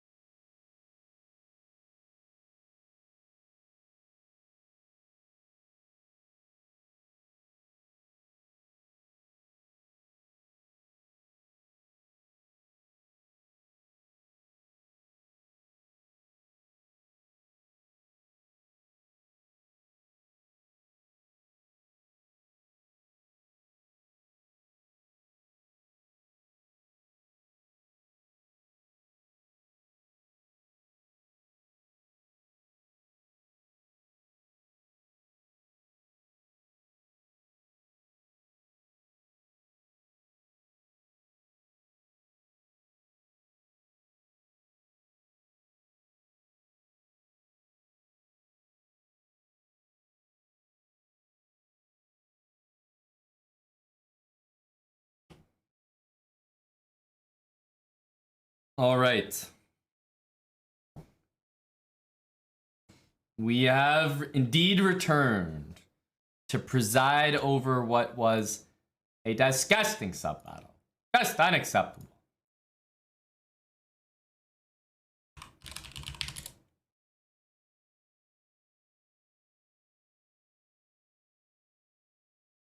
Matt Amoroso gifted a sub to a few different lads here. Thanks, Matt. Master Almagaver gifted a sub as well. Master Almagaver, is that a win for Master Almagaver?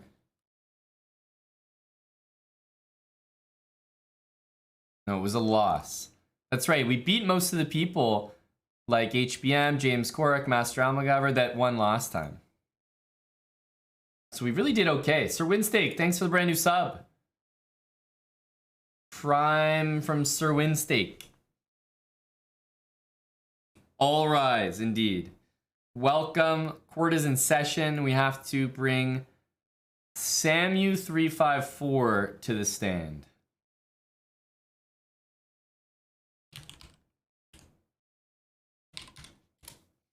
Big Samuel.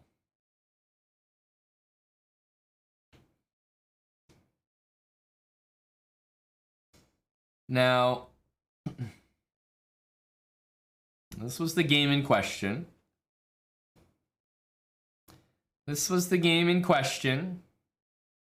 All right. We had the white pieces in this one.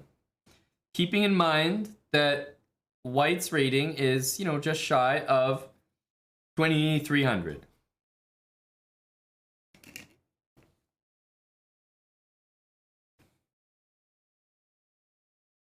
All right. He does have the bra badge, reppin' strong. That will be taken into account when administering. Now, okay, let's start things off. Reasonable. I mean, it's not a great move, but I'm fine with it. I thought the opening was just fine. Okay, both sides getting developed. Now, I'm not in love with the move b3, but I mostly bring it up as a point of strategical note. b3 is just not the right move. Bishop back to c1, strange as it is going to be the right move. And then you can boot this knight out with bishop d3, b3. The knight will have to leave. And then you can bring this bishop just back out to any square, b2, e3, g5. You never want to give up your dark squared bishop.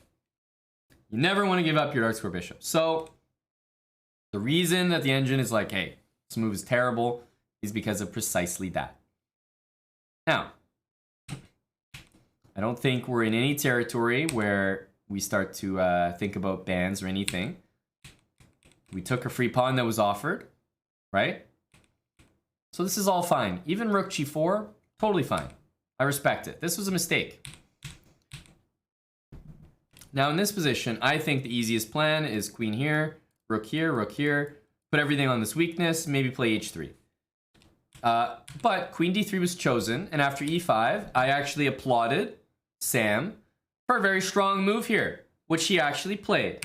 Queen to f5, and you're going to get a little exclamation mark from chess.com for that.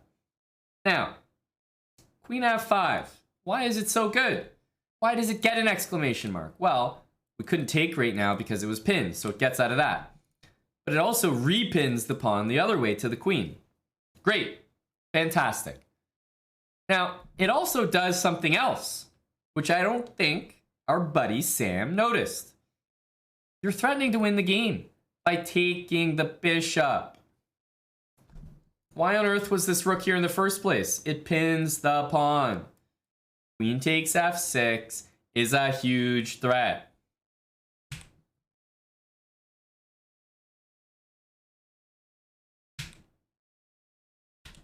A huge threat. Now, not played. That's a cause for concern. So we're not taking this bishop, which would essentially, it would effectively end the game. It would effectively have ended the game.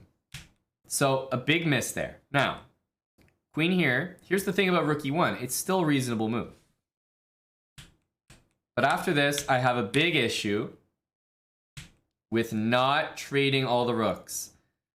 What is the justification for not just trading every rook in sight and then, I don't know, bringing the king to the middle, start pushing these pawns? Like, we have one extra pawn here, right? You should always be looking to trade everything you can when you're up anything, especially a pawn. Take that to the end game. You're going to win an end game when you're up a pawn. Rook takes rook eliminates all chances black has at counterplay. Because this move, look, it's great. It's habits. I respect it and I appreciate it. But when you have the option to trade everything off the board and you don't take it, then you see what happens. Black has a rook on the board. White's the one who's down on time. This is a recipe for disaster. So I see a win of the game missed, right? The game is well, it's an issue. You're not winning the game in one move. Queen takes f6. It was possible, okay? So that's a big miss. But then I actually put this very high up there with something I'm not okay with. Gotta trade every piece in sight. All right? Big opportunity missed. Now, if you're gonna play this way, then you gotta be able to convert. What was the issue? The entire time I was calling it while we were playing, it was the knight. That's right. It was the knight. My guy did not move the knight for too damn long. Look how long it takes. Knight is still not moving. Still not moving. And then when it does, it's possibly the worst square to put it.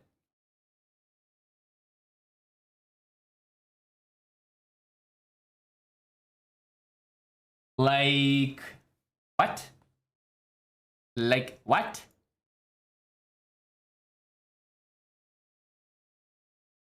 There we go. Put the music a little bit down for you guys. But seriously, what is this? Our knight needs to reroute, buddy. If the knight joined the game, probably win. Probably win. But the knight could join the game for so long, right? All we needed to do was knight d2. Okay, knights don't do well in spots where the bishop controls every square, right? This is ideal for the bishop.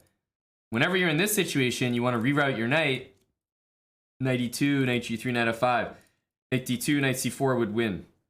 Knight d2, knight e4. You don't want to be in this spot. So we just never moved the knight. And then when we finally moved it, we could have crushed with knight to c4. Instead we go knight e1, and now we've lost the plot. Didn't play rook b5, but we're down on time, and it's slowly getting worse and worse. And then when the knight finally joins the game, it's obviously slightly subpar. So we didn't see, very reliable speed out of this game.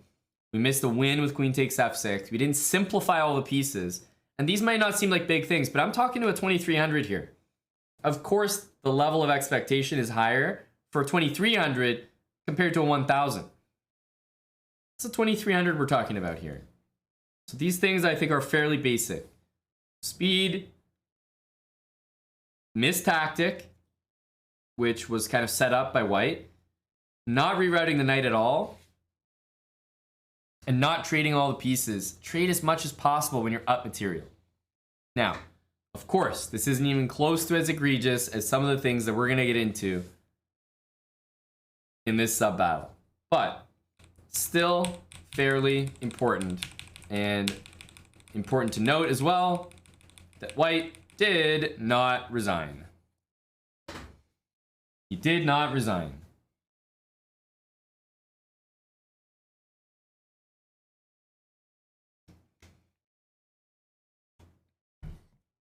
All right, so again, not terrible, but I have high standards for 2300.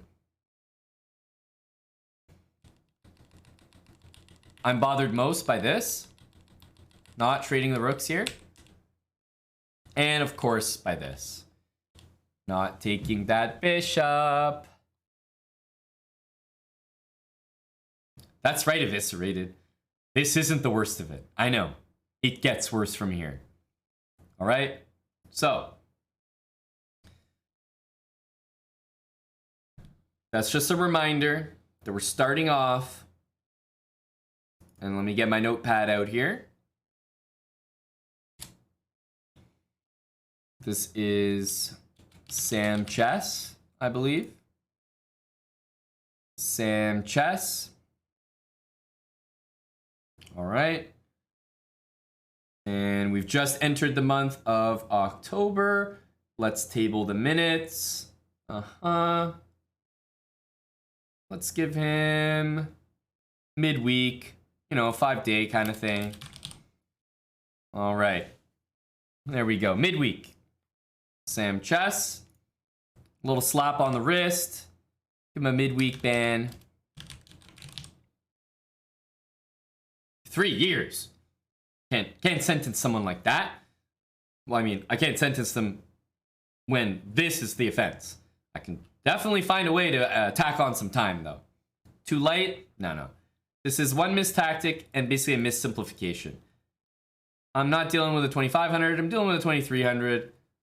He needs to know, but it's not the most egregious. Sam Chess. GG. Not up to your standards. You're out of here. 5 days. See you, Sam Chess. Available for Thirsty Thursdays, exactly. Some won't be so lucky. Sam Chess is out of here.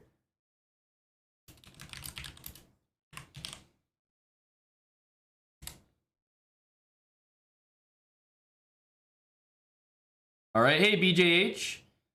Now, on to the next one. Irish Frank. Do you guys remember Irish Frank's game? You probably honestly don't. I bet not many people remember Irish Frank's game. I'm being serious. Does anyone remember it? It was so bad. It was so forgettable. Like, you probably wanted to never think of it again.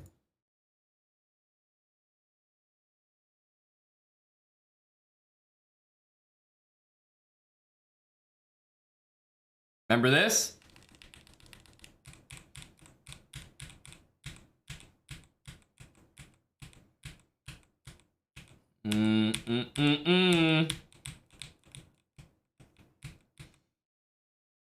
Yeah.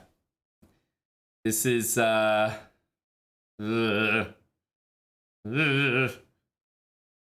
This game was so one-sided. So one-sided. We need to hit the game review here.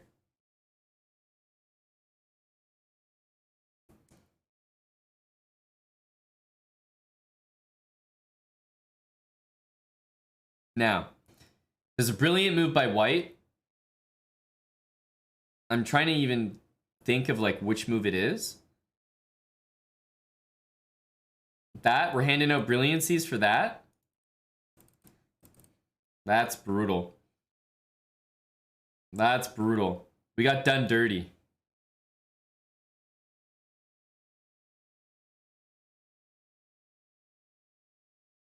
Yeah, it's true that he got 68 accuracy instead of 69, so he doesn't even have that going for him. He did not resign.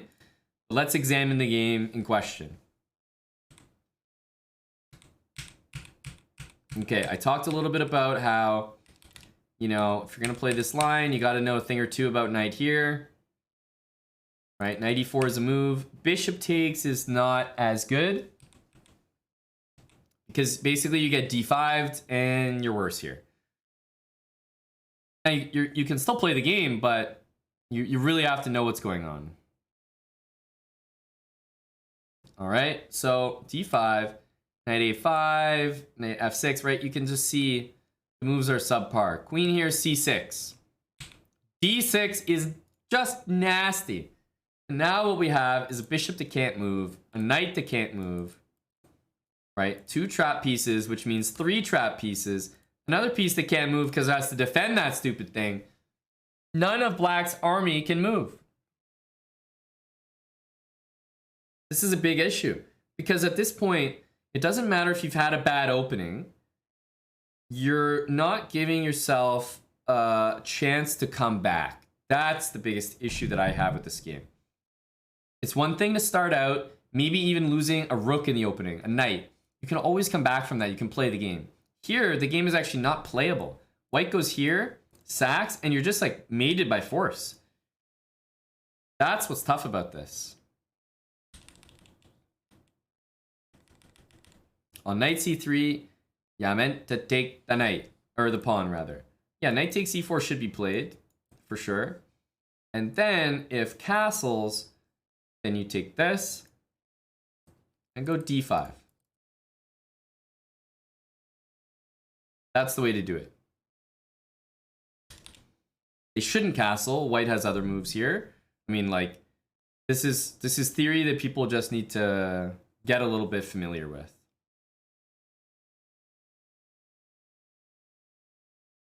Because it's not the most dangerous. Yes, d5. d5 for black before d5 for white. It's crucial. It's crucial. But if you go like this, and then you take here, you're giving white a chance to go d5 now. So that was brutal. Something to learn from. Because this opening is going to happen to you again. But what we witnessed here, b5, h6, is just asking for it. Like, this is what I don't get. How can chess.com go from plus 2.8 to plus 10 and not call this move a mistake or a blunder? They're calling it an inaccuracy. This move lost the game. h6 was the sole reason that this game became unplayable all of a sudden. But instead, they're handing out brilliancies here. And there's just nothing you can do here. Knight e4, you struggled well. And you happen to mate yourself, but okay, it's like, obviously we're an underdog here. Obviously we're an underdog here. Big time. We're dead. Dead in the water. So this game came down to just the fact that in a sub battle, this game offered no chances for black, right? In terms of a sub battle, there was no like, oh, we missed this, but we saw this. No, it's like everything about this game, unfortunately, was white dominating and winning. And there just wasn't anything that black ever did that said, oh, we have a chance to win this game. The dude's on a 1700. Here's the thing, Ubitsia. Sure, he's a German 1700. He's going to be tough. But if white knows one single thing, first of all, knight c3 is theory, but as you can see, it's not like mind-blowing theory. The thing about knight c3 is if you study the opening, even for 10 minutes, you know as white, one simple concept. That if you get to play d5, your opponent's probably lost. And it just happens so quickly. It's not actually lost, but that's just what happens in practice. His opponent, Irish Frank, our buddy, messed up the move order. And he's like, okay, well, I just know that I'm supposed to play d5. I mean, what are you going to play here except bishop d3? Like, it's just easy moves for white to make. He castles. And queen a4, good move. Who knows if he's looked at it? Who knows if he came up with it? But after queen a4, like, the rest of these moves, I just don't, like, they're good moves, but I don't think they're strange moves. It's too easy to come up with this stuff. It's too easy. It really is. And he didn't have to make them. That's the thing. He could have done anything. Knight g5 was probably better than rook e1. Right? Knight g5 is crushing. Queen g5. I mean, there's just so many moves here. So I don't know. I don't know. It was just a hopeless, hopeless game from Irish Frank.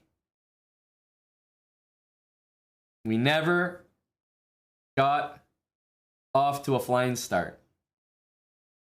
Hello to the Cramlings! Exclamation mark Anna. There we go. Go follow AnnaCramling. Thanks for the raid, Anna. GG's. As you can see, we are in the process of examining our losses like good students of the game of chess.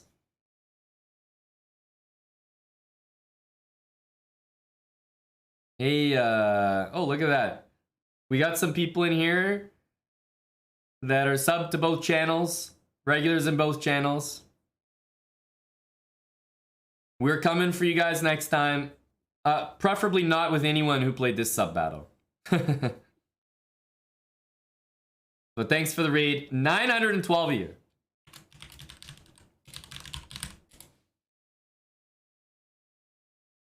We're doing our band tribunal. We always do a rehash of what happened. Even when we won last time, we still did this. Skactus played like a really, really good game here, though. But what I'm saying is, like, if you don't know this, unfortunately, you get clapped. Now, it's a one-sided game. It has no place in the sub battle. It's deflating when it happens in the match. But if you think about it, you know, not too many blunders from Irish Frank. Messed up an opening thing. And honestly, just got punished by good play. Didn't do himself any favors with some of these moves. Ran into a brilliancy. Although I thought it was very obvious. And then to his credit, defended about as well as he could here. And happened to walk into me. So, again, not the most egregious, but in a sub battle, it's so deflating to get these games because you never felt like Irish Frank had a chance to win. You never felt like he did. So, it's it's nothing close to a real serious ban here, but it has to be, there needs to be a precedent set for what I think is a very one-sided game. You don't want one-sided games. In a sub battle, even if you're worse, you want to play the game out, have a long game, have a chance. This felt like there was no chance. There was only 24 moves played, you know? Only 24 moves played.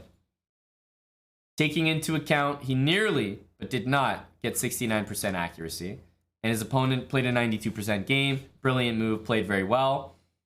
I will be administering Irish Frank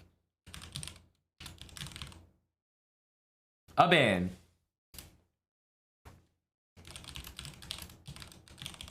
Until our next sub battle, which may be around a week.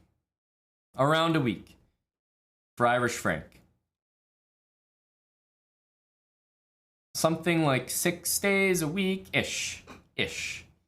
So, Irish Frank, the next game you play, make it competitive. You fell into something here. You ran into a good player. But make the game competitive. Because players will always blunder. They always will. But you got to give them a chance to. In this game, there were only 24 moves played. And honestly, most of White's moves were too easy to find.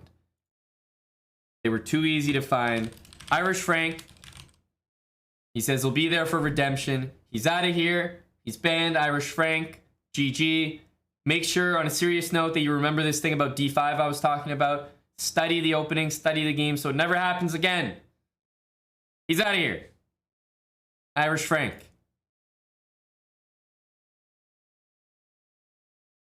Sure Buddy Guy is up next on the docket in our band tribunal. Sure Buddy Guy.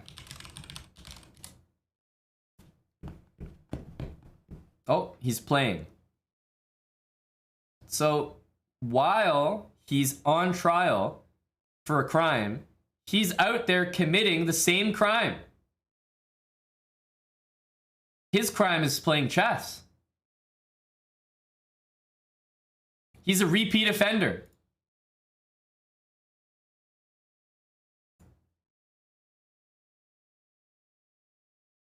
No respect.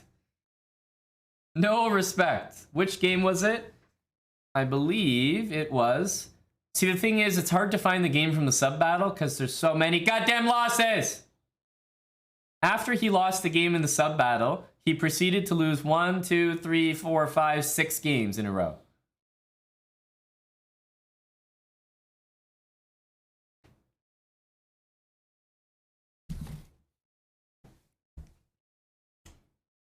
All right. Sure Buddy Guy with the white pieces here. We will absolutely be considering that defendant did not show. Thanks for the new sub, Michaela13. Dewey Joe 99, thanks for the 4 months of Prime. Finn Brizzy, 3 months with Prime. And Go Fawcett, 18-month resub. Okay, now, you guys remember this game? Okay, solid. Interesting London, not ideal. Okay, and we're relatively happy, right? We get developed, both sides. How about we start here? Because, you know, credit to both sides. I thought this was a pretty good game. These guys are mid 1500s here.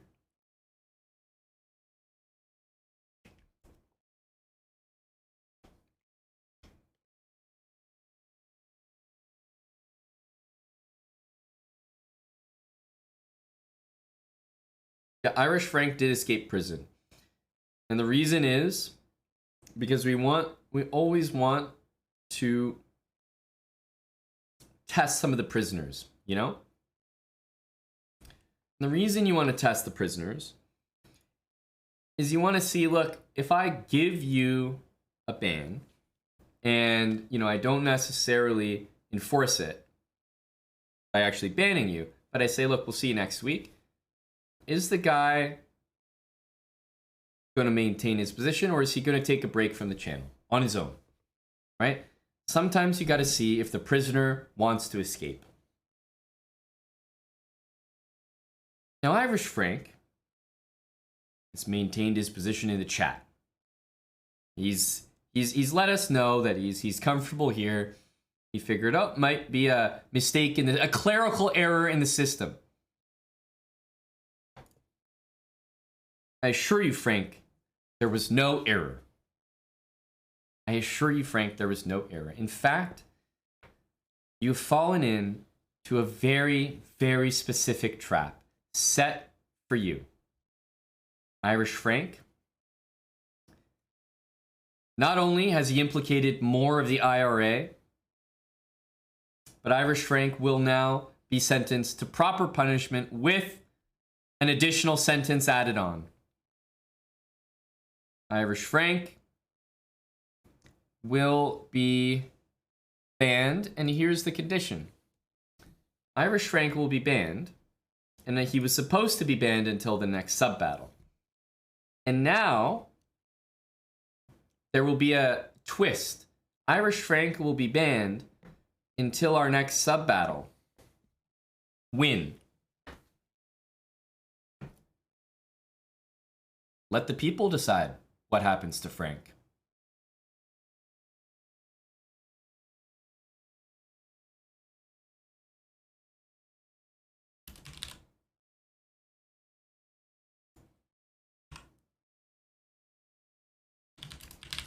Irish Frank until the next sub-battle win.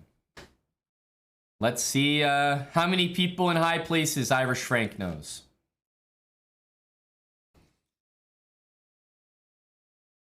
Irish Frank counters, and I'm currently negotiating with my own prisoner, by the way. How about if I win next, I get unbanned, and if I lose, it's a permanent ban, says Irish Frank. If he wins next, he gets unbanned. And if he loses, it's a permanent ban.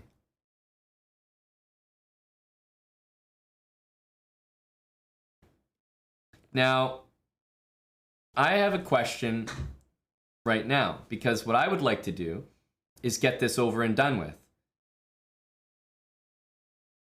This doesn't have to be the next sub-battle. This could just be Irish Frank clicking 3 minutes in the pool right now, and we all watch him play for his life.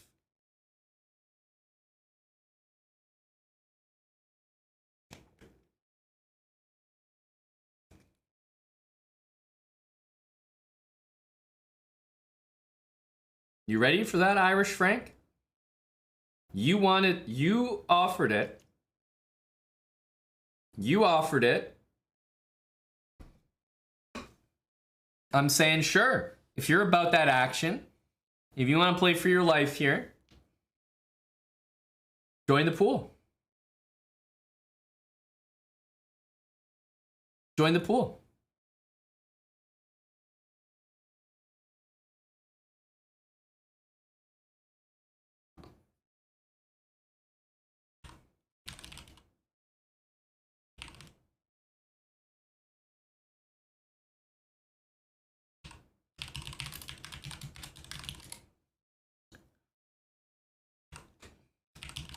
All right. We are going to check out, first of all, let's see how Sure Buddy Guy does here. Remember, he's literally not showing up to court. Yep.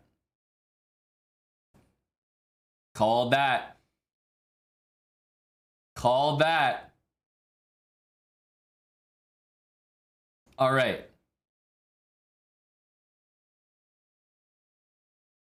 Sure Buddy Guy.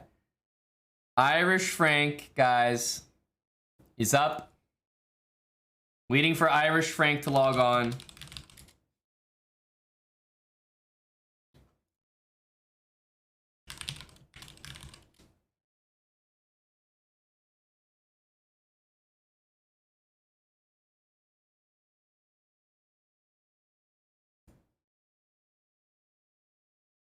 Guys, he's playing for his life here in Chessbra. Irish Frank just joined the pool and he got a slightly higher rated opponent. He is currently playing for permanent ban in Chessbra. If he wins, he receives no punishment. If he loses, he's permanent. He wants to put it all on the line straight away. We've negotiated, we've struck a deal with the IRA.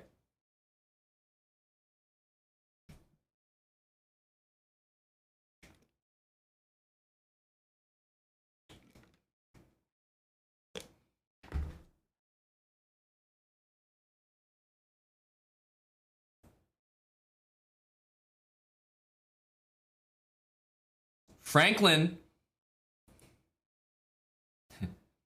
Franklin.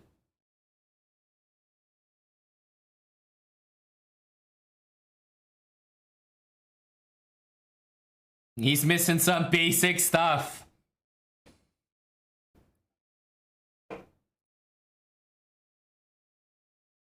I'll tell you guys, Irish Frank lost to this and like just getting mated. So if that happens again to him, then him getting permit is so fitting. It's so fitting.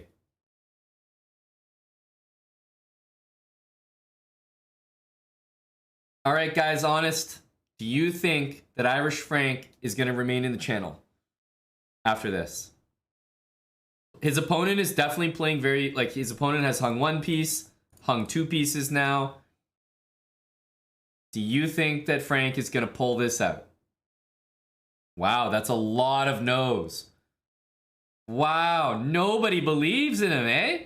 Despite White having what seems to be a great position here. Holy cow, that's overwhelming. This looks amazing for White. What are you guys talking about? Wow, you guys really just don't trust Frank. Because looking at the position, it looks very comfortable. So it must be the guy himself. You just don't think he has that in him, you know? You guys are playing the man.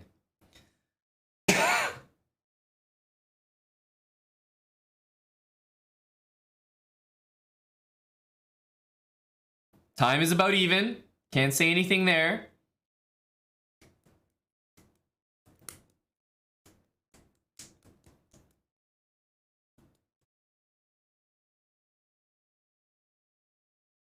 Irish Frank is trying to do to his opponent what happened to him. Look at these trapped pieces here.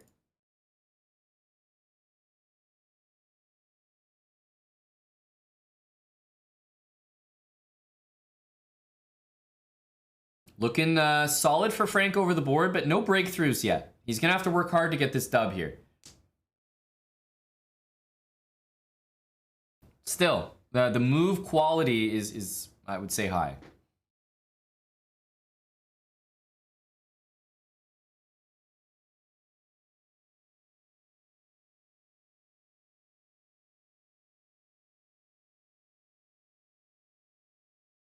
What's it gonna be from Big Irish?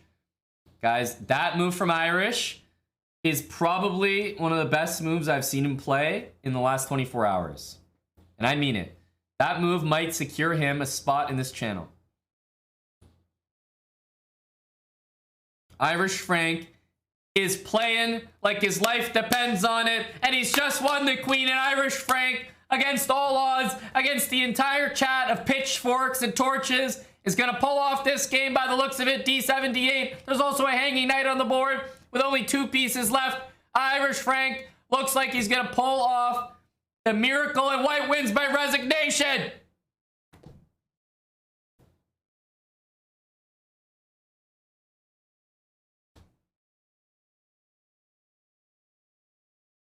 Irish Frank lives to fight another day. The high T move pays off. He risked a permanent ban on 1 game of chess. Be honest, how many of you would coin flip a permaban in this channel on 1 game of chess? Be honest.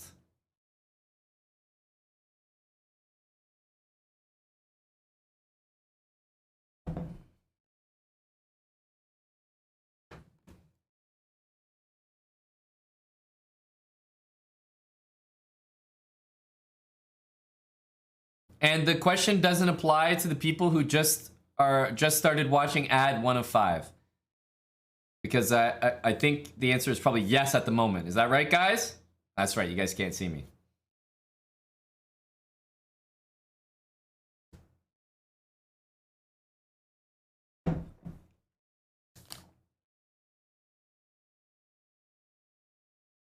Very high T from Irish Frank. Guys, Irish Frank has escaped the tribunal process. He has escaped unscathed. It's a big story in the community. They're wondering how he did it, how he escaped tribunal. But he has. The luck of the Irish. And we continue with the prosecution of Sure Buddy Guy. On the docket is El Shorgio and Bongo B.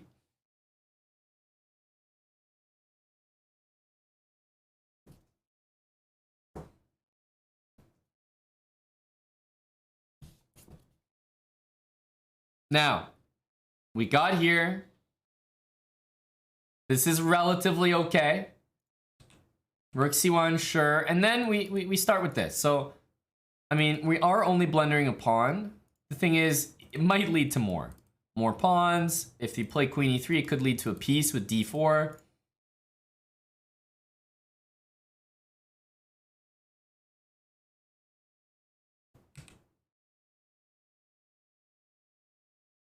A6, missed, and we get this. Okay. Now, Rook C6 is not a great move, but I can't hate on Rook C6. Knight E4, it's not easy to see. That actually threatens the pawn. Okay, so played, and then F3 was a good move. Queen D2, takes. Now, here's the thing. Here's the thing about Sure Buddy Guy. He really hasn't committed too many serious offenses. Maybe some small blunders thus far, but nothing crazy, right? Now, this move is literally awful. This is such a bad move. It probably just loses the game on the spot.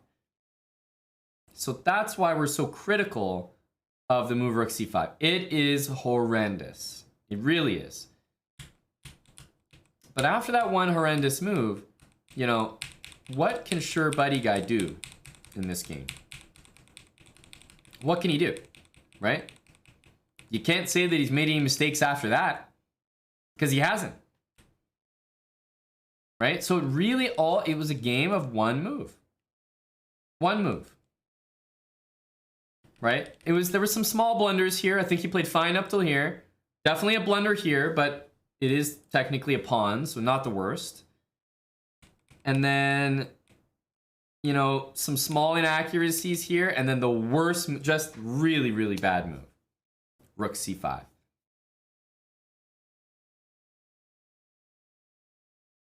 Sure, buddy guy. So it really wasn't a low quality game apart from this. After this, he's stuck. Like, he can't do anything. There's no way he could have played this better. It was a very low quality move, but I'm not sure it was a low quality game.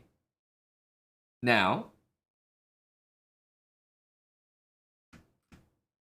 when we see the accuracy, and this kind of confirms it. He's playing at almost 80% accuracy. I mean, this is a terrible move, but it's just a move. Now, while it's still a move, one move is the difference between a win and a loss in a sub battle. We can't have these single moves in our sub battles. Right? We can't have it. We can't have it. This move is bothersome because it just lost on the spot. Nothing we could do about it. Typical chess losses happen. Exactly. Which means he'll get a typical ban for this typical chess. I would like to first of all say that if he was in court present when his case was called, then I think I would probably be in the 3 to 5 day ban category.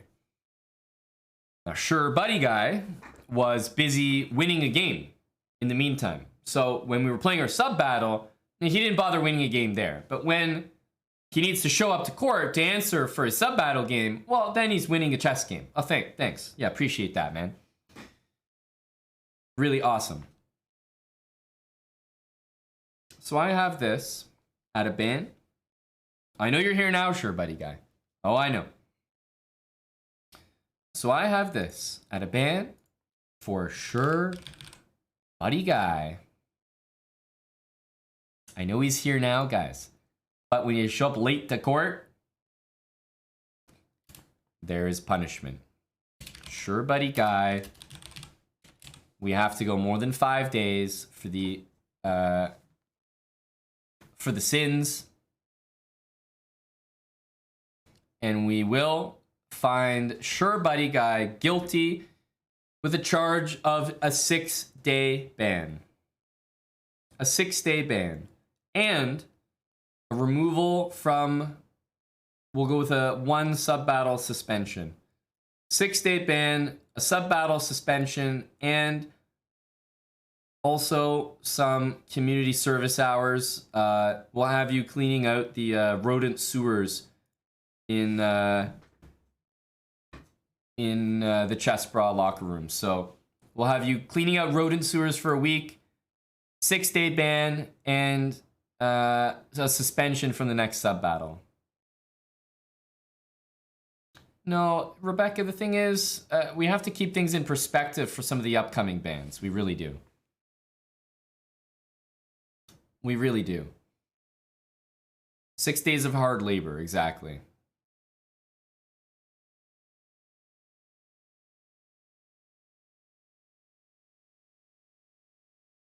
Okay, sure, buddy guy.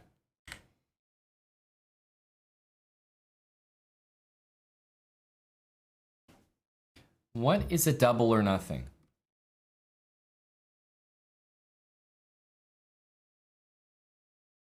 What does that mean? Double or nothing? Lose 2 games or nothing? Double your loss? What's double your loss? There's no double or nothing. You haven't done anything.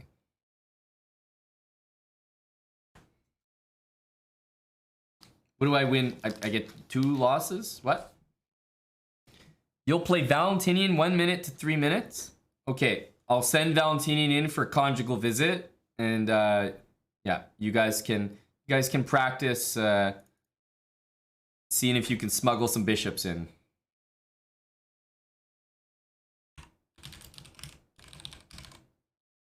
All right, Valentinian will be waiting for you in conjugals. Sure, buddy guy. 6 days, community service, servicing the rodent sewers. He's out of here.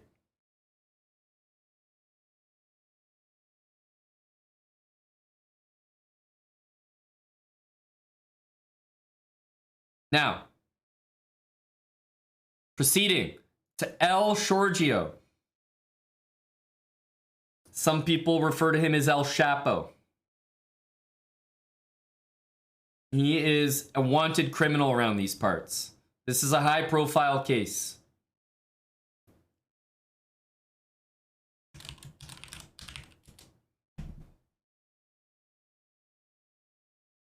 Giorgio has a defense. Uh-huh.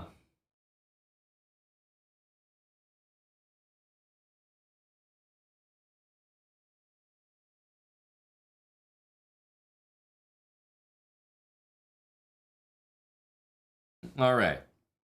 Now,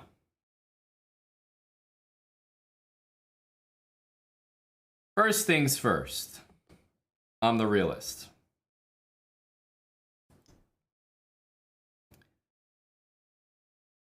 Did you just type that right now?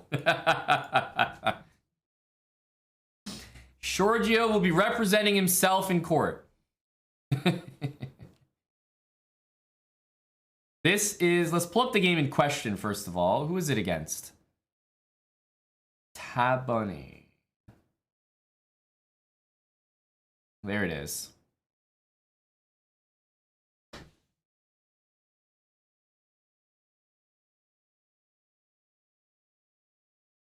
All right, so here it is. He's lawyered up. He's covering his own fees.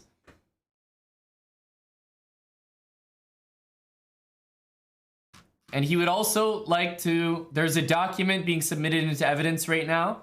Let's get that document processed. And there we go.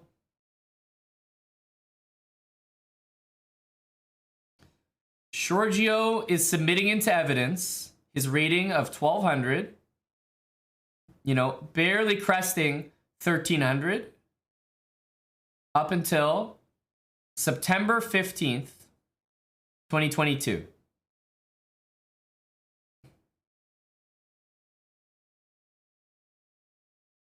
And then that 1300 manifested itself all the way up to 1462, all within the last couple weeks. So our friend Giorgio is peaking.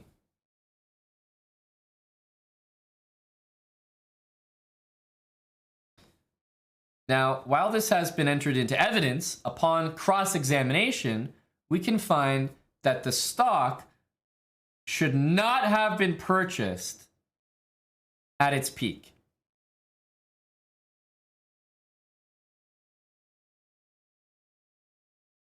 This is the game in question. Allow us to observe. Giorgio with the black pieces. Let's see.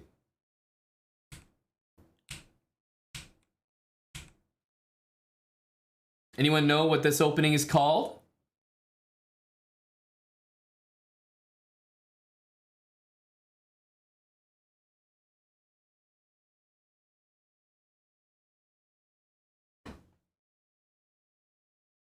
That's right, the Budapest. Indeed. Budapest Gambit.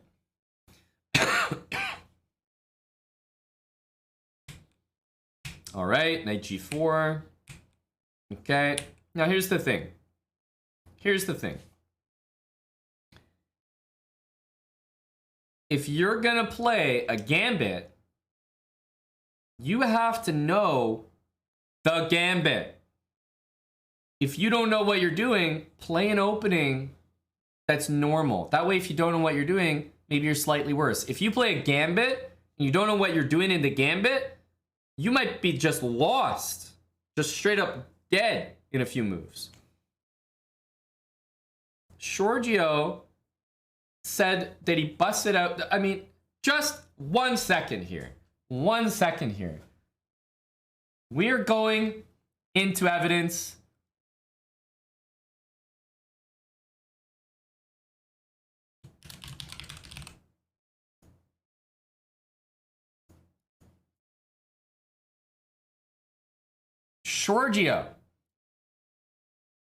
Giorgio's openings.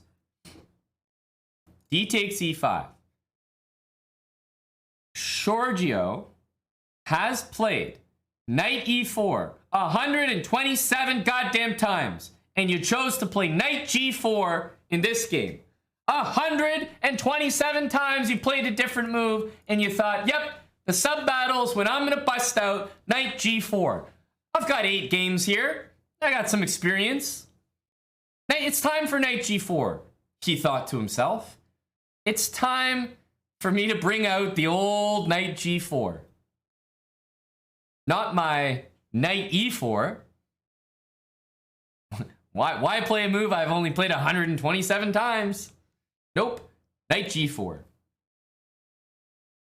Okay, bishop f4 was played. Ironically, one of these games is, of course, the game that we've had right now. Right? It has to be. Or is it not making the cut here? That's not the game.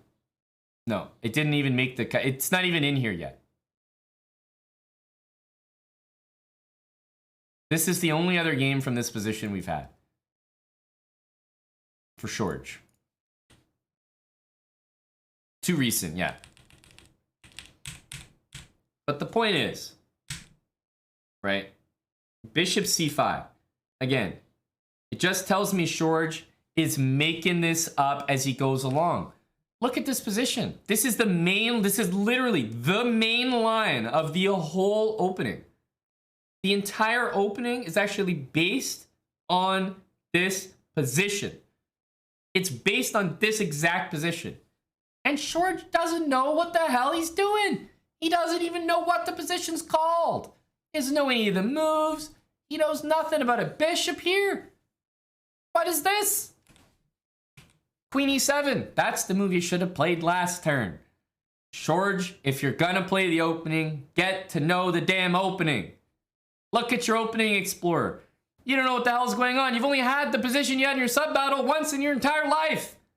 How is that possible? Why don't you play what you know? If you're under 1500, appreciate something. You don't know that much. So play the stuff that you do know. Trying to invent something at low elo will often result in exactly what we just saw. And what did we just see? Unfortunately, we saw castle. Castle. No, George, what is this? Castling. The whole point of this entire opening is what?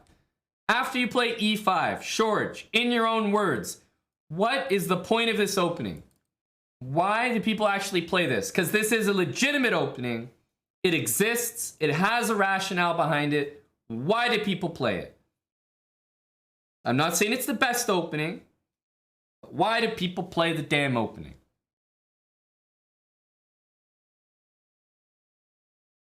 So win the e5 pawn. Yes, to win the e5 pawn. You play here, you go here, and the point is always to take the pawn. That is how you play the opening. If you don't take that pawn, why are you playing the opening? And what we see here, unfortunately, is Giorgio playing the opening exactly as it was designed. Remember, the opening is designed to take this pawn. So what did Giorgio do?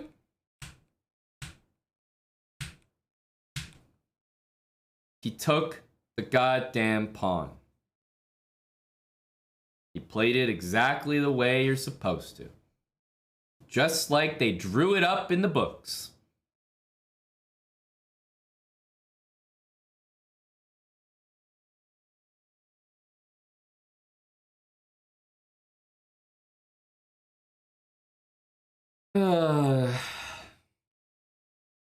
What should we be playing? Yes.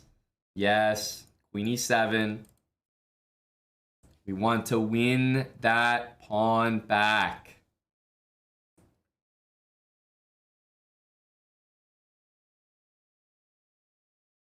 So we started this game getting into big trouble in the opening. We didn't play Queen e7. Still took the pawn.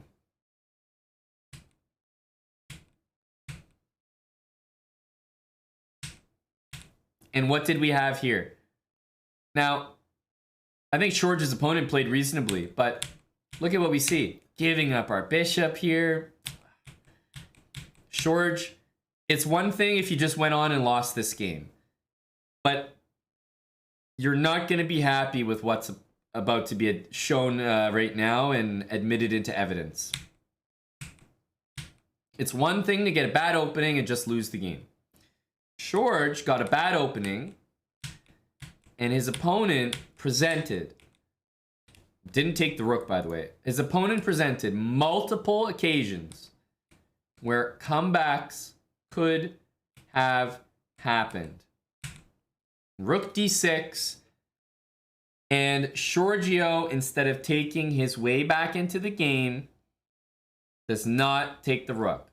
Now, I'm not saying that's an easy tactic, but guess what? When you're down and out, completely down and out, you have to be on the lookout every single move for any shred of a blunder. You have to be like a hawk looking for a blunder. You might not find one. Your opponent might play well. It's a tough move, but you have to be on the lookout for it. And you might be sitting there saying, Amon, you're too harsh on the guy. He's 1,400. That was Exhibit A.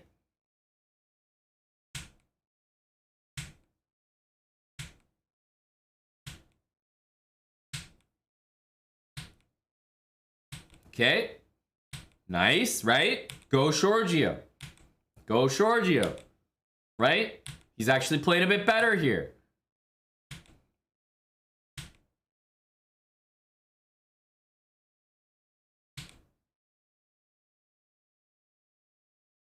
There's a rook hanging with check. We gotta take a hanging rook with check. We must. That's required. A hanging rook with a check was available in this game. So there have been multiple opportunities to not give up on this game. To say, you know what? There's still a chance. There's been 2 full rooks hung by George's opponent. 2 full rooks. So we hang a full piece, don't have any clue what we're doing in the opening. Opponent hangs 2 rooks back. We take none of them. And to top it off, if the move Queen H5 is not to take the rook, at least give me Rook G5 to let me dream of a checkmate with Queen H3 and mate. At least let me get behind the vision of checkmate. Instead, we go here, trade. Of course, if he misses it once, he's going to miss it twice. Now it's not available. So the rook was hanging 2 times here, once earlier on d6.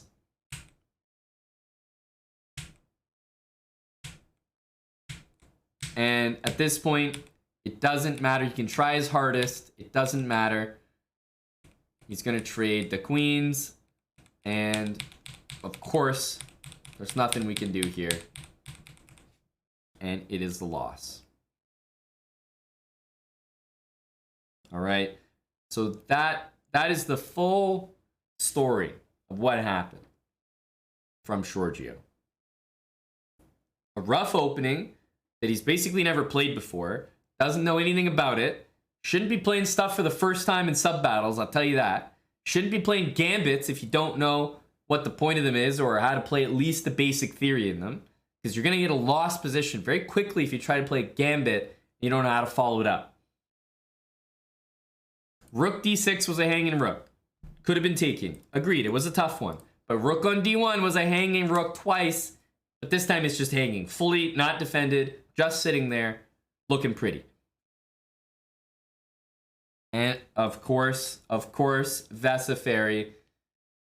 We can't forget Giorgio took the spot from Vlad, a seasoned gladiator in the octagon, a representer in sub battles. He took the spot from Vlad and guaranteed a win.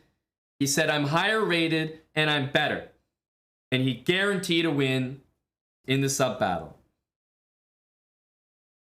This was all said. This was captured on CCTV.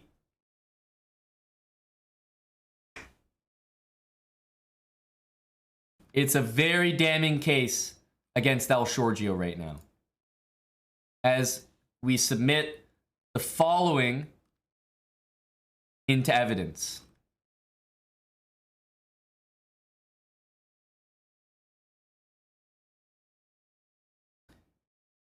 Okay. Go this one here.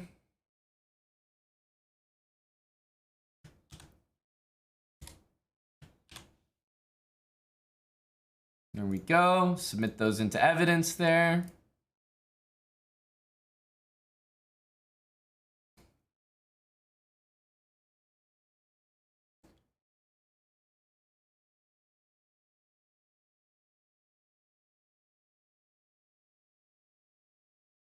Not to mention, as has been provided by Monkey Man, evidence has been brought to the court as well. His chat in Anna's stream, 4-month subscriber, Prime Gaming, Shorgio, coming over from the bras. I want to betray them.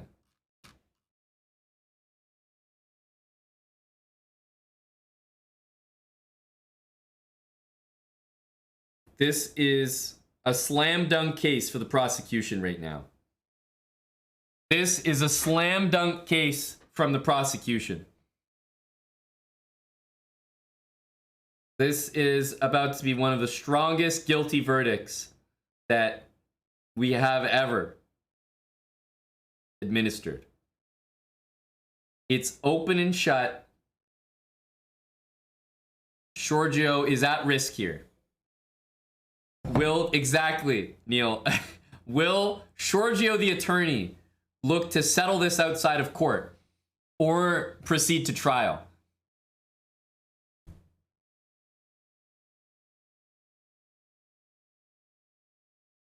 Perhaps a settlement can be reached by all parties involved.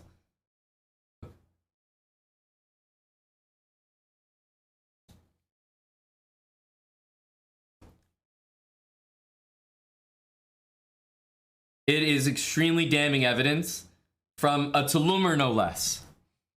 Hello to Nicola. Can the court see the clip of the entire interaction? I'm not sure what clip can be provided. These are mostly text-based interactions. I'm not sure there's really a clip. I was just sort of reading Shorgio's chat as he was signing up to play. So I have the chat logs.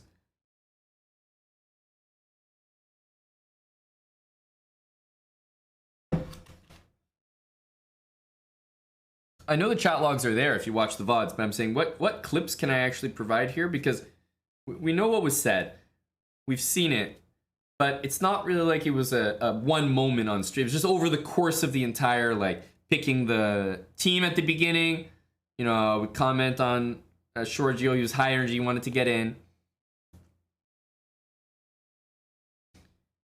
And then Anna, let's not forget, Anna did incriminate Shorgio. We have a big testimony from AnnaCramling. We do have testimony from AnnaCramling. We may need to produce it.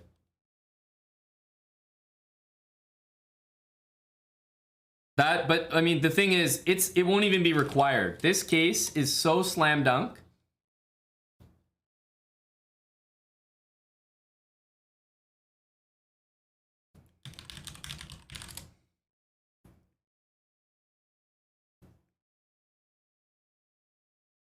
Now, let's see if we can find it.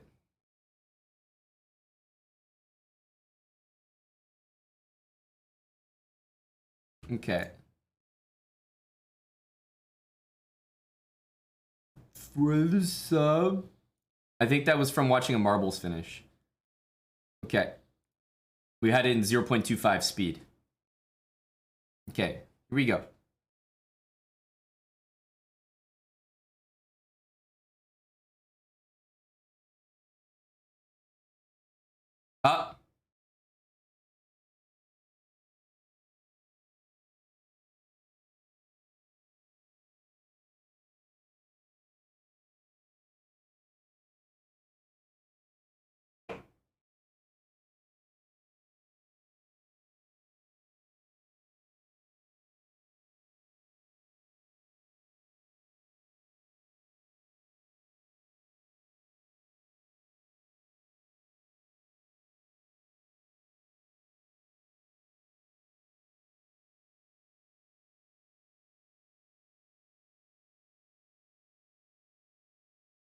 Very damning evidence. That is very, very damning evidence there. A shocking development in the case. Shocking development in the case. She knew, yeah, big admittance in the court of law. She knew what she did. She outed Giorgio completely under oath.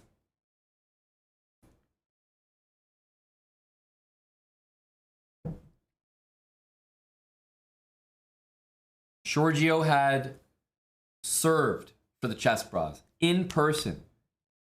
He may have been a mole the whole time. But a chess bra Tulumer has unfortunately been exposed today.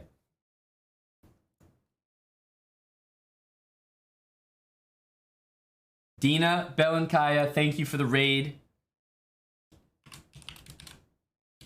The Belankaya, we are doing our tribunal right now. We just had a sub battle against AnnaCramling. We lost the sub battle. We are going over the games and administering bans where appropriate.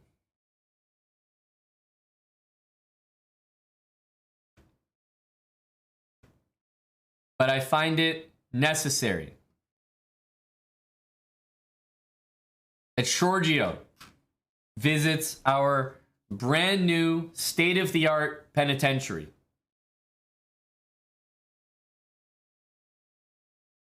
But this looks like a very open and shut case, guys. A lot to say here. A lot to say here. It's not looking good for Giorgio. Hard labor may be necessary. Serious ban is in order. And we will have to work with Giorgio and his team of lawyers on a settlement. But for now, we hold the defendant without parole, without bail.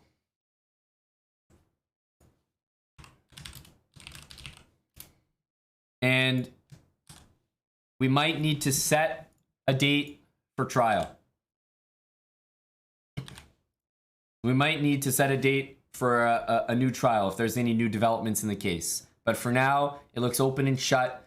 George could be going away for a long time for his actions here today. Until a settlement's reached, we hold the defendant and we find him guilty. Giorgio,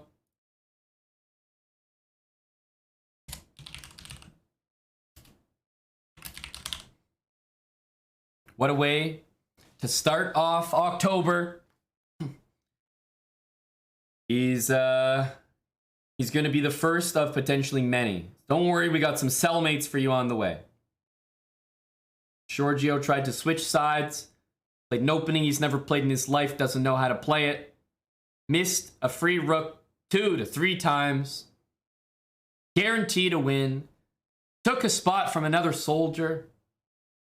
There are a number of infractions, but it all accumulates to an overall ban for Giorgio and a win for the People's Republic of Chessbra. Get him out of here. Guards, take him away. Take him away.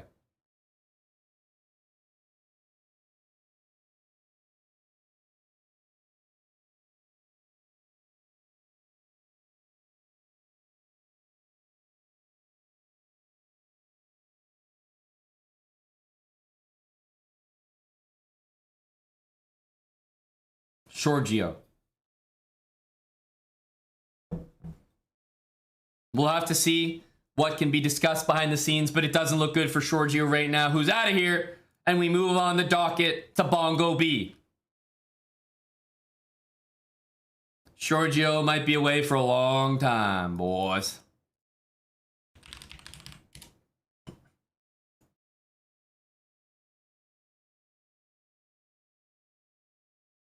Bongo B, happy.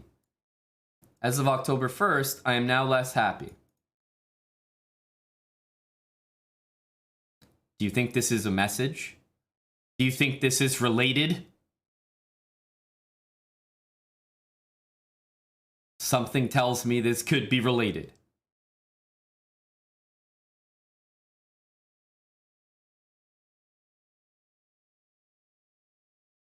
Now, as for the game in question, these are a lot of October 1st games.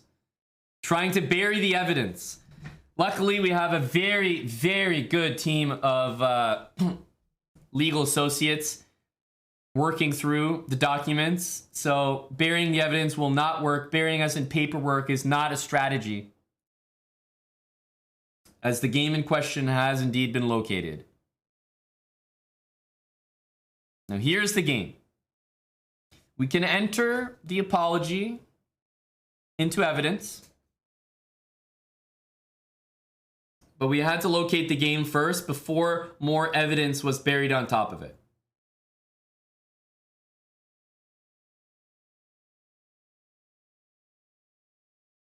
I blundered, I crumbled, I am sorry. Let the record state.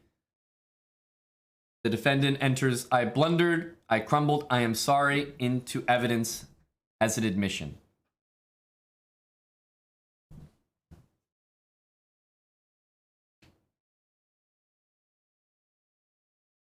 Now, Bongo B with the white pieces. Allow us to take a look.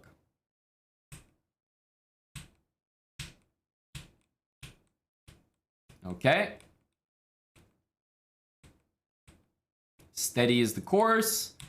Gets the bishop pair. Looks like a good day at the office. Even long castle. I think it's high T and I respect it. Knight h5, bishop e3, great response. Get the knight out of there with g4. I think that everything thus far has been fantastic. And guys, we actually have some lawyer royalty in here. One of our tenured judges, Smooth Mike P. That's right. Smooth Mike P. He's just resubbed for 81 months. Mike P. rules with an iron fist. And I tell you, people respect the verdict of Smooth Mike P. because he doesn't say much. And when he speaks, we listen. Mike P. has been subbed for 81 months to this channel. And he has sent a total of 50 messages. 50 messages over 81 months. When Mike presides, the people listen.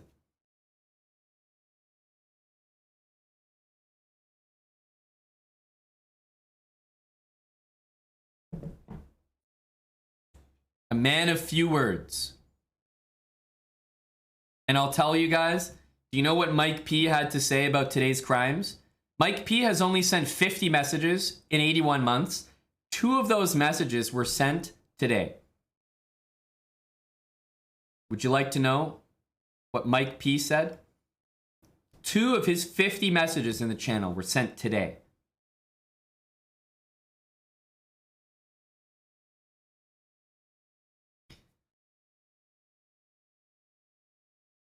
Mike P said, and I quote, "There is no higher crime than this." Redacted, referring to the Giorgio case. There is no higher crime than this.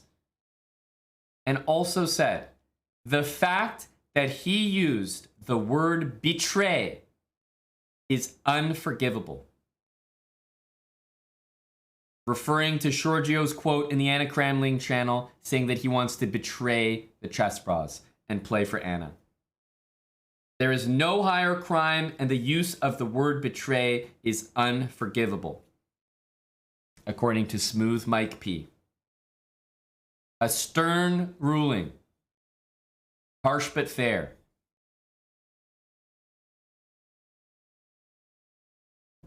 Mike has spoken.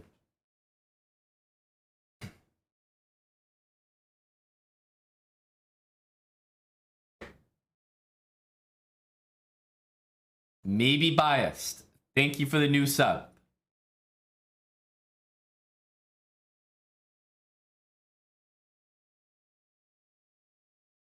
Mike has spoken. And now, proceed with the trial for Bongo B. First of all, this was fantastic. Look at this. White's getting the H-pawn going, opening things up, launching the attack. Now, we've reached the critical position. Critical position. In just a matter of moves, White manages to turn this position, which to most people's surprise, yields an evaluation of about +6. I said in this position, interesting as it might be, I can see 1, maybe 2, certainly 3, maybe 4, 5, 6, 7, 8. 8 moves. Just ideas. Different ideas. Not a single one of the moves I've highlighted was even the piece that was touched. Let alone these exact moves. None of these pieces were touched. They weren't even considered. 4 active pieces. All those arrows, all those possibilities. And rook to e1 was played.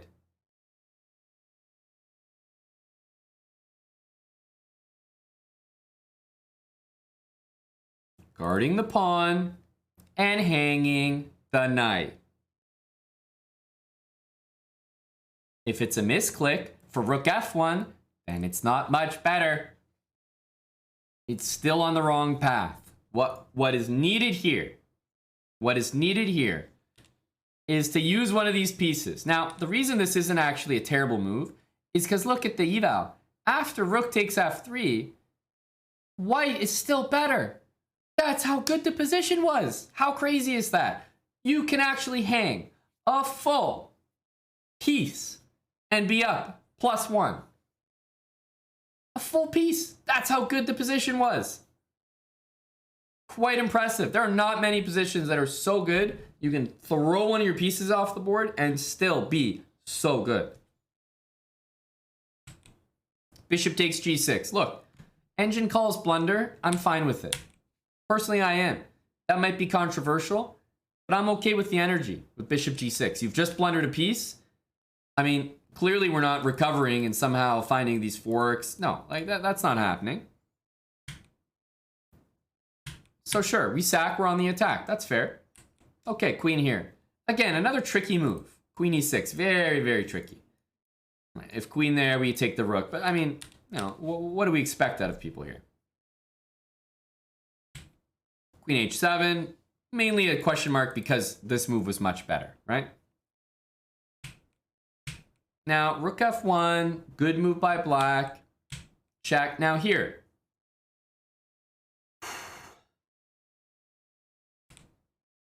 Rook takes f7.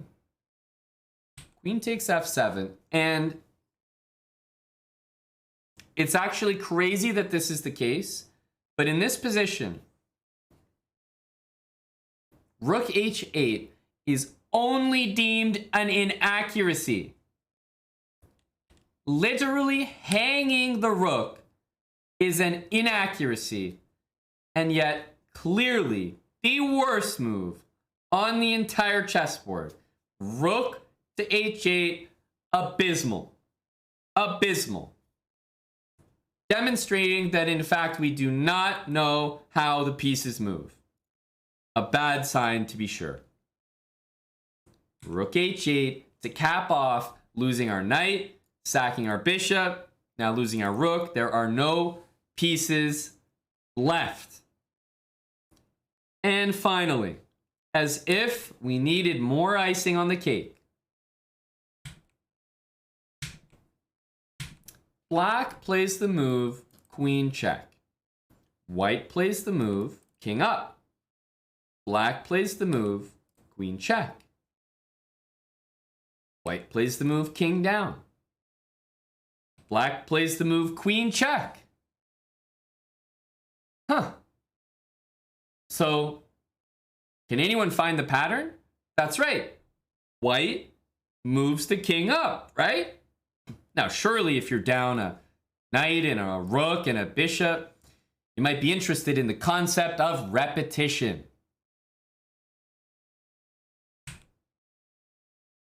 Nope. Let's offer to exchange the queens and simplify the position so my opponent can win the game immediately. Queen d1, playing for the win. Queen to d1. Instead of repeating with our opponent who is up a rook, a knight, and a bishop. As if we needed more reasons to prosecute this one.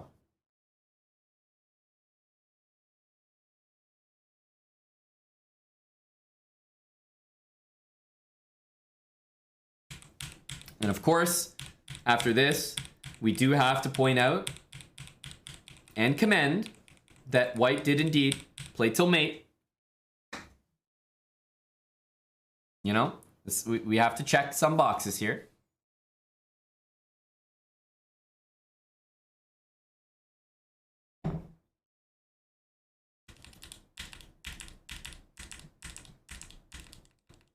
Now, I see a failure to repeat. You always repeat when you're down material. I see literally just a hanging rook, a full hanging rook, nothing to it, just hanging. Very, very bad sign here. Rook h8, right? I also see a hanging knight in a position of strength here, right? Knight g5, bishop takes, queen h2, even a rook sack. All looks great. All looks great. But rook e1 just not playing in the spirit of the position. But actually, before this, there's nothing to say, right? So great opening. Get the bishop pair. Long castle energy. Launching an attack. Great, great, all great. But how quickly it comes crashing down as we hang a piece. We sack a piece. And then immediately we hang pretty much our only other aggressive attacking piece. Rook h8. And then we don't even bother repeating the moves. Who knows what might have happened? Multiple offenses. However, it has been submitted into evidence, first of all, that they played on until checkmate. It's also been submitted into evidence. The following formal admission of guilt. I blundered, I crumbled, I am sorry, as well as a tearjerker for the jury. Happy, but as of October 1st, I am now less happy.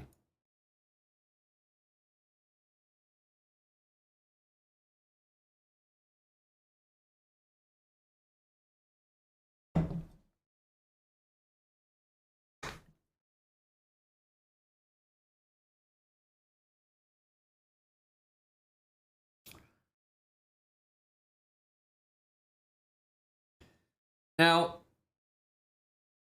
it's true that no sob story works on this jury. Indeed. Also have to point out that Bongo B is indeed present for court, has been here the whole time,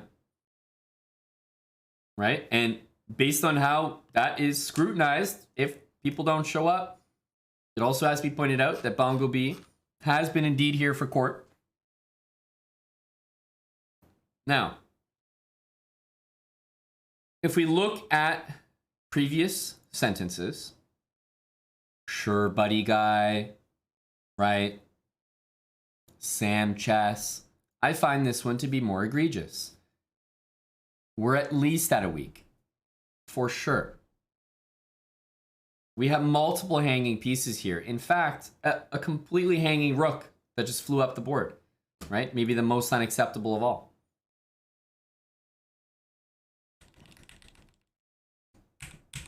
This move is the most damning. Correct, DK Surf, the bare minimum. Now I have this at more than a week. I find there to be too many hanging pieces. Yes, a good start, but too many hanging pieces. The apology is noted, and I'm going to proceed with sanctions. We're going to go with a sentence of, first of all, the removal of this statement. Second of all, 10 days.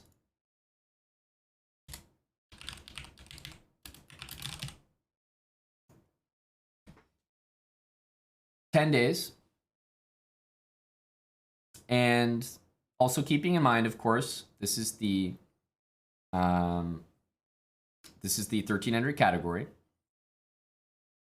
10 days and a sanction from Chess Bros sub battles until basic habits are respected. So community service will involve watching the Building Habits series, !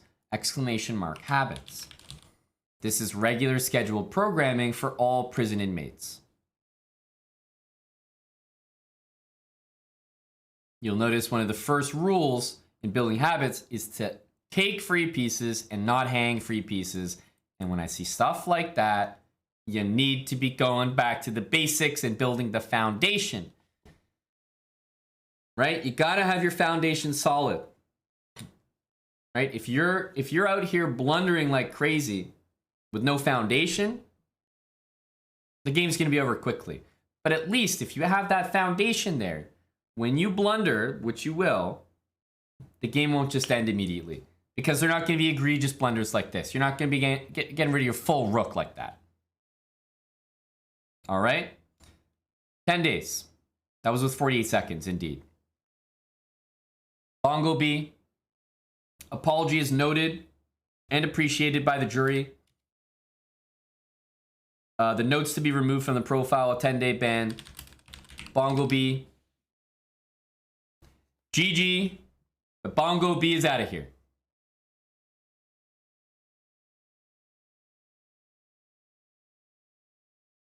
And there we go. And we move up the docket to Champ 1977.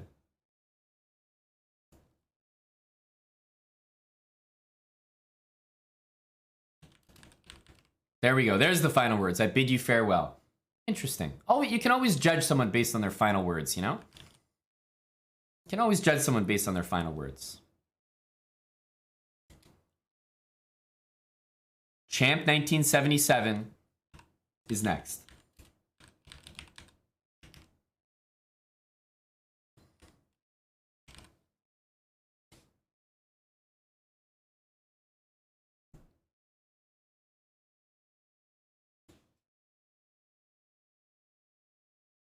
All right.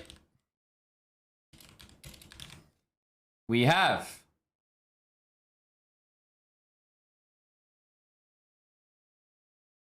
Champ 1977. Dr. Lord Mayonnaise is reaching out from the colony of high sparrows of the VIP variety with a motion to bring on Moist to trial in place of the offender Champ 1977. Champ 1977. Here we go. Let's observe. Okay. Something tells me that this was not just added. Something tells me that this might have just always been there.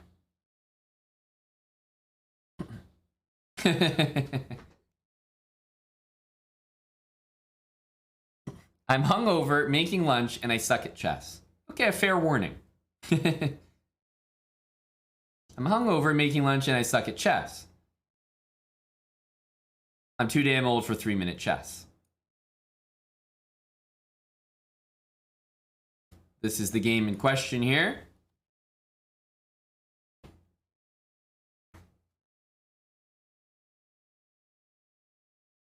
Frosty Balrog, thanks for 22 months. Matt Amoroso with a gifted sub. One Swishin, gifting a Bluebarian. That's, whose opponent was that? Bluebarian? Bongo, that's right. Beezeldub Chess, thanks for a gifted sub to Suzanne. Lily. Welcome, Suzanne. Nathan93, thanks for the prime sub. Nicola with 1,000 bits earlier. Hello to Nicola. The Music, a big reset for 46 months. Mishari99, 3 months with prime. Roscoe the Big Man 13, thanks for the 5-month resub as well.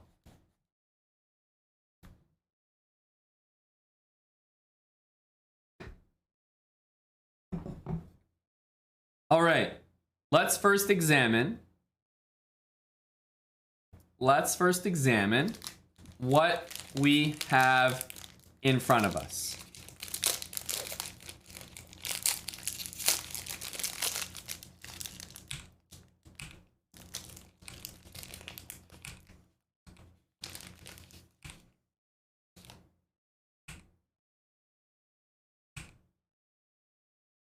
A good move. It did take time to do. I'm not gonna lie. But best move. Another great move.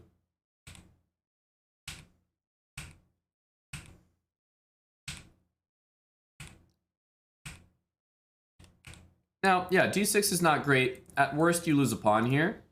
It was taken in the wrong way, and then he didn't take the pawn.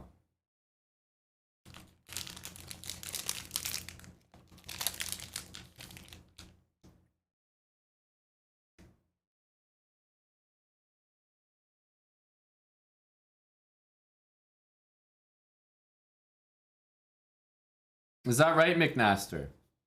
You don't blame Champ for this one, eh? Interesting. Interesting.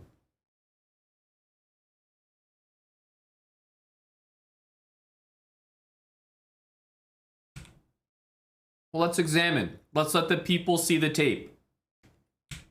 Okay, bishop g4, nothing wrong with that. Nothing wrong with that. Nothing wrong. Again, no moves that are concerning thus far. I don't know what you guys think of the game, but at most he's hung a pawn here, right? At most he's hung a pawn.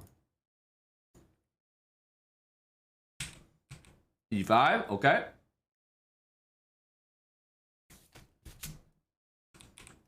Bishop back, sure.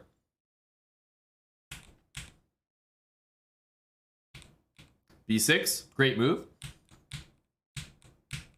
Queen b8, a little bit creative here. A little creative. Queen b7, but okay. Having said A, you have to say B.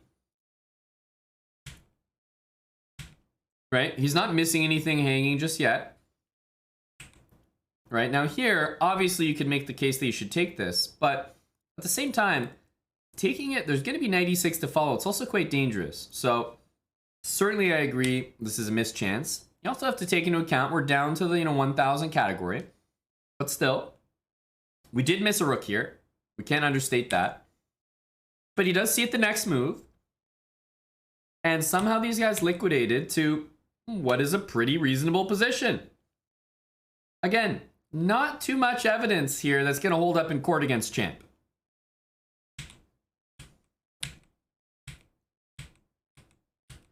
Some normal moves. Okay. A3. And actually, probably the move of the match. Queen b2. And played in 1 second. Queen b2 by Champ. Board vision. Covering checkmate. And if white takes, you take back and you queen the pawn. So Queen b2 actually coming in as one of the higher class moves of the game. Rook c6. Okay, take the pawn. And after rook takes b6, we do see the first real offense as Champ runs a red light in his Chevy truck here. Queen to b2. Not even classified as a blunder because you know what? Rook to b7 is going to lead to some pretty nasty mates soon. And guess what? This queen doesn't have a lot of places to move. Queen b2, of course, a huge blunder. He gave away the queen. It's bad. It's real bad. And from here, the game was lost. Not much to do. Another queen was made. Champ's not flagging anyone out here. So, I present the game to you, the jury. How guilty do you find Champ 1977, who seemingly played a game with almost no blunders? No, he lost the pawn here. All solid moves. All solid moves. He came up with his own plan here to activate his queen. He saw the rook eventually. That's a long diagonal for a 1000. Pretty even the whole way. He's just a little bit slower than his opponent. He's an old guy. He's an older lad. Queen b2, honestly, incredibly impressive. But like he found the incredibly impressive queen b2, he also found the blunder queen b2. And the game is completed. How does the jury find Champ 1977? In a case where I don't think there's a lot to it. Of course, not every loss is ban-worthy. We even had one last battle that wasn't ban-worthy.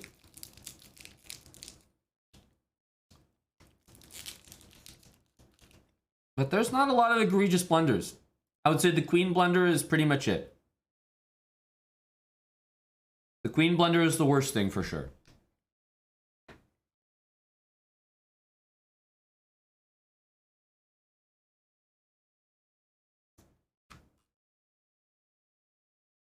We have Mick Naster coming in with 10 subs. He wants to make it known that he stands for Champ, and most importantly, he stands against the rodents. Eviscerated has come in with 10 subs. He's seen the facility that we have at Chessbra. He's seen the 5-star treatment that we have.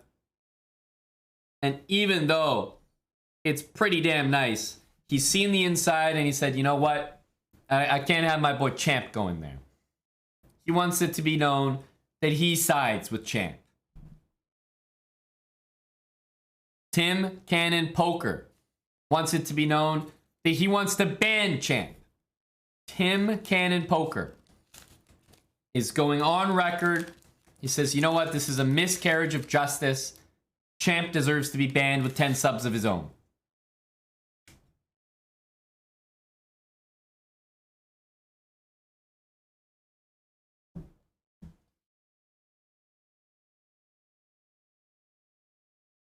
Indeed, a strong point. Indeed, a strong point, Dr. Lord Mayonnaise. As Mick Naster and Eviscerated both carry a certain weight around here with a VIP badge. We're also talking about Champ 1977, a VIP on his own. 10 subs from Tim Cannon Poker without a strong case against Champ is not going to be swaying the teary-eyed jury here. Champ is making a statement for his own innocence. He's repping himself in this case. Champ 1977 has gifted 20 subs himself. Looking to put the entire thing to bed, settling outside of court. No need to go to a trial. I think at most it is a parking ticket for Champ. A small misdemeanor and a slap on the wrist and a reminder to Champ not to do it again.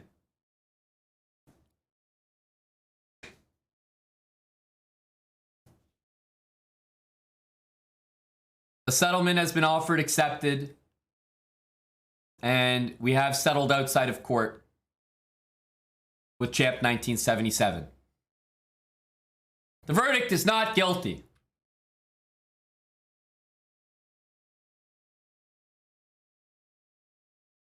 Eviscerated McMaster, champ 1977. It's a not guilty verdict. Champ walks. That's right, Tim Cannon Poker. It's just like the real legal system here.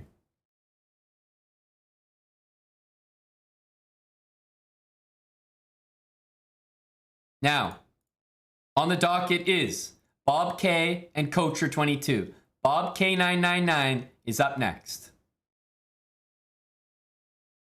Champ, it really wasn't a bad game, but the time is always going to be a struggle.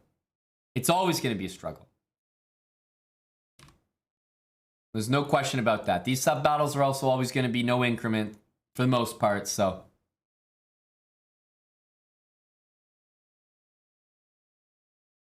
Now, Bob K is up against it right now, guys.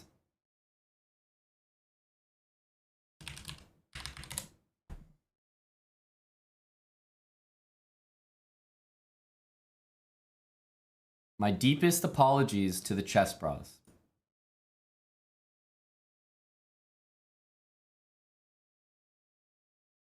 The evidence has not been hidden.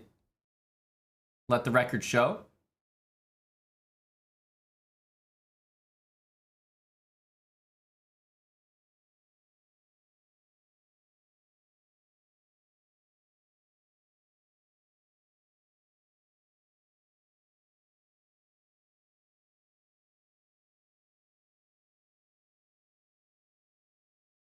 Bob K with the white pieces.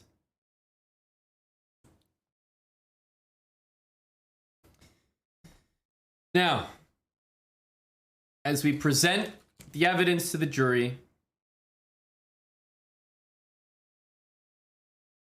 everybody strap in for 10 mistakes and 7 blunders.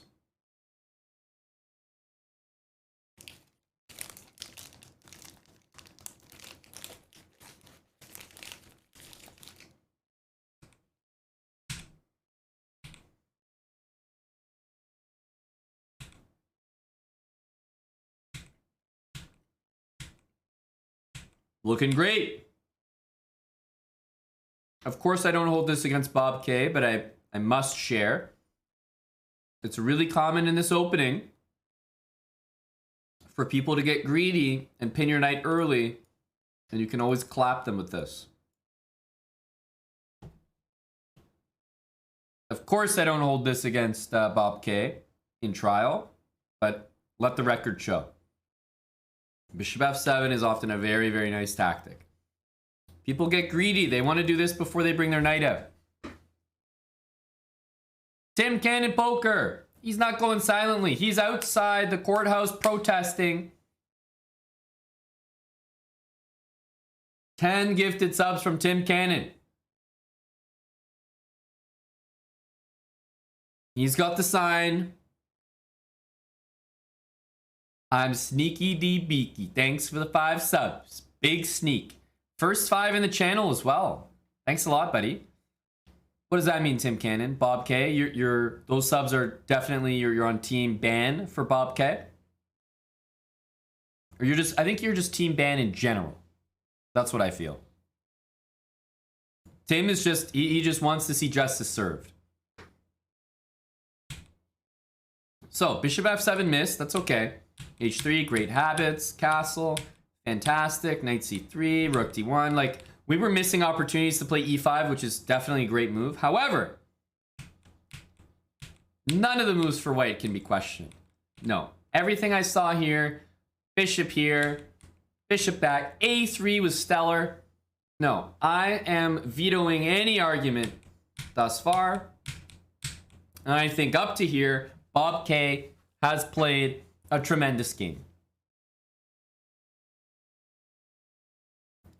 Mansers has also come in with 10 gifted subs. Mansers is pre-moving the ban. This ain't even marbles, and my guy's out here pre-moving a ban.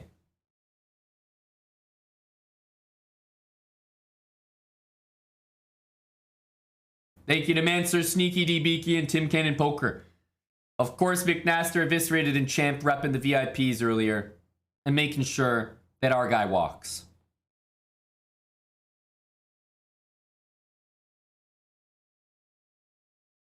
Java Bandit is introducing into evidence that he played a warm-up game against Bob K in a modern, which was played against him in the battle.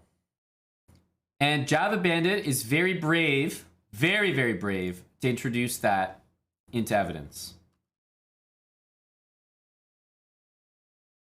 Considering how bad it makes Java Bandit look.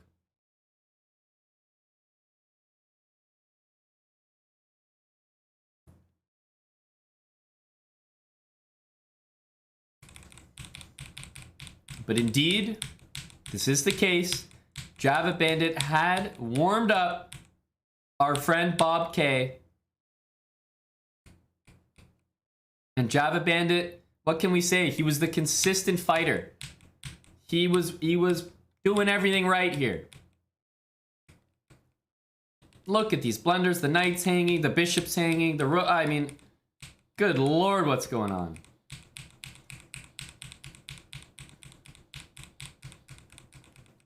The G2 pawn's been hanging for like 50 moves.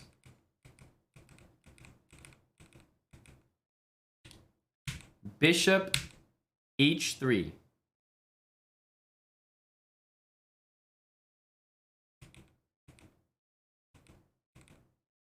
Wow, a brilliant move. A brilliant move. Holy smokes. A brilliancy.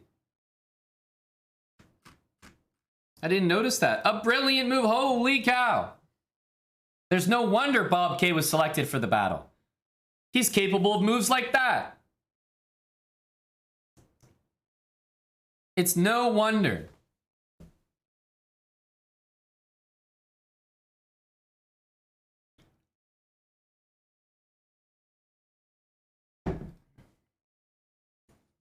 Easy GM draw.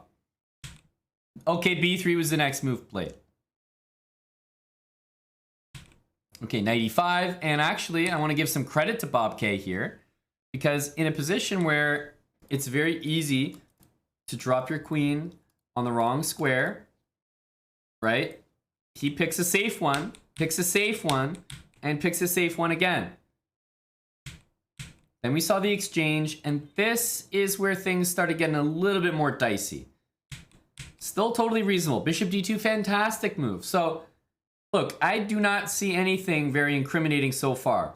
But this is a typical Bob K game of chess. What we need to do is take this knight. We need to get rid of it. Bishop e3 leaves the knight open, which is a crime that we have seen multiple times.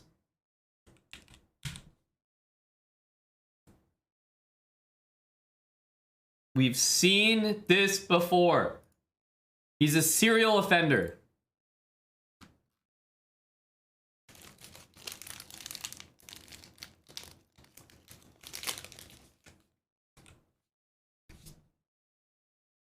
Okay, knight e3.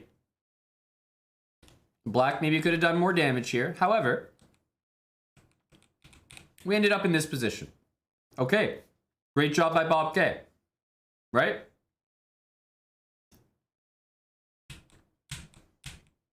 Now here is where, as a jury, we have to pay strict attention. Everybody ready?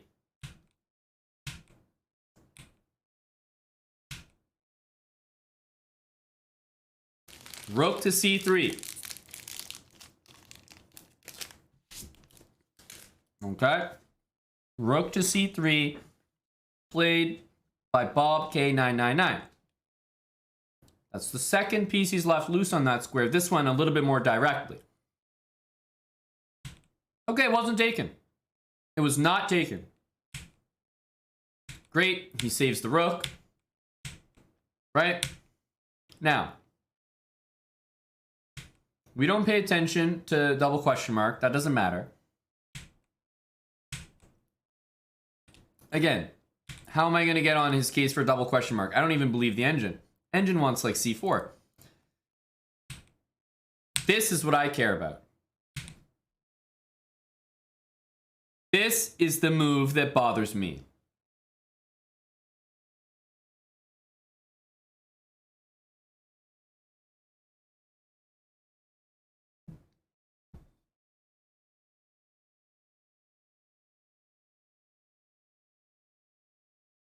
bishop d3, hung the entire rook with check, and would certainly lead to mate.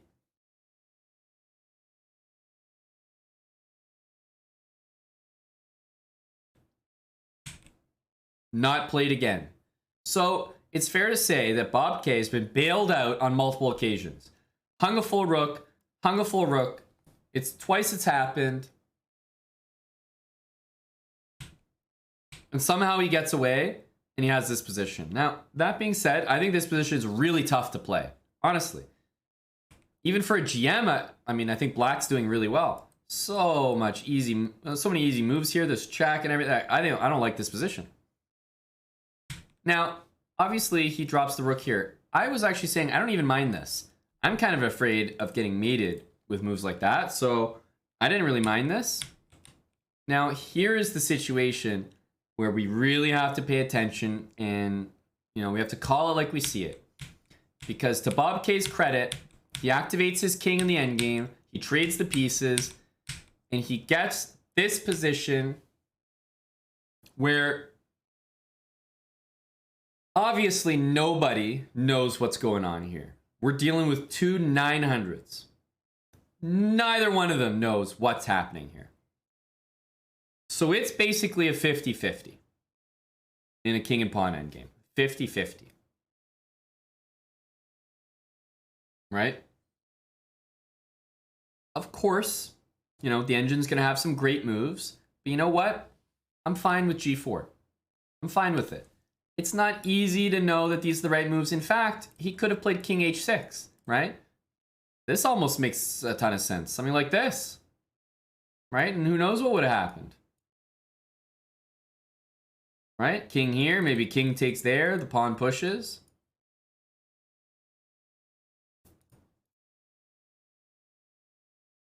Maybe it would have been this.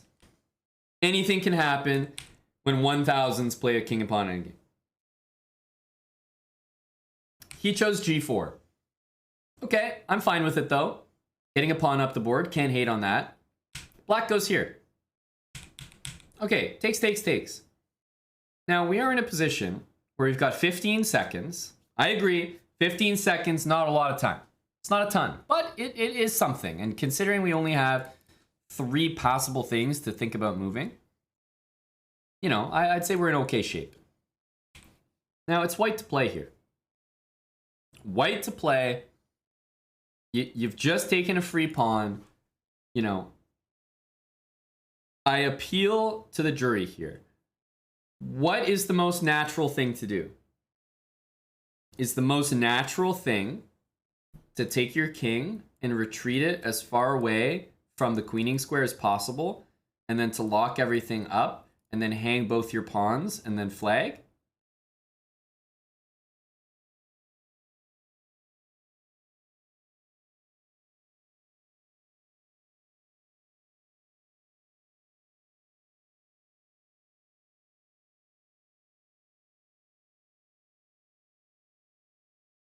Now, of course, using 20/20 hindsight, of course, we can say that king g6 is the move.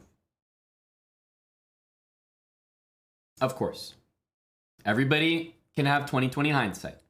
So I'm not saying this is the most obvious move at the time. Now, let's assume it's not. Let's actually go with Bob K's move, because you know what? I don't even really mind this. But I tell you what we do need to know. We do need to know that this pawn needs to start pushing as soon as possible. It needs to push as soon as possible. Right? If you don't push this pawn, what are you really doing, right? That's your one angle here. You've got a pawn that they don't. So we got to start pushing this. So king g4, sure. Get out of the way of the pawn. I'm fine with it. But let's start pushing. Let's start pushing the pawn. Instead, we're moving our king again.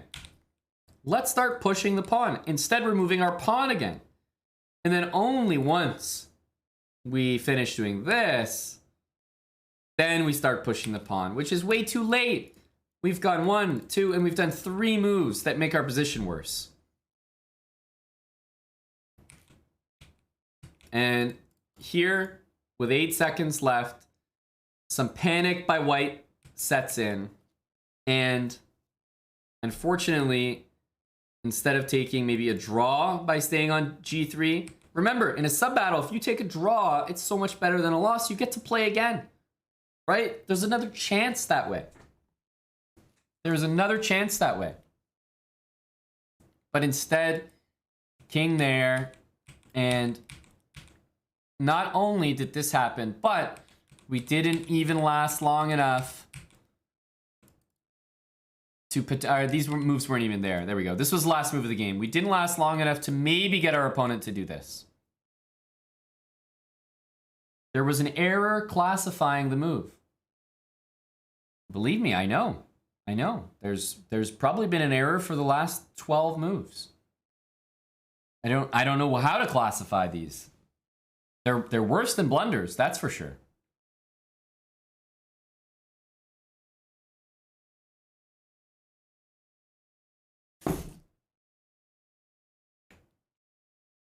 Now, let's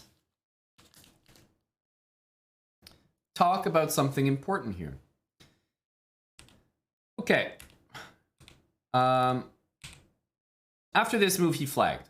Okay, but let's say you had 0.7 seconds, all right?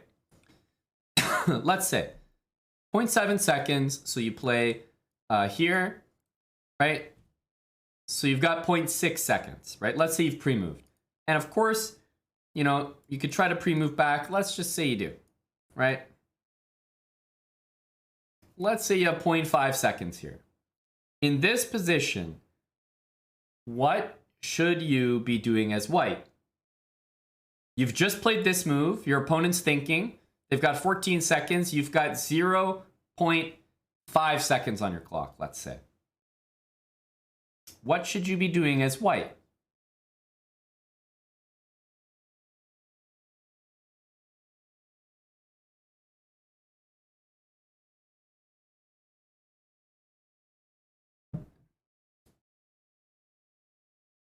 No, you don't pre-move just anything.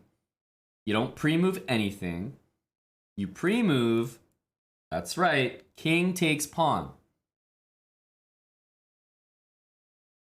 You don't pre-move anything, you pre-move king takes pawn. Because if the king guards the pawn, it has to guard the pawn from here. And if your pre-move gets canceled, it's because it is a draw, a stalemate. If the king moves anywhere else, then you want to take that pawn immediately. Get it off the board, which will also draw. Of course, the king can't move here either.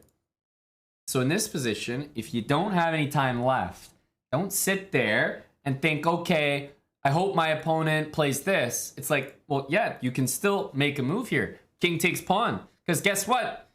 If you're sitting here thinking, okay, it should be a draw, and your opponent goes here, you're going to flag because you didn't take the pawn. Pre-move capture. If your opponent's only other idea is king here, pre-move capture. Of course. Only good things could happen that way. Now, as for this monstrosity of an endgame, king and pawn endgames, when you got to pass pawn, escort that thing down. I'm pretty sure in building habits we talked about this. I've talked about this a few times, right? You gotta walk the girl down the aisle.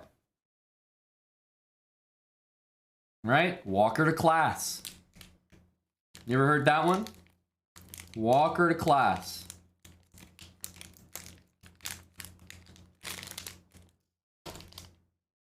Unfortunately, we took steps backwards, pushed the wrong pawn, and by the time we pushed this pawn, it was too late. Black should never be winning a king and pawn endgame when they only have one pawn. All right? Important. So, the endgame. Very suspicious endgame. 2 full rook blunders, aka should be the end of the game. Full rook blunders. Got away with some. Otherwise, pretty solid game earlier, right? Some moves here that weren't really great, but okay, not big blunders. But 2 full rooks. 2 full rooks and a king and pawn endgame. We are up a pawn, but somehow you managed to lose. Now, Bob K has donated 1,000 bits and says, in my defense, I am a sub 1,000 who had no time left. I'm an 11-month T3 and my crimes were not as egregious as some of the others, especially based on rating.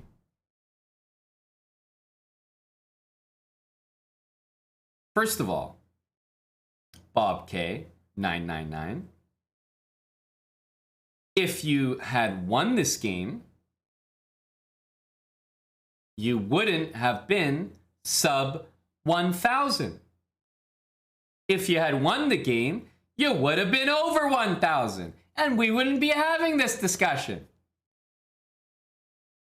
Next, 11-month tier 3. You're not wrong, and absolutely the court takes into account all status that the defendant possesses. Your personal effects will be noted and definitely issued into evidence. But if I see 2 hanging rooks, which should be the end of most games, hanging a full rook, 2 full rooks, and an end game that needs some work, first of all, the sentence will stand and it will include working on your end games. That's right over here.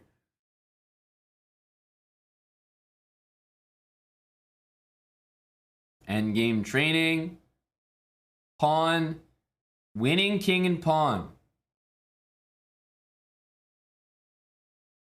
You'll notice, Bob K, that there's actually not a section that represents what you did.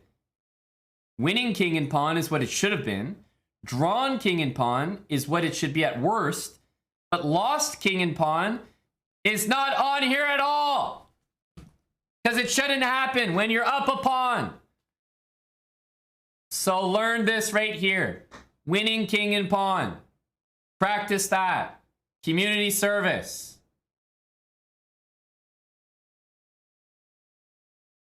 Now, we will be seeing a ban for Bob K999. Indeed, taking into account everything, I find the offenses to be quite similar to our previous case. Quite similar.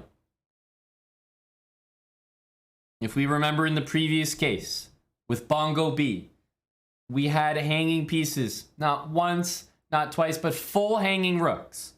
Full hanging rooks. In this case, we had 2 of them. And we had an end game that needs some working on. I find it to be very similar and hand out a very similar punishment.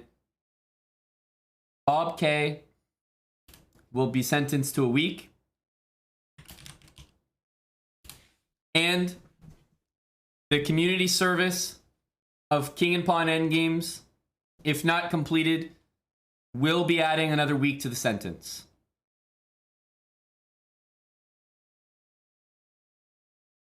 So I recommend Bob to jump into the chess.com endgames, stick to your community service, stick to your hours, improve the king and pawn endgames so that when you get to that position, if you manage to make it that far, that you take your chance when it's in front of you.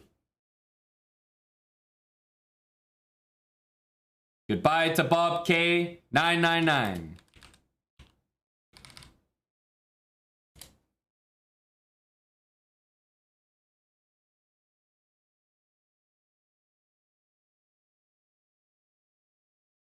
And we've reached our final case on the docket today.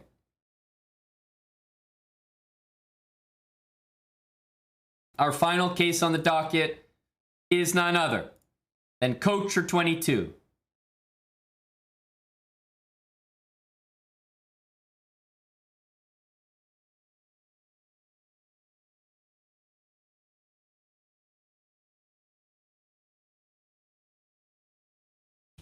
Coacher 22. He is here showing up to court. Not hiding the evidence. No sob stories. No nothing. Kocher's real. He knows what he's done, and he's here to face punishment if deemed appropriate.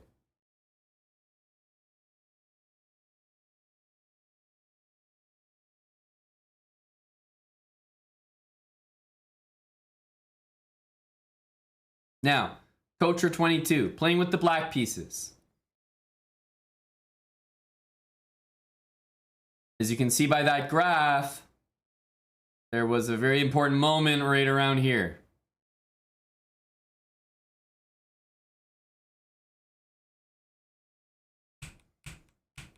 Now, there's a reason that Kocher had such a great advantage. Do you guys remember?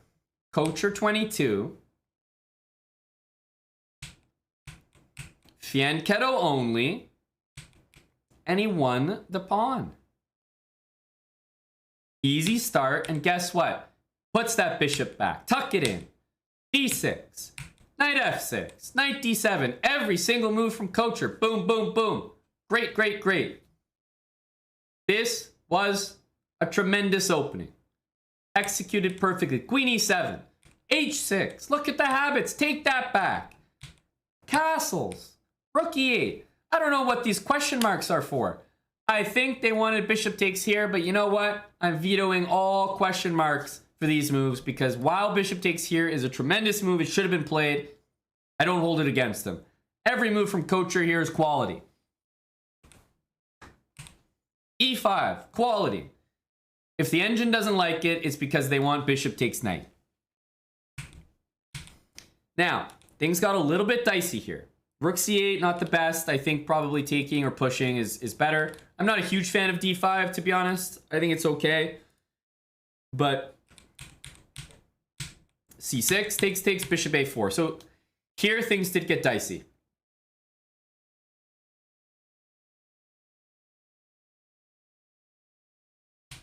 Rook d8, and white should be taking this because this is pinned, or taking the knight and then taking this.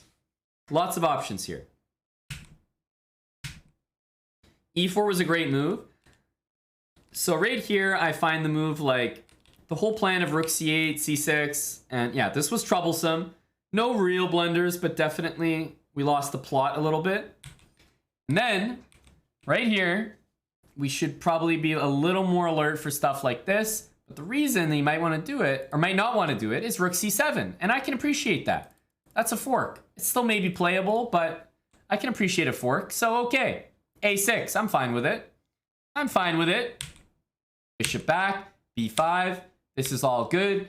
And we are actually so close to the end of the game here. The game is going to end abruptly. It's going to end in a single move here. It looks like it's a pretty flawless game from Kocher 22. And you know what? He just comes up with a pretty nice plan of doubling the rooks to protect his pawn.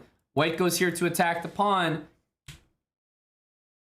And he just defends it because hey, he's executing a plan. Doubling the rooks on an open file behind a pass pawn. He defends his pawn.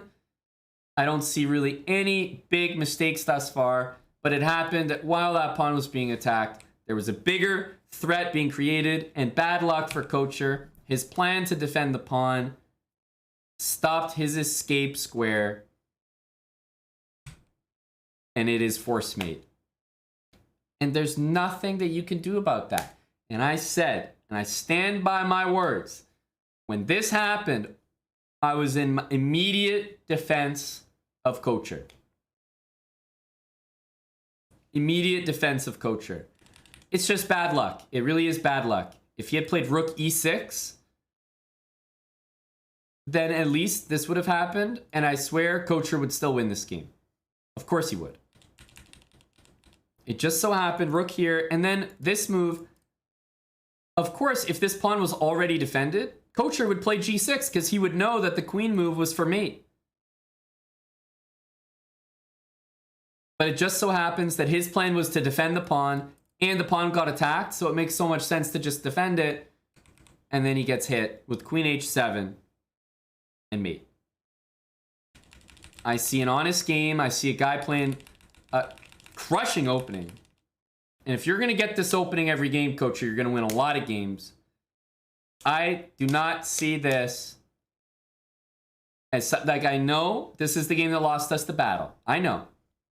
And that, to me, is reason enough for Coacher to get it banned. Because at the end of the day, it's a high-profile match. It's a high-stakes match.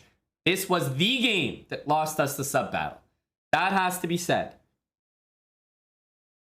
I find that a ban needs to be served. A short ban, obviously, because I think I was in full defense of Coacher. I don't think that this game is bad at all. In fact, I was immediately in his defense. I think it's great. Tremendous opening. Really bad luck with the way that tactic worked out. But this was a must-win game for the boys. It was needed. Coacher didn't deliver, and at the end of the day, there's no excuses for pressure. This game had to be a win, and Coacher couldn't deliver that for one reason or another. We can sentence Coach to community service of 100 puzzles, but I find it necessary to have him visit our state-of-the-art chess prop penitentiary for at least a day. This was a letdown for the team, and while it's not totally his fault, there are punishments in place for that.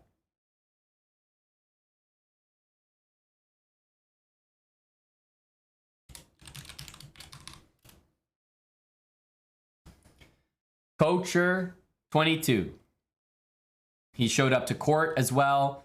No nonsense, didn't hide the evidence.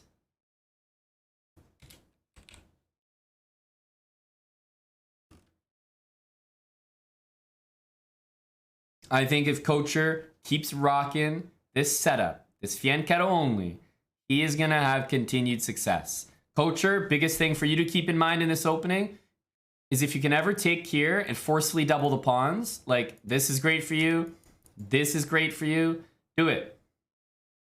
Do it. First of all, you're up a pawn, and you're often going to be if that's a threat. But if you can ever double their pawns here, do it, man. Do it in a heartbeat. That's the reason the engine didn't like so many of your moves and gave you such a bad, such a bad accuracy. Because they wanted you to play this move probably every single turn. You're up a pawn. This is a piece trade, and oftentimes you'll get your opponent trading queens as well. And you just simplify, take him to the end game, use your extra pawn. Such a solid structure. Everything defends everything. Right? And try to avoid playing d5. You did play d5 in the game. Right? You don't really want to block your bishop. That's why the engine is once again saying, dude, take this. Right? Stuff like this. You're just crushing here. 2 extra pawns. You don't even have to take that, but it makes sense. More rook trades. Move your knight. Move your king in the middle. Trade, trade, trade, trade, trade. However, Coacher, he's gonna be serving a ban here. 50% accuracy. Check your puzzles there, Coacher. Watch out for those double attacks, especially that queen and bishop battery. When you see it lined up, take care of your king first. Coacher 22 is going to eat a ban here, but he'll be back in very short notice. Coacher 22, any last words, buddy?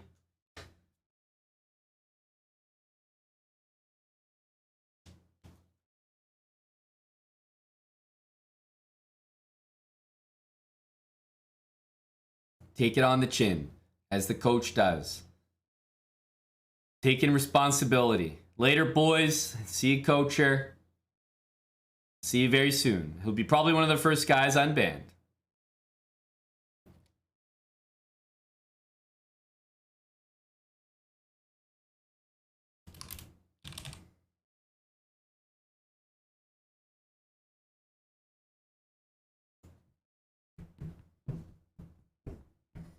And that is everybody. That's everybody who lost today.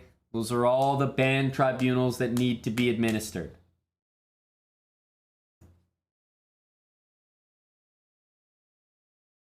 And now on to Moist. Yes. Moistad. Moist has done a good job staying out of prison. He's done a good job.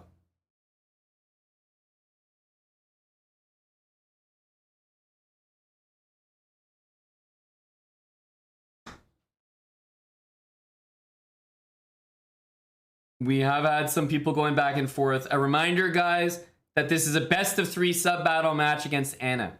The point of these bans is a reminder to be better and do better. While we ban, we also offer advice, and we also want people to take the ban as a reason to study some chess, practice their opening, go over their game that they lost, and make sure it doesn't happen again. Because we got to win this next sub battle, and it's probably coming up next weekend. So in about a week's time, Anna and I will get it scheduled. I'll let you know when it's going to be, but we're going to have the 3rd and final sub battle for those 100 subs that we bet. 100 subs on the line. Anna won, so it's 1-1 right now. But it's important. We got to win that next one.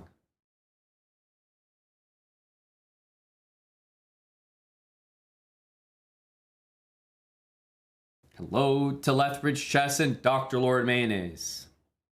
Wow, Lethbridge Chess has a date. Fwark. Yeah, that works, HBM. I haven't chatted to her yet, but obviously I'm flexible, so I'll get in touch with her. No rush, but we'll do the next one soon. 2 weekends from now might work better for me as well.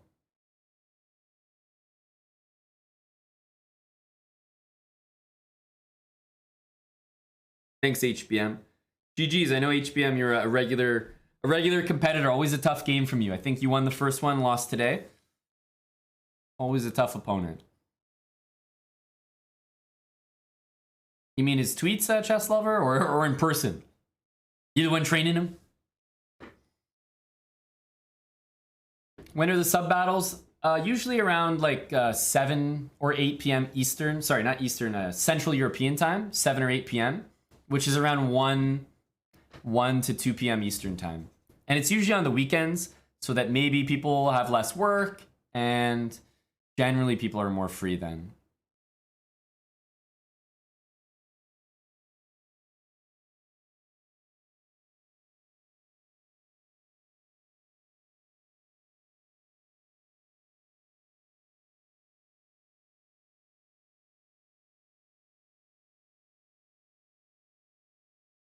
Yeah, Matt Amoroso, we haven't talked about him. He won the last game. Obviously, he's not on the ban tribunal, but the point is, you had a great game, Matt. Like, a very strong game. And it's just a shame that we never got to you. It's a shame we never got to you where your game actually impacted the result. Because something tells me you would have pulled it home for the boys.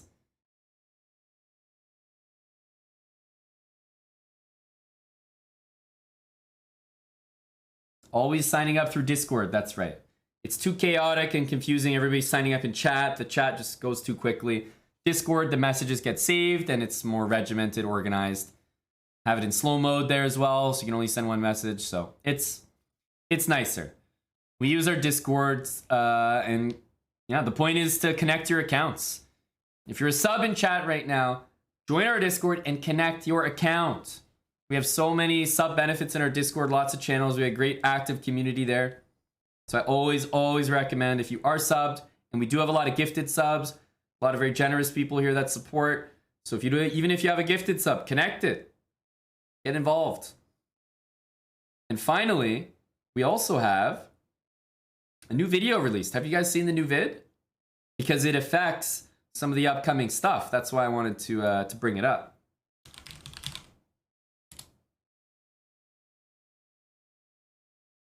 All right. It's this video right here. I want you guys to watch it. I don't want to play it right now. I want you guys to go watch it. But here's the video. It's called I'm on Team Magnus. Check it out. Just released.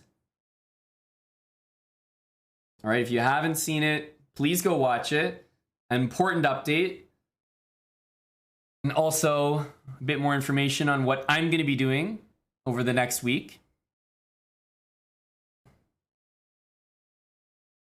Okay, but Eric's going to be playing an event along with Magnus. I'm going to be doing commentary. That's going to start Monday. Monday, bright and early. I'm talking 8 a.m. Eastern early.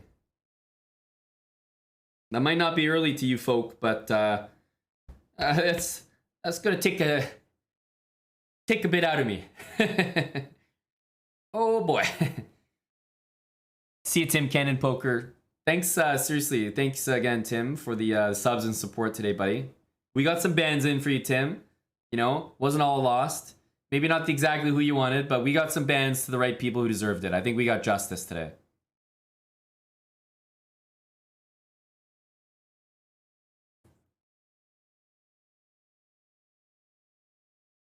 All right, so watch the video. If you haven't seen it, !newvid. It's also the latest video on our YouTube channel. And know that starting on Monday, I will be doing commentary right here on this channel for this tournament that Eric's playing. So he'll be playing some very strong games, some over-the-board chess. Eric's not in the country right now. He just left. All right, so he's going to be competing with Magnus in a very, very serious tournament called the European Club Cup. If you don't know about it, it's not really the most publicized event, doesn't have the most coverage. We're going to cover it. It's full of top grandmasters in the world. Magnus is playing, etc. All right. That starts Monday. Tomorrow, I'll be doing commentary on chess.com. Once again for their chess.com Global Championship. All right. So I will be doing commentary there. And right after that, I'll be streaming here later in the afternoon, like 4 p.m. Eastern. So I'll be back streaming tomorrow 4 p.m.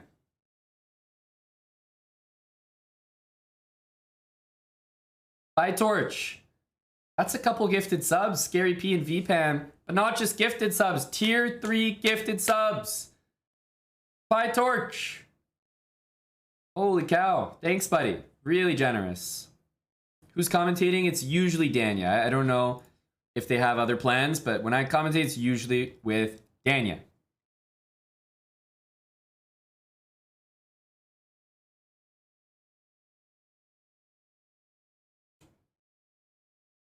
All right, so that's what's coming up. Commentary, 8 a.m. bright and early on Monday. Another Anna sub battle probably in the next couple weeks. Commentary this Sunday. Commentary next week as well. We're going to have a stream with Toph next week. Chess boxing. Check out my Instagram. I'll be posting, if not today, probably tomorrow, some nice behind the scenes chess boxing prep stuff. Some some thirst traps for y'all. All right, I am out. Our ban tribunal's done. Go watch our video. Latest YouTube. And most importantly, guys, !300K. You know who Yasser Sarwan is. We love him and we want to get him to Toronto. And we're doing so if we hit 300K followers on Twitch and 300K subs on YouTube. If I go back to the beginning, I can think Yasser was here for so many of these milestones, and Yasser always likes to set a goal before he comes back. We want to bring him to Toronto, make some fun like commentary, content, behind the scenes, vlogs. Yasser content is exclusive, and he always likes to set a goal. So he said 300K, and we'll do it. So that's what we're doing. Trying to get to 300,000. So if you click the heart button on the stream right now, helps a lot, means a lot. It's free to do. Same with subbing on YouTube. Post notifications on. We have a few places you can sub. Chessbro Extra, main Chessbro channel. I thank you guys for the sub battle today. We didn't come away with a win, Sag, but we still did well. We got our bans in. An effective tribunal, I hope you will find. But I'm done for now. I've been yelling all day. I'm going to recover for tomorrow's commentary on chess.com, but I'll still be streaming tomorrow, 4 p.m. Eastern. See you guys in the afternoon. I'm going to send the raid off now. And I see that we've got quite a few people streaming here, but I'm going to send the raid over to AKA Nemsko, who's over in LA now. Moved out of Toronto. Left the boys. Sag. Thanks for watching. Thanks for hanging. Rip the sub battle, but we'll get them in the best of 3. Mark my words. Bye for now. Thanks for watching. Wave bye to your streamer. Bye. See you guys tomorrow. 4 p.m. Eastern. I'll be back. Rating AK Nemsko. Go say hi.